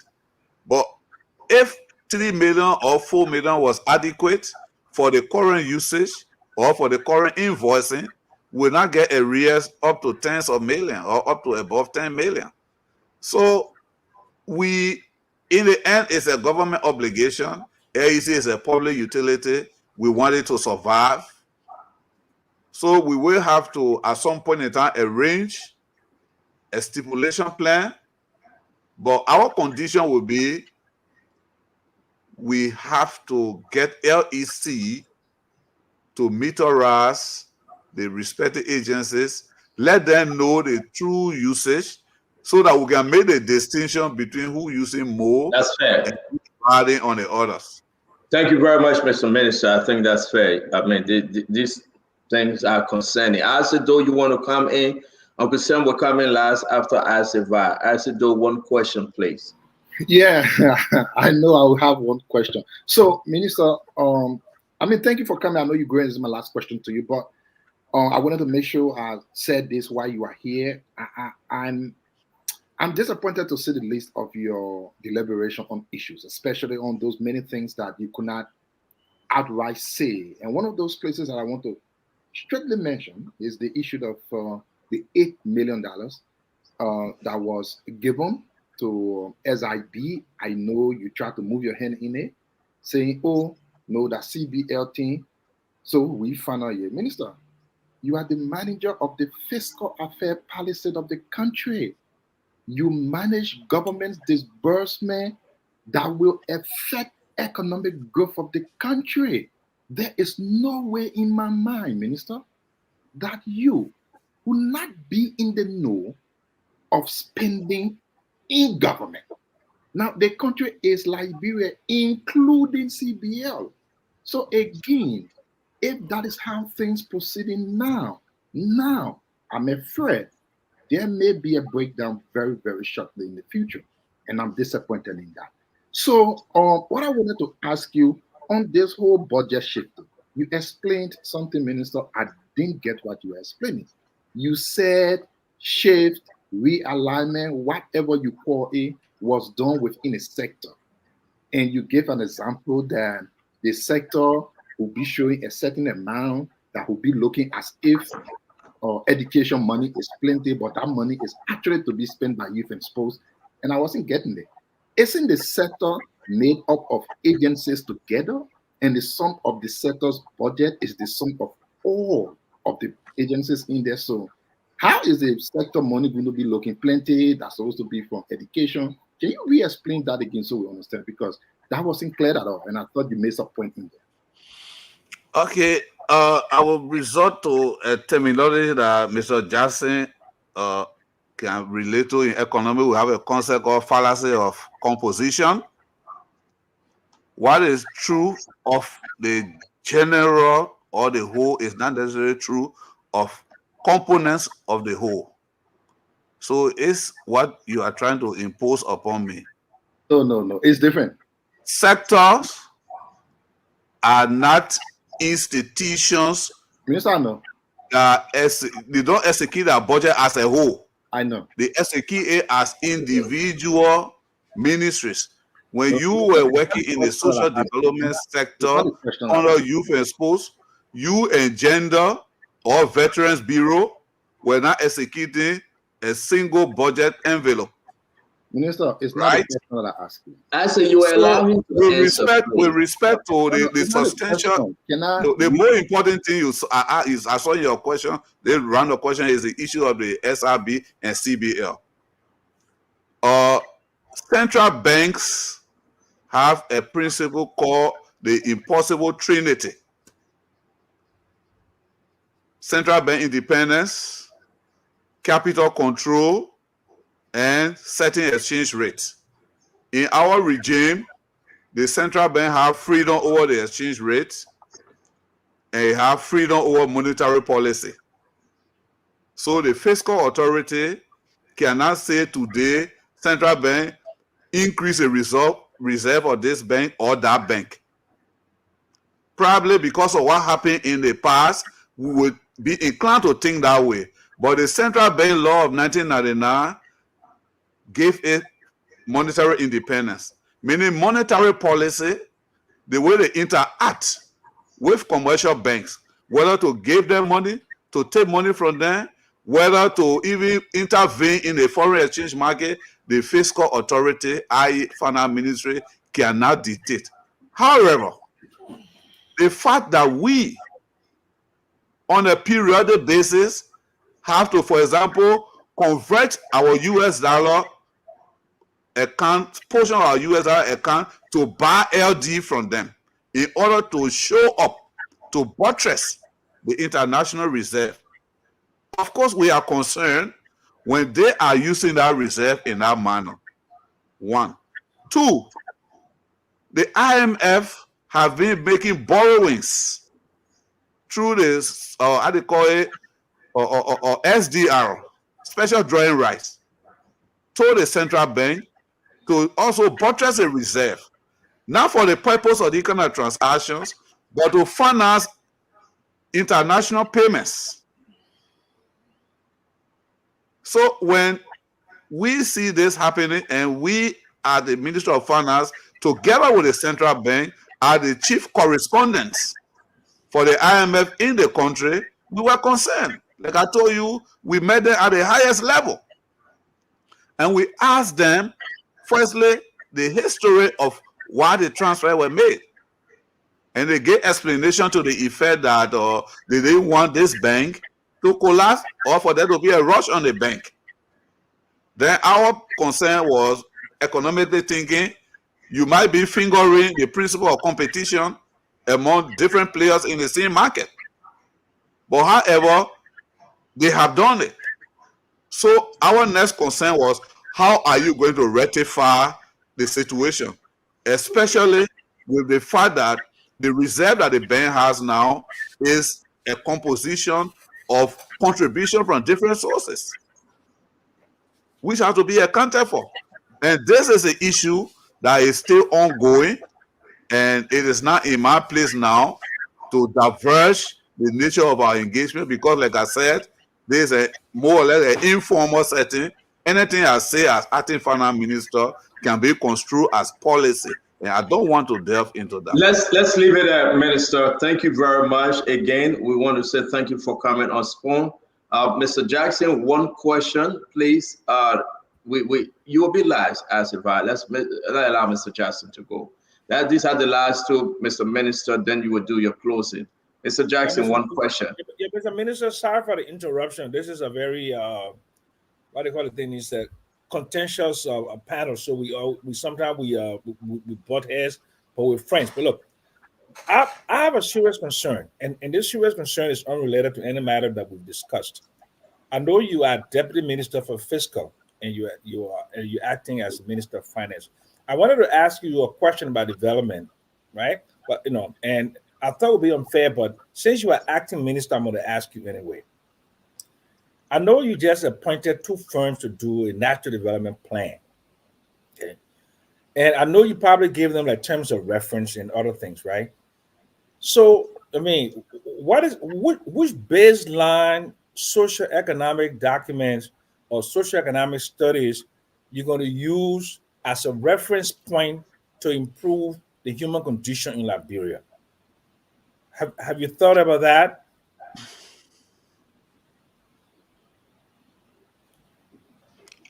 You see? Go ahead, Mr. Minister. Yes, sir. Go ahead. Okay.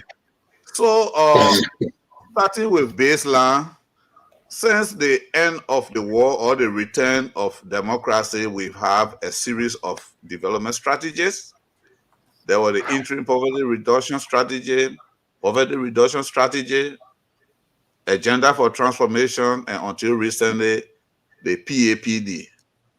So each of these plans have got some outcomes that have been reported, plus the different surveys and studies done by national and international institutions. We have, for example, the poverty head count that is periodically done by the LAGES. Then there is, of course, the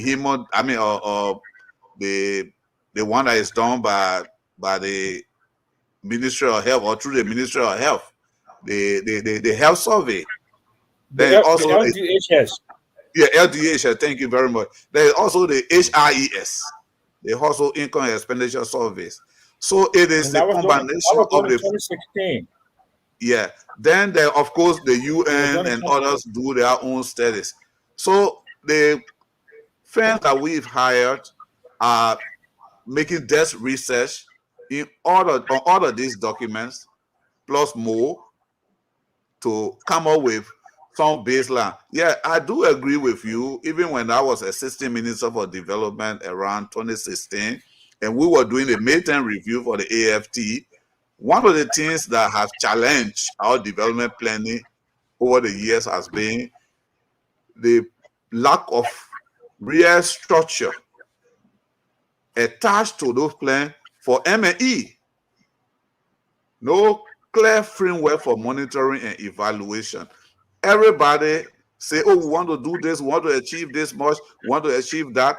But M&E is weakened because you have to start from a baseline before you move towards your goal or objective. So this time around, we intend to do it differently so that all of these studies that are mentioned and all of these documents, there have to be some average benchmarks that we can use as a baseline to measure the objective or the goals that will be or lay out for the AARD.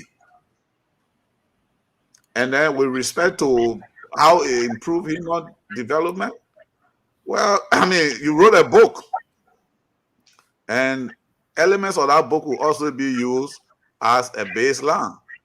So, I mean, on a more serious note, the way, for example, that certain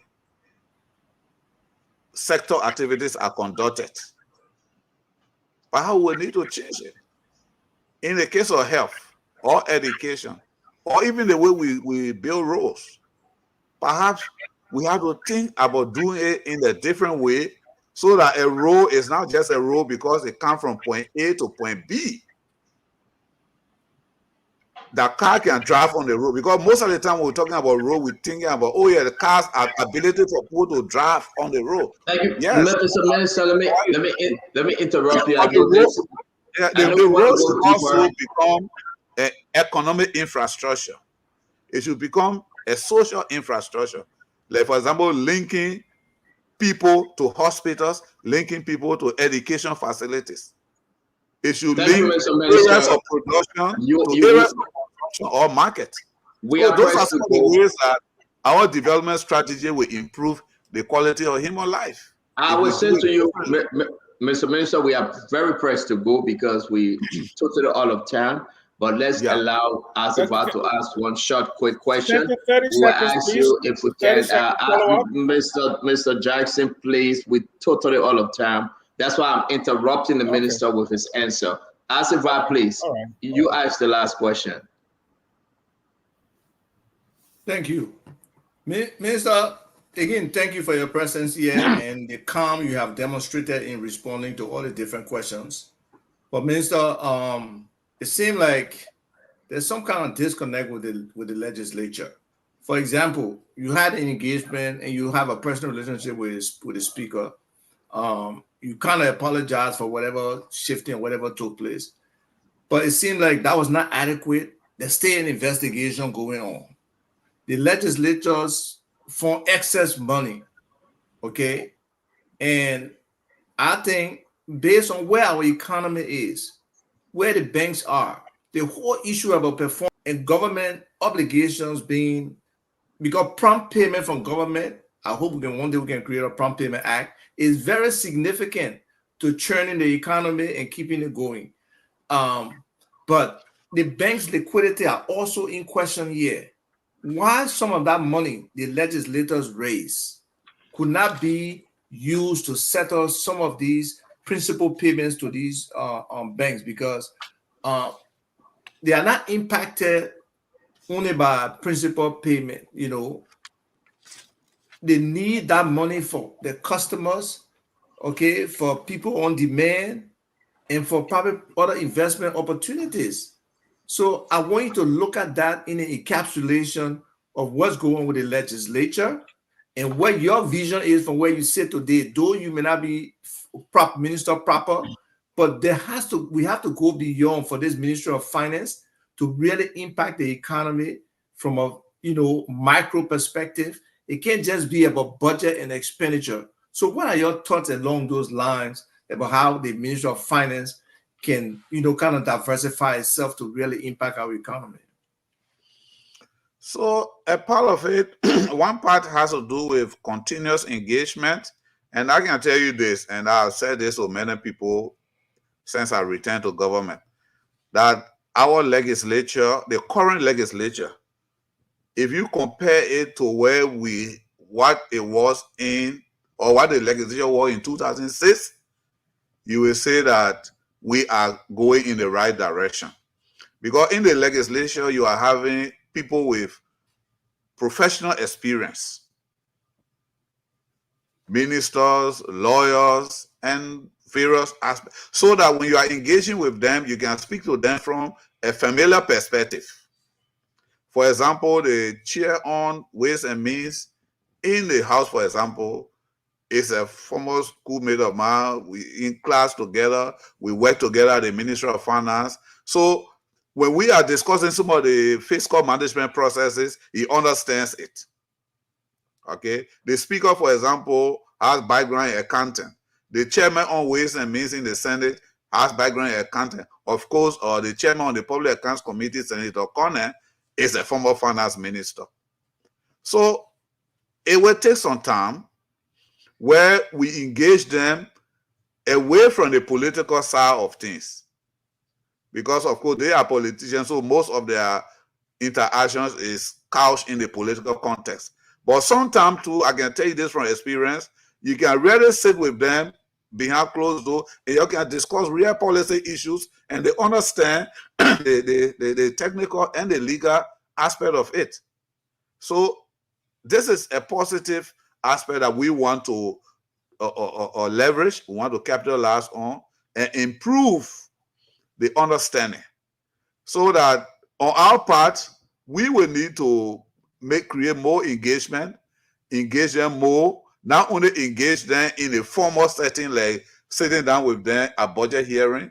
That, for example, on this recast budget that we are working on, we have sessions, working sessions with the leadership of both houses, and discuss with them the issue that we are faced with and why we need to recast.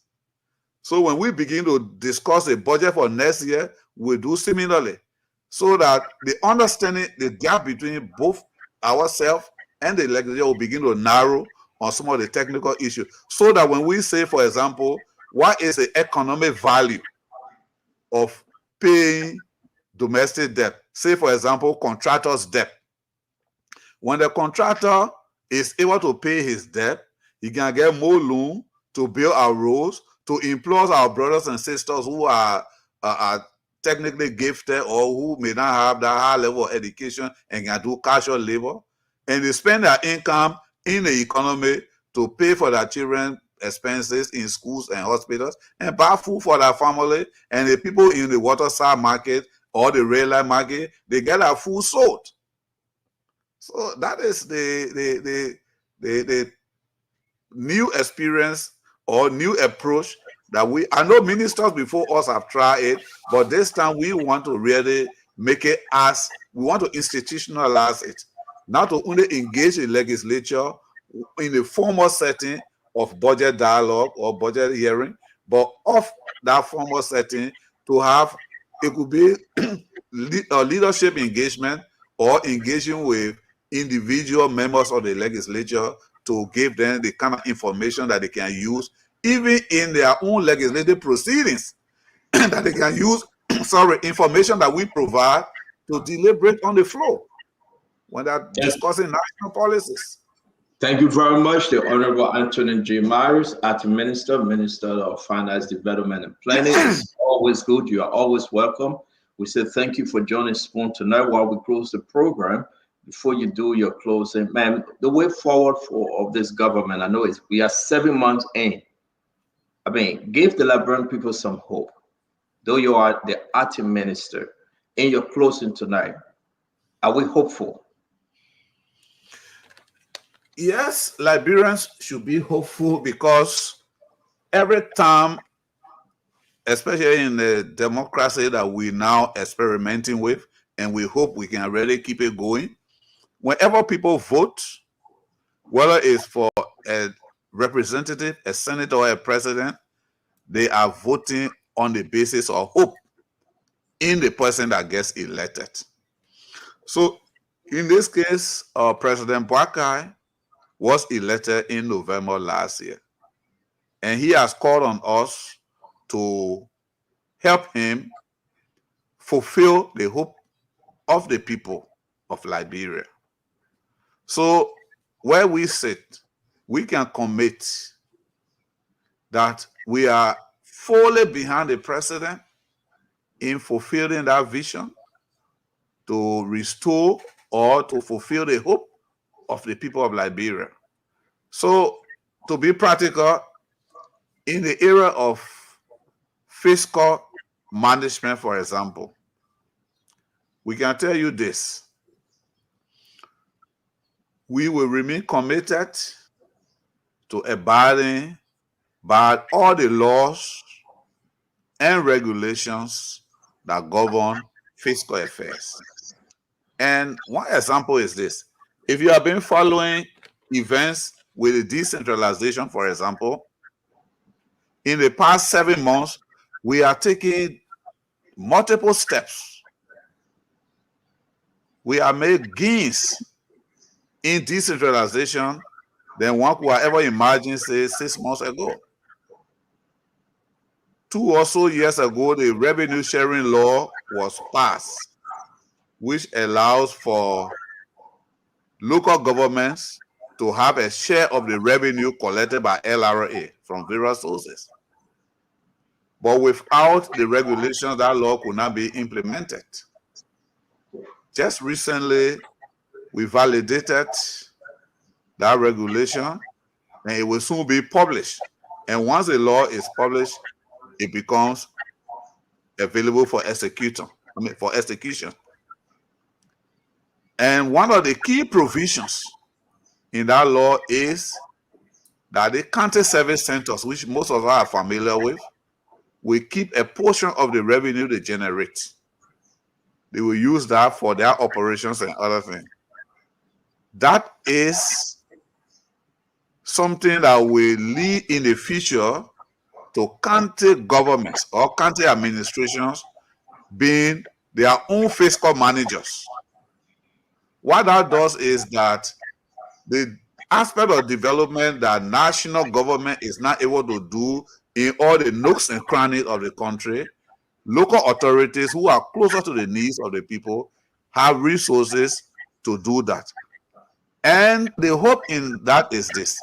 In the first 2 official statements or speeches by the president, his inauguration and the first State of the Nation, if you read throughout those speeches, or if you listen to the recording, the first policy statement in each of those speeches is about decentralization, empowering the people to take charge of their own development. And we are the Ministry of Finance, in collaboration with the lead entity like the Ministry of Internal Affairs and others, are committed. That is a sign of hope of things changing.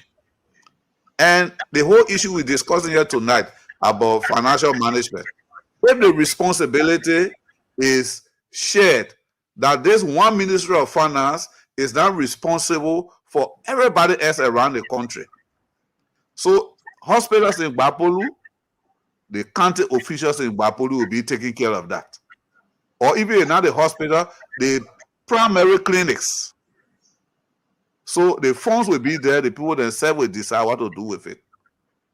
The farm to market roads, all the bridges that are being dilapidated or broken for years, the people know about it. The Ministry of Public Works in Monrovia may not know all of those smaller issues with the roads in the villages and towns. The people in the communities and the counties will have the resources based on the implementation of the revenue sharing law to have resources to take care of those smaller issues that usually escape the attention of central government agencies in Monrovia. And we at the Ministry of Finance are prepared to support this. That should be a reason for hope for the people of Liberia. We will have you back again. It's 11:30 in Liberia. I want to say thank you, Honorable Anthony Myers, again, the Acting Minister for Finance. Before you leave us, before you say your prayer, leaving the studio tonight, have you allocated any money? The Liberian people want to know. They just asked you one last question. I kept it for last. From me to you, have you made any allocation money that should be sent towards the 285-year-old machine? I know this one will make you laugh, but you can go with it. Okay, I'm now with go to the Executive Mansion website. You will find more information there. In last month, I think it was in July, the president wrote a formal letter to the legislature that no negotiation has been concluded, that no purchase agreement has been signed, that no funds have been paid. So what the president has done is he has set up a multi-agency committee, and the constitution of this committee will show you that there are various activities and protocols that should be concluded surrounding the mission. The Ministry of State is on the committee. The Ministry of Finance is on the committee, and you can know what that means. The Ministry of Public Works is on the committee. The Ministry of Agriculture is on the committee because in the new arrest agenda, development activities are linked to different sectors. So roads and agriculture are seen as intricately linked. And GSA is on the committee for public asset management. And I think there's one other agency, but the list is on the website. What this committee will do will become more like the government's negotiating team. So if we are setting up this kind of committee now, it means that we are still far away from allocating money or from spending money. Mr. Minister, have a good night. Thank you very much for joining us, sir. Yeah, thank you to everybody. It was nice talking to you. Dr. Francine, I was in Secretary in November. My friend Sidiki told me that you were there in Vasiki. Yes. I wanted to see you, but I didn't have the time. I'll be back. Thank you. Okay. Thank you. You are quite welcome, sir. Have a good night. Thank you. Very enjoyable. All right. I mean, at the end of the day, a beautiful show. We want to be grateful for the coming of the minister. Let's hear you guys kick back. Again, I don't want to pick on the minister, but he was looking for Dr. Richardson in second place. All right. So, Mama, don't send me that message, please. Let's just find out who are the other people who are looking. Yeah, I just want Abraham to hear that the minister are looking for Dr. Richardson in second place. Hey, minister, It's not hard to leave our show with that bombshell, Minister. But anyway, let move on. I texted you. I didn't tell you to talk on the show. Why? Yeah, you Minister Lou, please. The minister did very well. Please, Minister Lou, he did very well tonight. The message waiting for you. Go back. That man sounded professional. It was a professional scouting he was looking for. Not anything else. The guy is a cool. He's a cool player. The man spent 3 hours. 3 hours. Yeah, but he said I was sitting for last. And I was just give you a pass on the whole thing because you're not feeling well. The man said I would keep it for last, and I would just hit it on Dr. Richardson. I'll tell you. But that's across the show, though. Your takeaway, I think we should discuss the Josiah Joker firing or recommending people to get off tomorrow. We have spent a lot of time at 7:35, 11:35 in Liberia. We want to say a great show. I'm surprised. That's Anthony Meyer. Well, he's well informed. I almost asked him how long he been at the ministry, man. I think he's well detailed as well. It may not be 100%, but we got the best out of him tonight, seriously speaking. He's not angry. He's well composed. He's answering the question. He chose not to talk about the $8 million. He sent a caveat, but again, I believe, I don't know. He's just an acting minister, but man, I think he pitched well for this job. Yeah. Avla Mame, what do you think? But then somebody text me today, said I have man stand up bringing that minister on. I think they had agreement for him to get the hell out of there. For job. Get the hell out of here. So, get the hell out of here. That's not true. Get out of here, man. Get out of here. The man is seasoned, Isaac. The man is well seasoned. I'm not disputing his exposure. Don't throw this kind of thing out there. People will start saying something. I want to go directly to the sister the man left a special message for, and I have his phone number, Dr. Richardson, when I can share with you. You come in. His performance tonight, Dr. Richardson. Yeah, please send me his phone number. I will. Aha! Thank you. And that when he said it, you must send it to me. Go ahead. All right.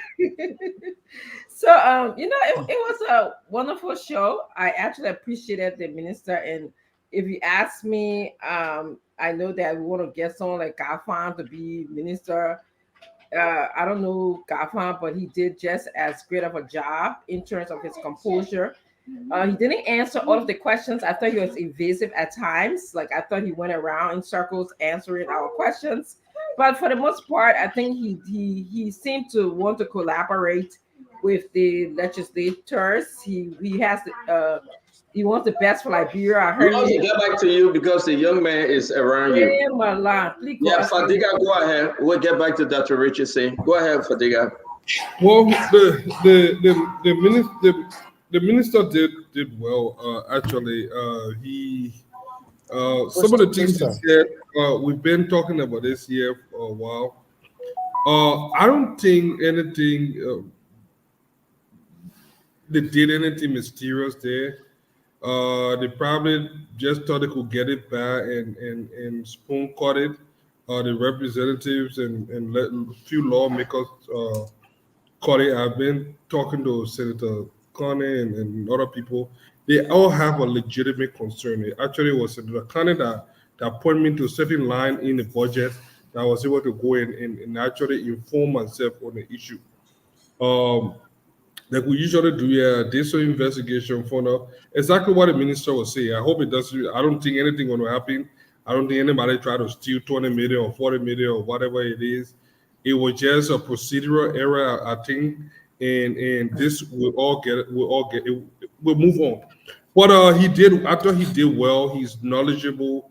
He's been around the finance ministry for some time, so I'm not surprised. But are we closing now? Is this yes, we are. Yes, we are. Yeah. Let me just deviate a little. So I think he did well. One thing, I hope he doesn't think that social media is a waste of time. I think effective way to counter propaganda is to continue to engage the media, continue to be able to put this thing out, tell your truth. There will be your side, our side, the other side, somewhere in the middle. People will find a place there. But when you allow these negative propaganda to spread out, it has a negative way of reflecting on the government. Let me just touch on the Josiah Joker story. I want us to keep it for the more. I beg you. Let me go. We started on that. I just wanted to say one. Well, all right. I'll leave it for the more. I beg you, because it's a video and everything. Thank you very much. It is what it is. I hope the lawmakers will do their own finding, satisfy their curiosity, and at the end of the day, if nothing really happened, tell the Liberian people, let's move on. Tell them the truth. You're right. Tell the Liberian people the truth. But Fadiga, let me say this to you, though. He pushed it to the lawmakers. He said it's not from us. It's from them. Y'all ask them. And then again, we're having Clarence Guide and Richard Kuhn tomorrow, and I think it will be good for us to hear from them.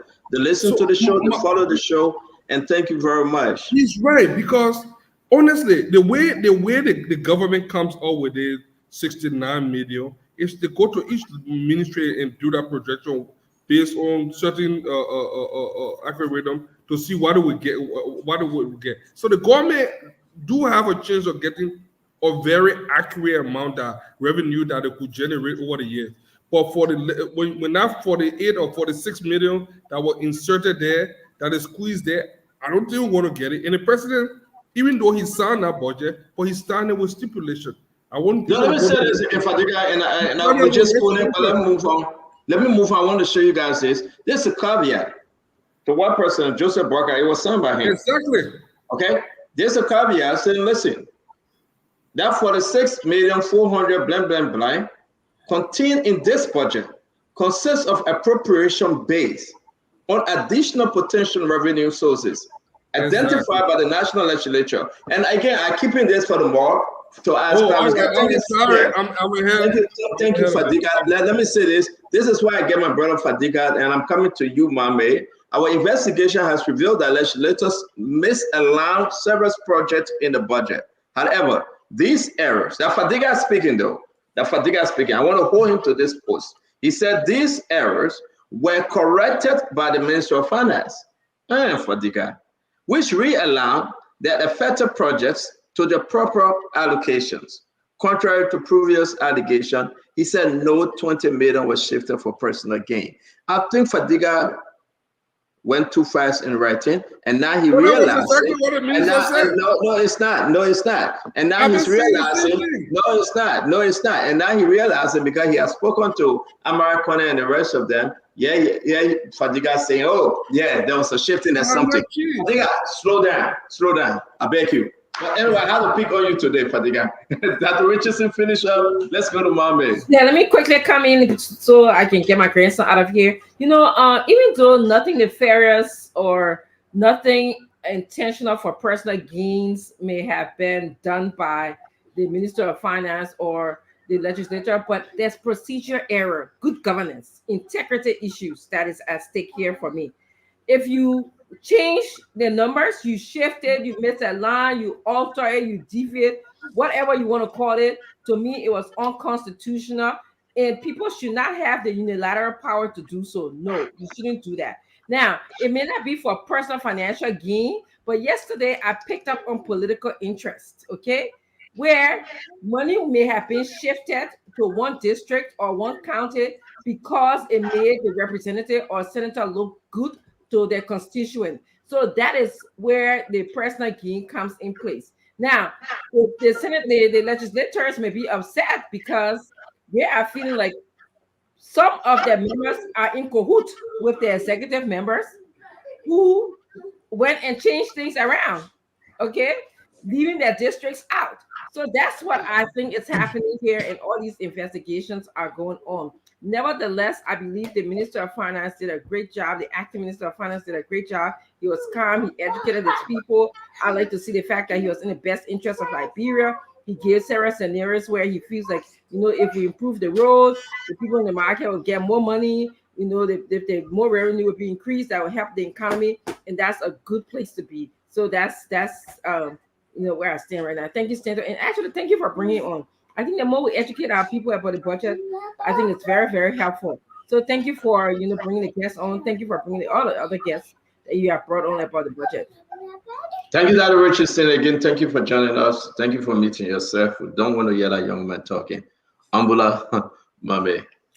I like the minister's comportment. I like how he spoke to his people directly.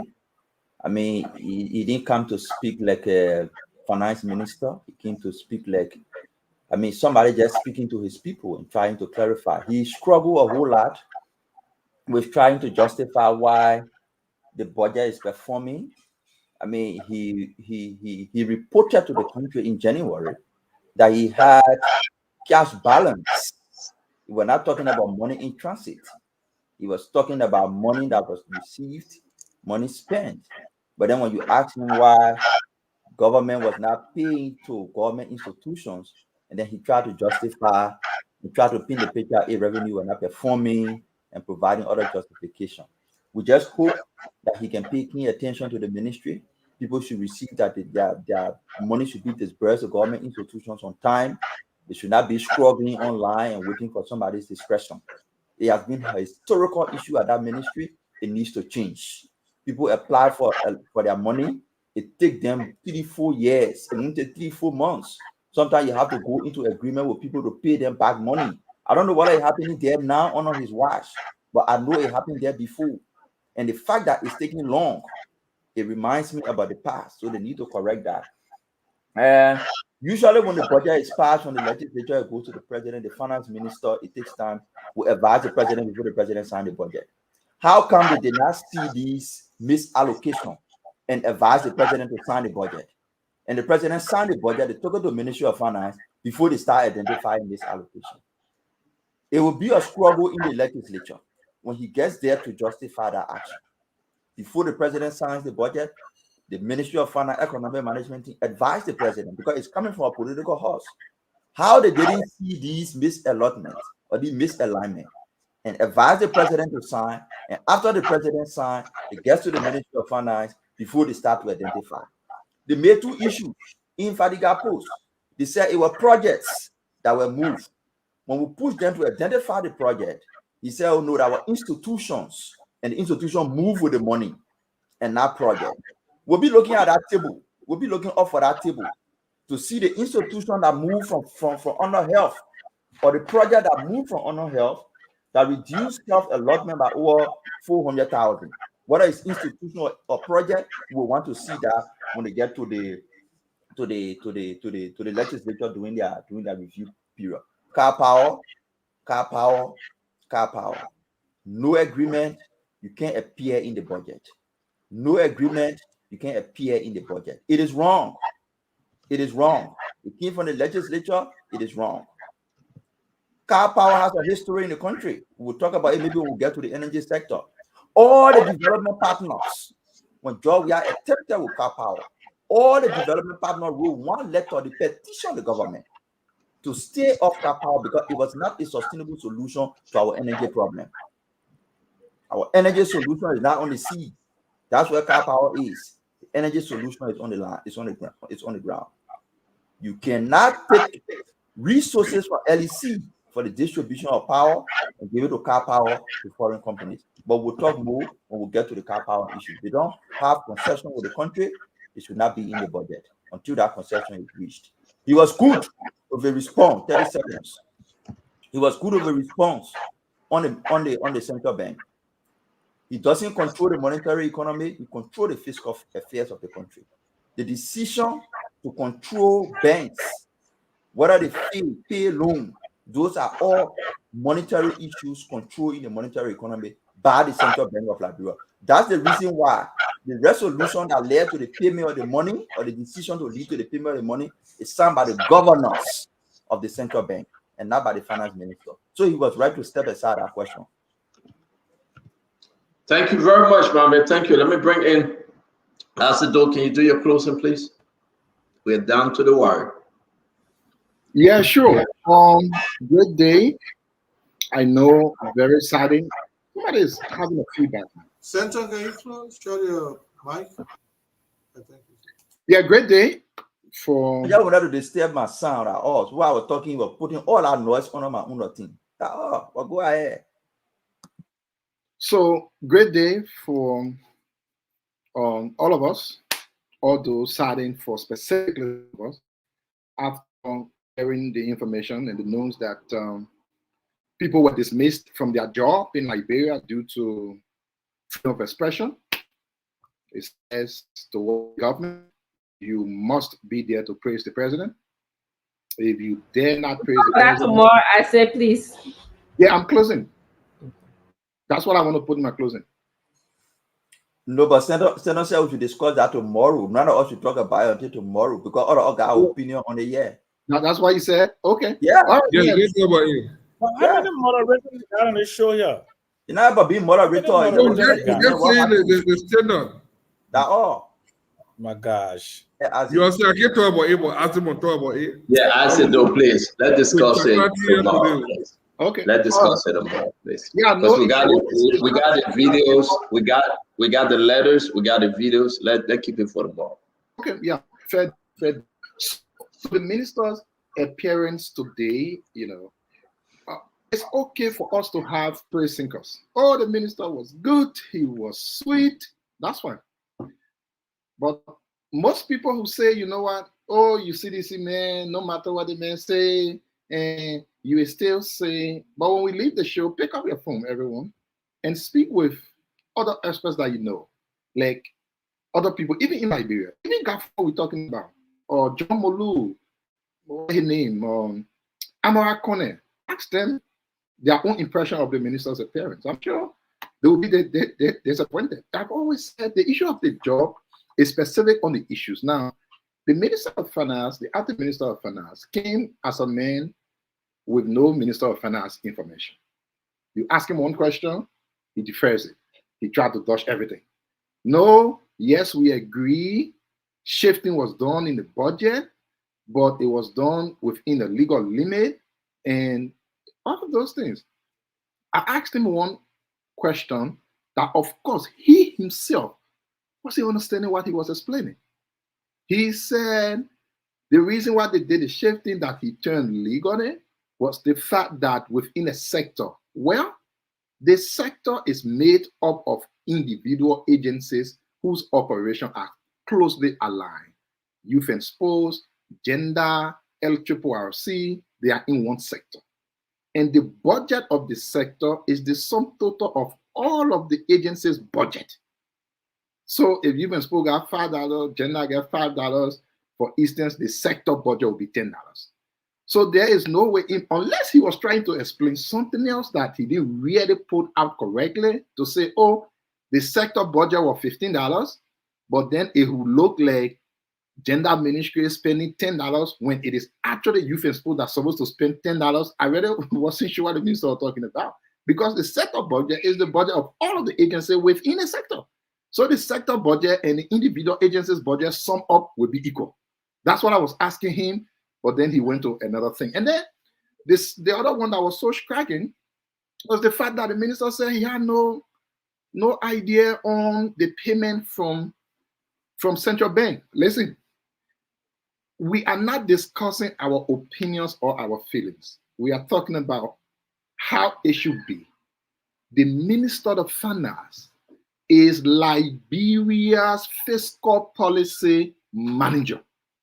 When they say fiscal policy, it means you are in the know of expenditure in the country. Some other financial experts argue that they should also be on top of expenditures outside of government because you control the entire fiscal space to know how expenditures in the country affect economic growth.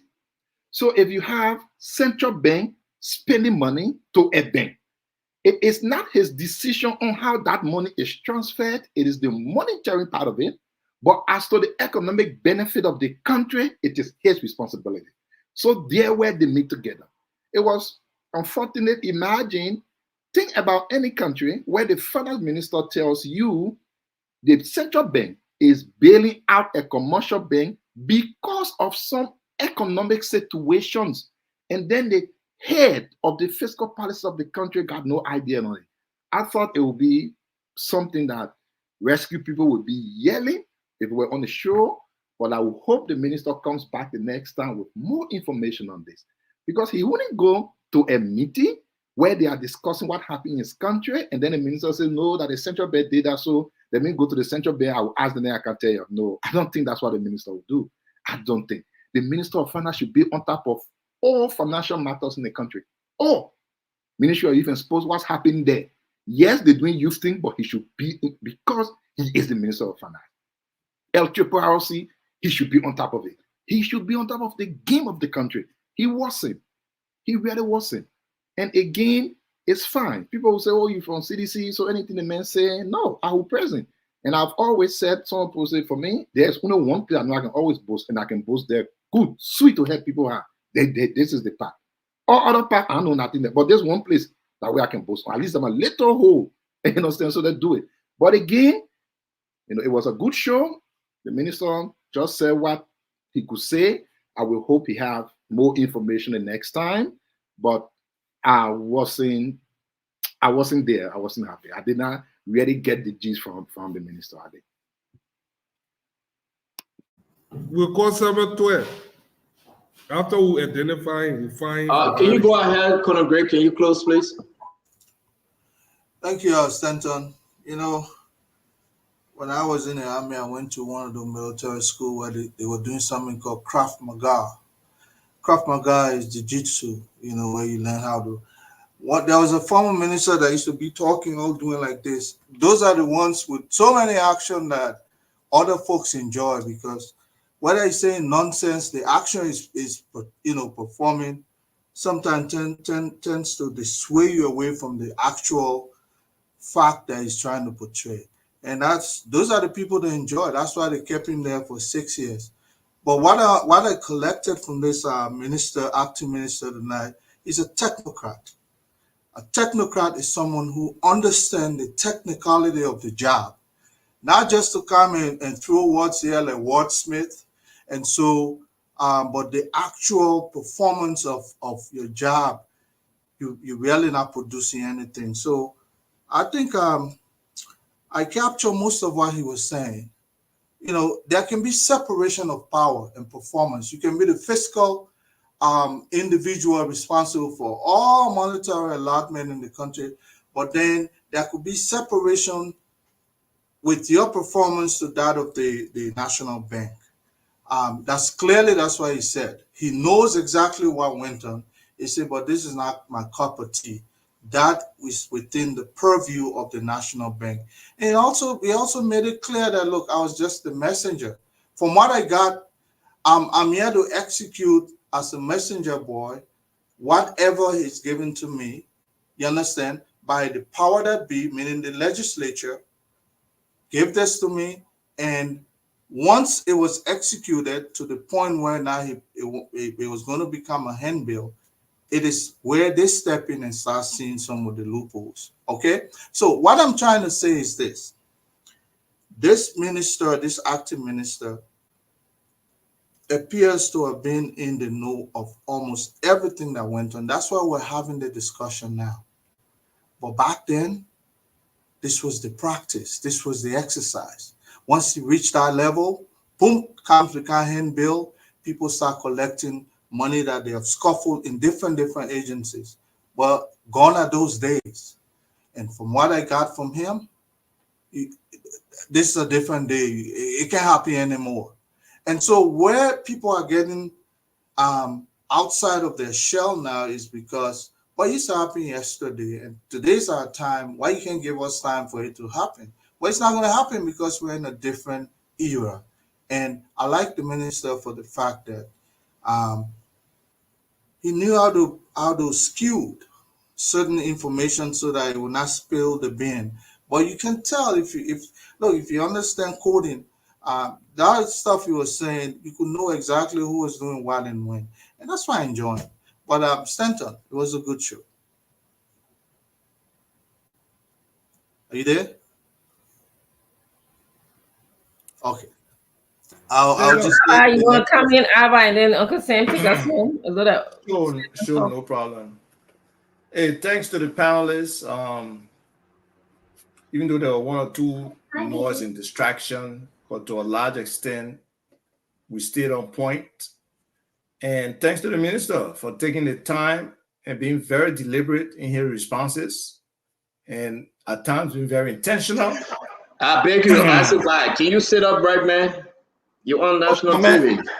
Yeah, you gotta sit up right. No, your legs. You gotta sit up right, bro.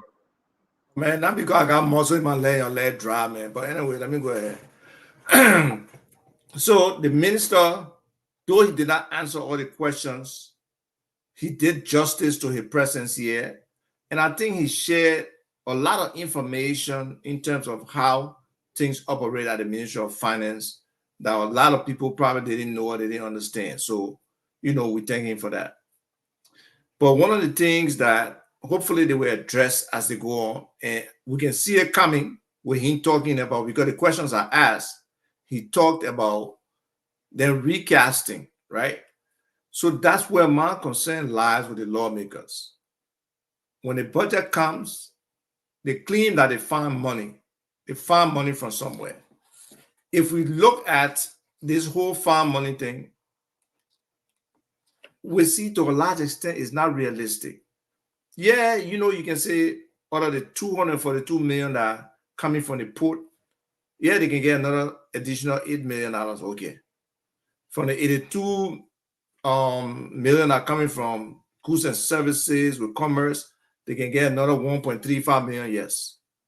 But if you look at a place like LPRC, that only got $3 million and say they can increase their revenue by 33% by another $1 million, or NPA that are doing 5 million, which I think that's low, but to think that they can do another 2.5 million to increase it by 50%, or NAFA that doing 500,000 to revenue, increasing it to 1.5 million, that 300% increase, I don't think it's realistic. So then when they find out money, then out of that 46 million, they take 15.5 million. Okay, so are they front loading that money where they're getting most of the 15.5 million in the early stages of the budget?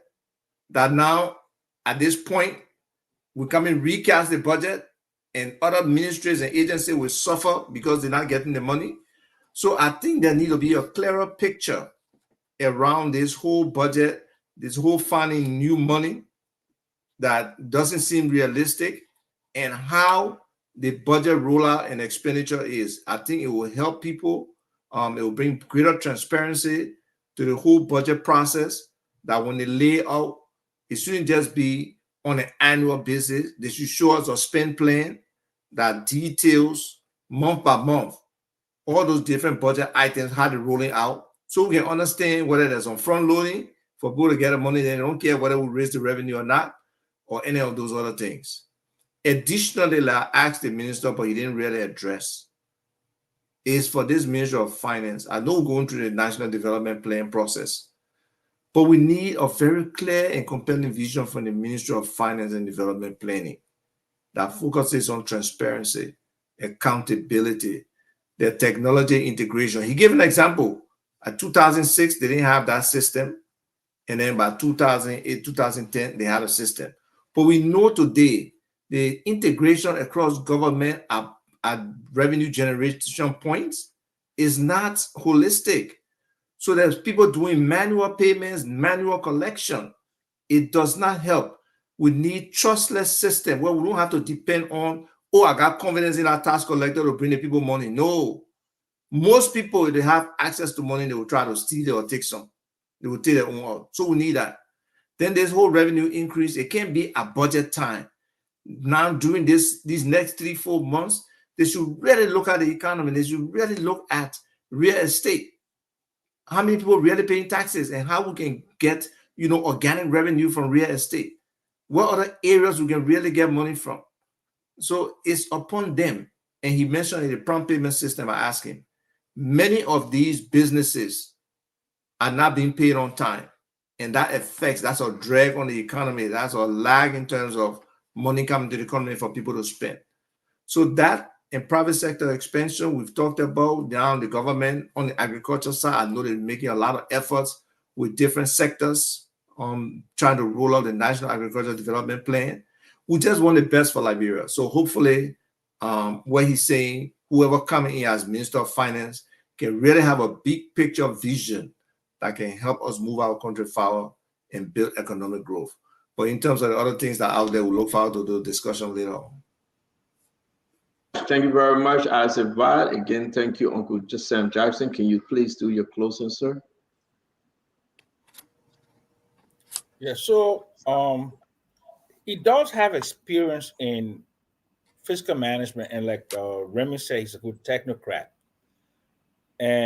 But I mean, if you listen to him, you will find a guy who basically understand the applications in terms of public financial management and doing disbursements. But in terms of clear policy prescriptions, right, to do things like improve fiscal balance, to do an effective deployment of the budget so as to stimulate economic growth, and then the larger thing, and of course he's a fiscal officer, but he's acting, so I really can't beat him up for that. So his answer on the development side was not very. It wasn't somebody like that had knowledge of it. So it is unfair to really fault him for that. But he's acting minister, and if he's acting minister, if you ask him, what are the baseline studies we use, he didn't even know that the country's budget must be aligned to the Sustainable Development Goals. That is a global aspiration for 2030. Okay, and the baseline, it can't be reports that are 8 years old. I mean, the only recent report he talked about the LDHS of 2020, but the last, besides the National Population Census and Housing Census that was done, and of course we all know about we all have some issues with that, So they have some very, very serious issue in terms of national development planning, and I know Kafwan is a fiscal officer also, is not a development economist. So and of course the people that they chose to do this development plan, one is a management company, and of course Dr. McIntosh is the true economist on the other side. But there's something that the UP people should watch very carefully, because like the other development plans, the agenda for transformation, and I was involved in doing the midterm review of that. And in terms of benchmarking, monitoring, evaluation, the problem in this country, my fellow Liberians, is not about spending money at the Ministry of Finance and Development Planning. It's about improving the human condition. And spending money at the Ministry of Finance and Development Planning must improve the human condition, because we are so obsessed with the payment of 7 salaries, and every government panics when they can't pay 7 salary. It's that it's the be-all and end-all of government from since 1847, that there will be social instability, there'll be serious problem, But you don't worry if there are no drugs in Zogoi. You don't worry if the roads are damaged in River G. But you always worry of that Maria Center bureaucracy. And he even admitted that they would take the a wage bill up to $310 million, and they had a contingency to do that. That's old economic planning, fiscal planning. It does nothing to deal with the actual thing of a bloated bureaucracy. Bloated bureaucracy. Government is the largest employer in the country. What is your plan to reduce the public wage bill and to effectively deploy resources to improve the human condition? And I didn't hear none of that. So, people who are experts, true experts in development planning and true experts in economics, and we'll see that he's a good technocrat, and he's up and coming, but he doesn't have what it takes to really support the development of the improvement of the human condition in Liberia. And that's why all governments fail. My government failed on that. Ellen Johnson government failed on that. And all the governments since 1847 failed on that. And hopefully, before the rescue term is over, they will get a handle, a grasp on doing something to improve the human condition, because those people on that Sunday who was standing in the feces infested water by the ATS. They've gone home, and all they're hoping for is improvement in their lives. I live in that kind of community. A few feet from where I'm sitting, the human condition is so bad. I see people taking buckets in the morning and going to those zinc round little things that we all use with the lapa tie to go take a bath. That is the human condition that needs improvement. So just paying money, shifting money, putting money for what do you call it, Denise? Car power. Where did car power come from? How can the legislature insert car power into the budget when the international system has already told them that car power is not value for money? Why did they do that? And why would the minister come here and try to finesse the insertion of that money into the budget? Why are you finessing it? It's clearly illegal. It's clearly wrong. It's clearly not it's not a part of a economic probity. It's not transparent. The legislature does not originate a procurement. Procurement originates from the executive through the PPCC process. And he jumped all around that. But of course, he said that he did not want to alienate the first branch of government, because he maybe wants to satisfy them, because they have to. What he said, he did something. He used a period victory that we can't do certain things. So, but it is just give and take. It is just give and take of compromising core values. That's what undermine the development agenda of the country and keep Liberians poor. And on that note, I want to say thank you. It was a good show. And Stanton, we have to watch the number of questions that people ask, the time, because we all want to exercise our freedom of speech. And here we are divergent views. And without there are divergent views, the opposite view must be given the same opportunity and the same time to express that. If we want this platform to be balanced, to be a true reflection of the multi-party democracy and the divergence of opinion that is necessary in an emerging democracy, in a liberal democracy, then we must all have equal time and equal access. Thank you very much. Uncle Sam, thank you. Uncle Sam, thank you. Bye, guys. I gotta go. Uncle Sam, one of the viewers asked you a question. Guys, can I close, please? With the emerging democracy. I'm not here to answer anybody's question. Uncle Sam, can I close? Uncle Sam, can I close? The man said a viewer to ask me a question. Uncle Sam, he's not asking you a question. Uncle Sam, can I close, please? Oh, if you're not here to answer, just be quiet. Ava, let me close. I will come here with it. Okay, all right, Uncle Sam, can I please? Uncle Sam. What's that? I'm not taking any question from the viewer. Thank you. Yeah, have a good night. Oh, Lord have mercy. Yeah, have a good night. Nelson, come on the show, folks. It's always good having you, man. Yeah, good night, man. SPJ. But you gotta leave the puppy alone, please. Step on a big toe, my man. I can leave the puppy, man. I beg you. I was jumping in the chat room. You and Steven, boy, I can't leave the old man alone. No, Stevie. I saw Stevie. And mommy can be honored too. You don't leave the old man alone. Oh, man. Get out in the body that I can see. You know, Steven be on his way to work and he get in the chat room. Who come in the body and see who comment? Who I see? Yeah. Steven, Acido, all of them. They're running that man crazy, man. I want to say, but that was a beautiful. From my end, though, to be frank with you, we got a lot to discuss. The Josiah Joket issue, we'll discuss it tomorrow. Clarice God is coming on tomorrow. We hope that Richie Kuhn can join him. It'll be a very interesting program tomorrow. And who actually lifted Western Cluster ban, the first ban. Is it lifted?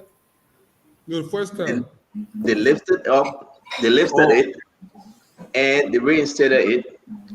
But who actually lifted that? Because again, let me say, you know what? I want to find a time, mommy, to really say good thing one day. I will the government without saying anything concerning anyone. But it's so hard. What were Guinness? So who Guinness got the instruction from? Because you remember the president ordered Guinness to shut it down. Did the president tell Guinness to lift it up again and say the guys like to operate? I have a very important announcement for the nation tomorrow. The president told Guinness to shut it down.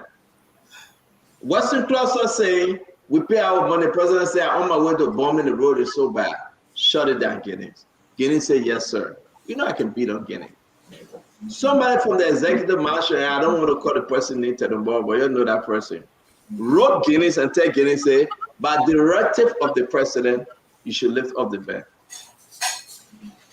The president got angry. Guinness, why you lift this thing up? Guinness said, well, your chief of staff told me, yeah, the letter, yeah. The president went crazy. Really? On a serious note, you see this thing we're talking about Liberia and this whole thing, man. President Boga will be saying that Sylvester Graceway will sell the whole country. Man, it's difficult to run a country. It's not. It's not. It's just simple if you have somebody good and with a good intention. It's difficult, man. Because I don't see Graceway doing anything without the directive of the president. I don't know. Well, you just heard it. Then you say you don't see. So the president lying on Graceway now. What they that's the problem when we bring your information there and say you don't see. The man is running a clandestine operation around the president. And when we say they'll say, oh, but we don't see it. So the only thing you can come up to if the president might let the president get rid of Graceway. Let him just fire Graceway, right? I agree. The main key function is only by directive of the president. That's how he operates. But the only thing is that you can get by directive of the president, you can get the stem and just put it in. Nah, man. That's a big crime. I will share all this information with our folks tomorrow. I think, listen, Sylvester Graceway is negotiating to sell the country to the Turkish guys there. So, a part of that scheme too? A part of that scheme? But if they make an order, Roland Guinness and say, go ahead and lift up the ban, told the president say, shut it down. Then Roland believe in him because he's the chief of staff to the president. And Roland went ahead and lifted up. Then the president said, but who did this? Who authorized you, Roland? President called Roland. He was mad. Who authorized you? Then Roland said, but I'm chief of staff. I'm standing on 11th story. I mean, and this is the embarrassment we are talking about every serious time. It is very serious. The president gave you order on national TV. Everybody watching. He said, we'll shut up. You play that video tomorrow. We'll play tomorrow. So Sylvester Graceway came. After kickback or whatsoever, came and tell Roland Guinness, say, by directive of the president, lift the ban.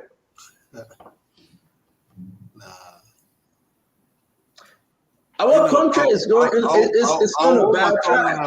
Until I listen to that video. I mean, my man, you can hold your tongue, you can hold your ear, you can hold your eye, but anything you want to hold, you can hold. You can hold your ear. I will stick some cotton bud in my ear. I will say this to everybody. Our country will be sold under Joseph Yima Boaka for small fish. I mean, I agree. For the Turkish. Because what is happening? What is happening? With this alone, that's a very, very, very serious problem. That this can happen, and the president say, I didn't send Sylvester Graceway. He's our president. We'll continue to speak to these things, and we'll continue to tell the nation where we stand. And we hope, at the appropriate time. I don't know what between Sylvester Grisby and President Parker, but it is why it is. You have a good night, folks. Yeah, my You'll brother. We know a swap. They asked man, can always come on Leo yet. We finish talking. That means you be the last one because we're not supposed to leave for you until everybody done talking. You like can leave for here every day that I say you are going to put your mom. Every time you can leave that I say, I'm going to go with my Nelson. It's good to see you. Are you on that trip tomorrow, Nelson? Yeah. Okay. Yeah. Then have a good night. All right, gentlemen. Thank you. Great. Have a good night. All right, brother. Nelson. Yes, sir. Don't mind Fadiga. This is what Fadiga posted because Fadiga actually, you see this, Nelson? He said there was no shifting. Nothing was shifted. And today now he is saying, oh, I speak to American and I speak to other people. And yes, indeed, something shifted. Fadiga need to do his background check. That's why I just want to leave for you. That's it. Fadiga, you need to do his background check. But he didn't say, oh, I didn't know. Come on, Fadiga. You will learn the politics of the day. You saved the post just for the mail. Shadow boy in the mail argument. No, yeah, I just went back. I pulled one from the draw, and you can see exactly the mail ran away. But yeah, have a good show, and again, it's good seeing you. Till we meet again, may you guys be very soon. Ladies and gentlemen, so as you all know, we can announce it that Winfred Russell lost the election by 47 votes. By 47 votes. But those of you that championed this cause to fight for him, we say thank you. Those of you that voted, we say thank you. He appreciates you a lot. His always will be tomorrow. He will not give up. He will continue fighting the cause, fighting for you as a Liberian. He will champion your cause. There will always be another tomorrow. And again, I hope we all will be able to fight for a better Liberian community in Minnesota. Thank you for voting. Thank you for calling your family members, your friends. And thank you for participating in a which way. But this time around, he didn't win. And we hope that next time he can win. Nelson, thank you. Have a good night. Yes, sir. Well, folks, we want to say thanks for being here again tonight with us on another edition of the program. Spoon Talk, as always, is where you get the news, is where you get authentic information about the happenings across the country, is where you get the updates and you get to interact or engage with the newsmakers every day. And we want to say welcome. Let's say thanks to all of the folks who have been following from the very start of the show. Thanks to you joining us on the internet. As you know, we've been streaming live across Facebook, Spoon TV, Fabric TV, and Super TV. We want to say thanks to the folks on YouTube as well. Spoon Talk Live is the YouTube handle. Thanks to all of you who have been following from there. And across Radio Lane, Fabric FM 101.1, Spoon 107.5, and the other frequencies across the country. Thanks for being here with us. My name is Nelson Colette. This is how I would like to draw down the curtains on the Spoon Talk. The late night show is coming up shortly. It's going to be a great edition of the program. You can make up time to join us. Until then, have a good night and bye-bye for now.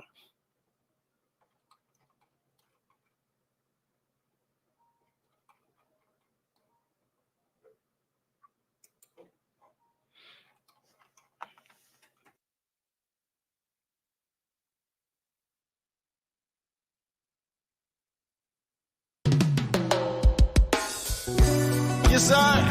A special one from the CEO, stand coming with the spoon. And your boy, Friday the South.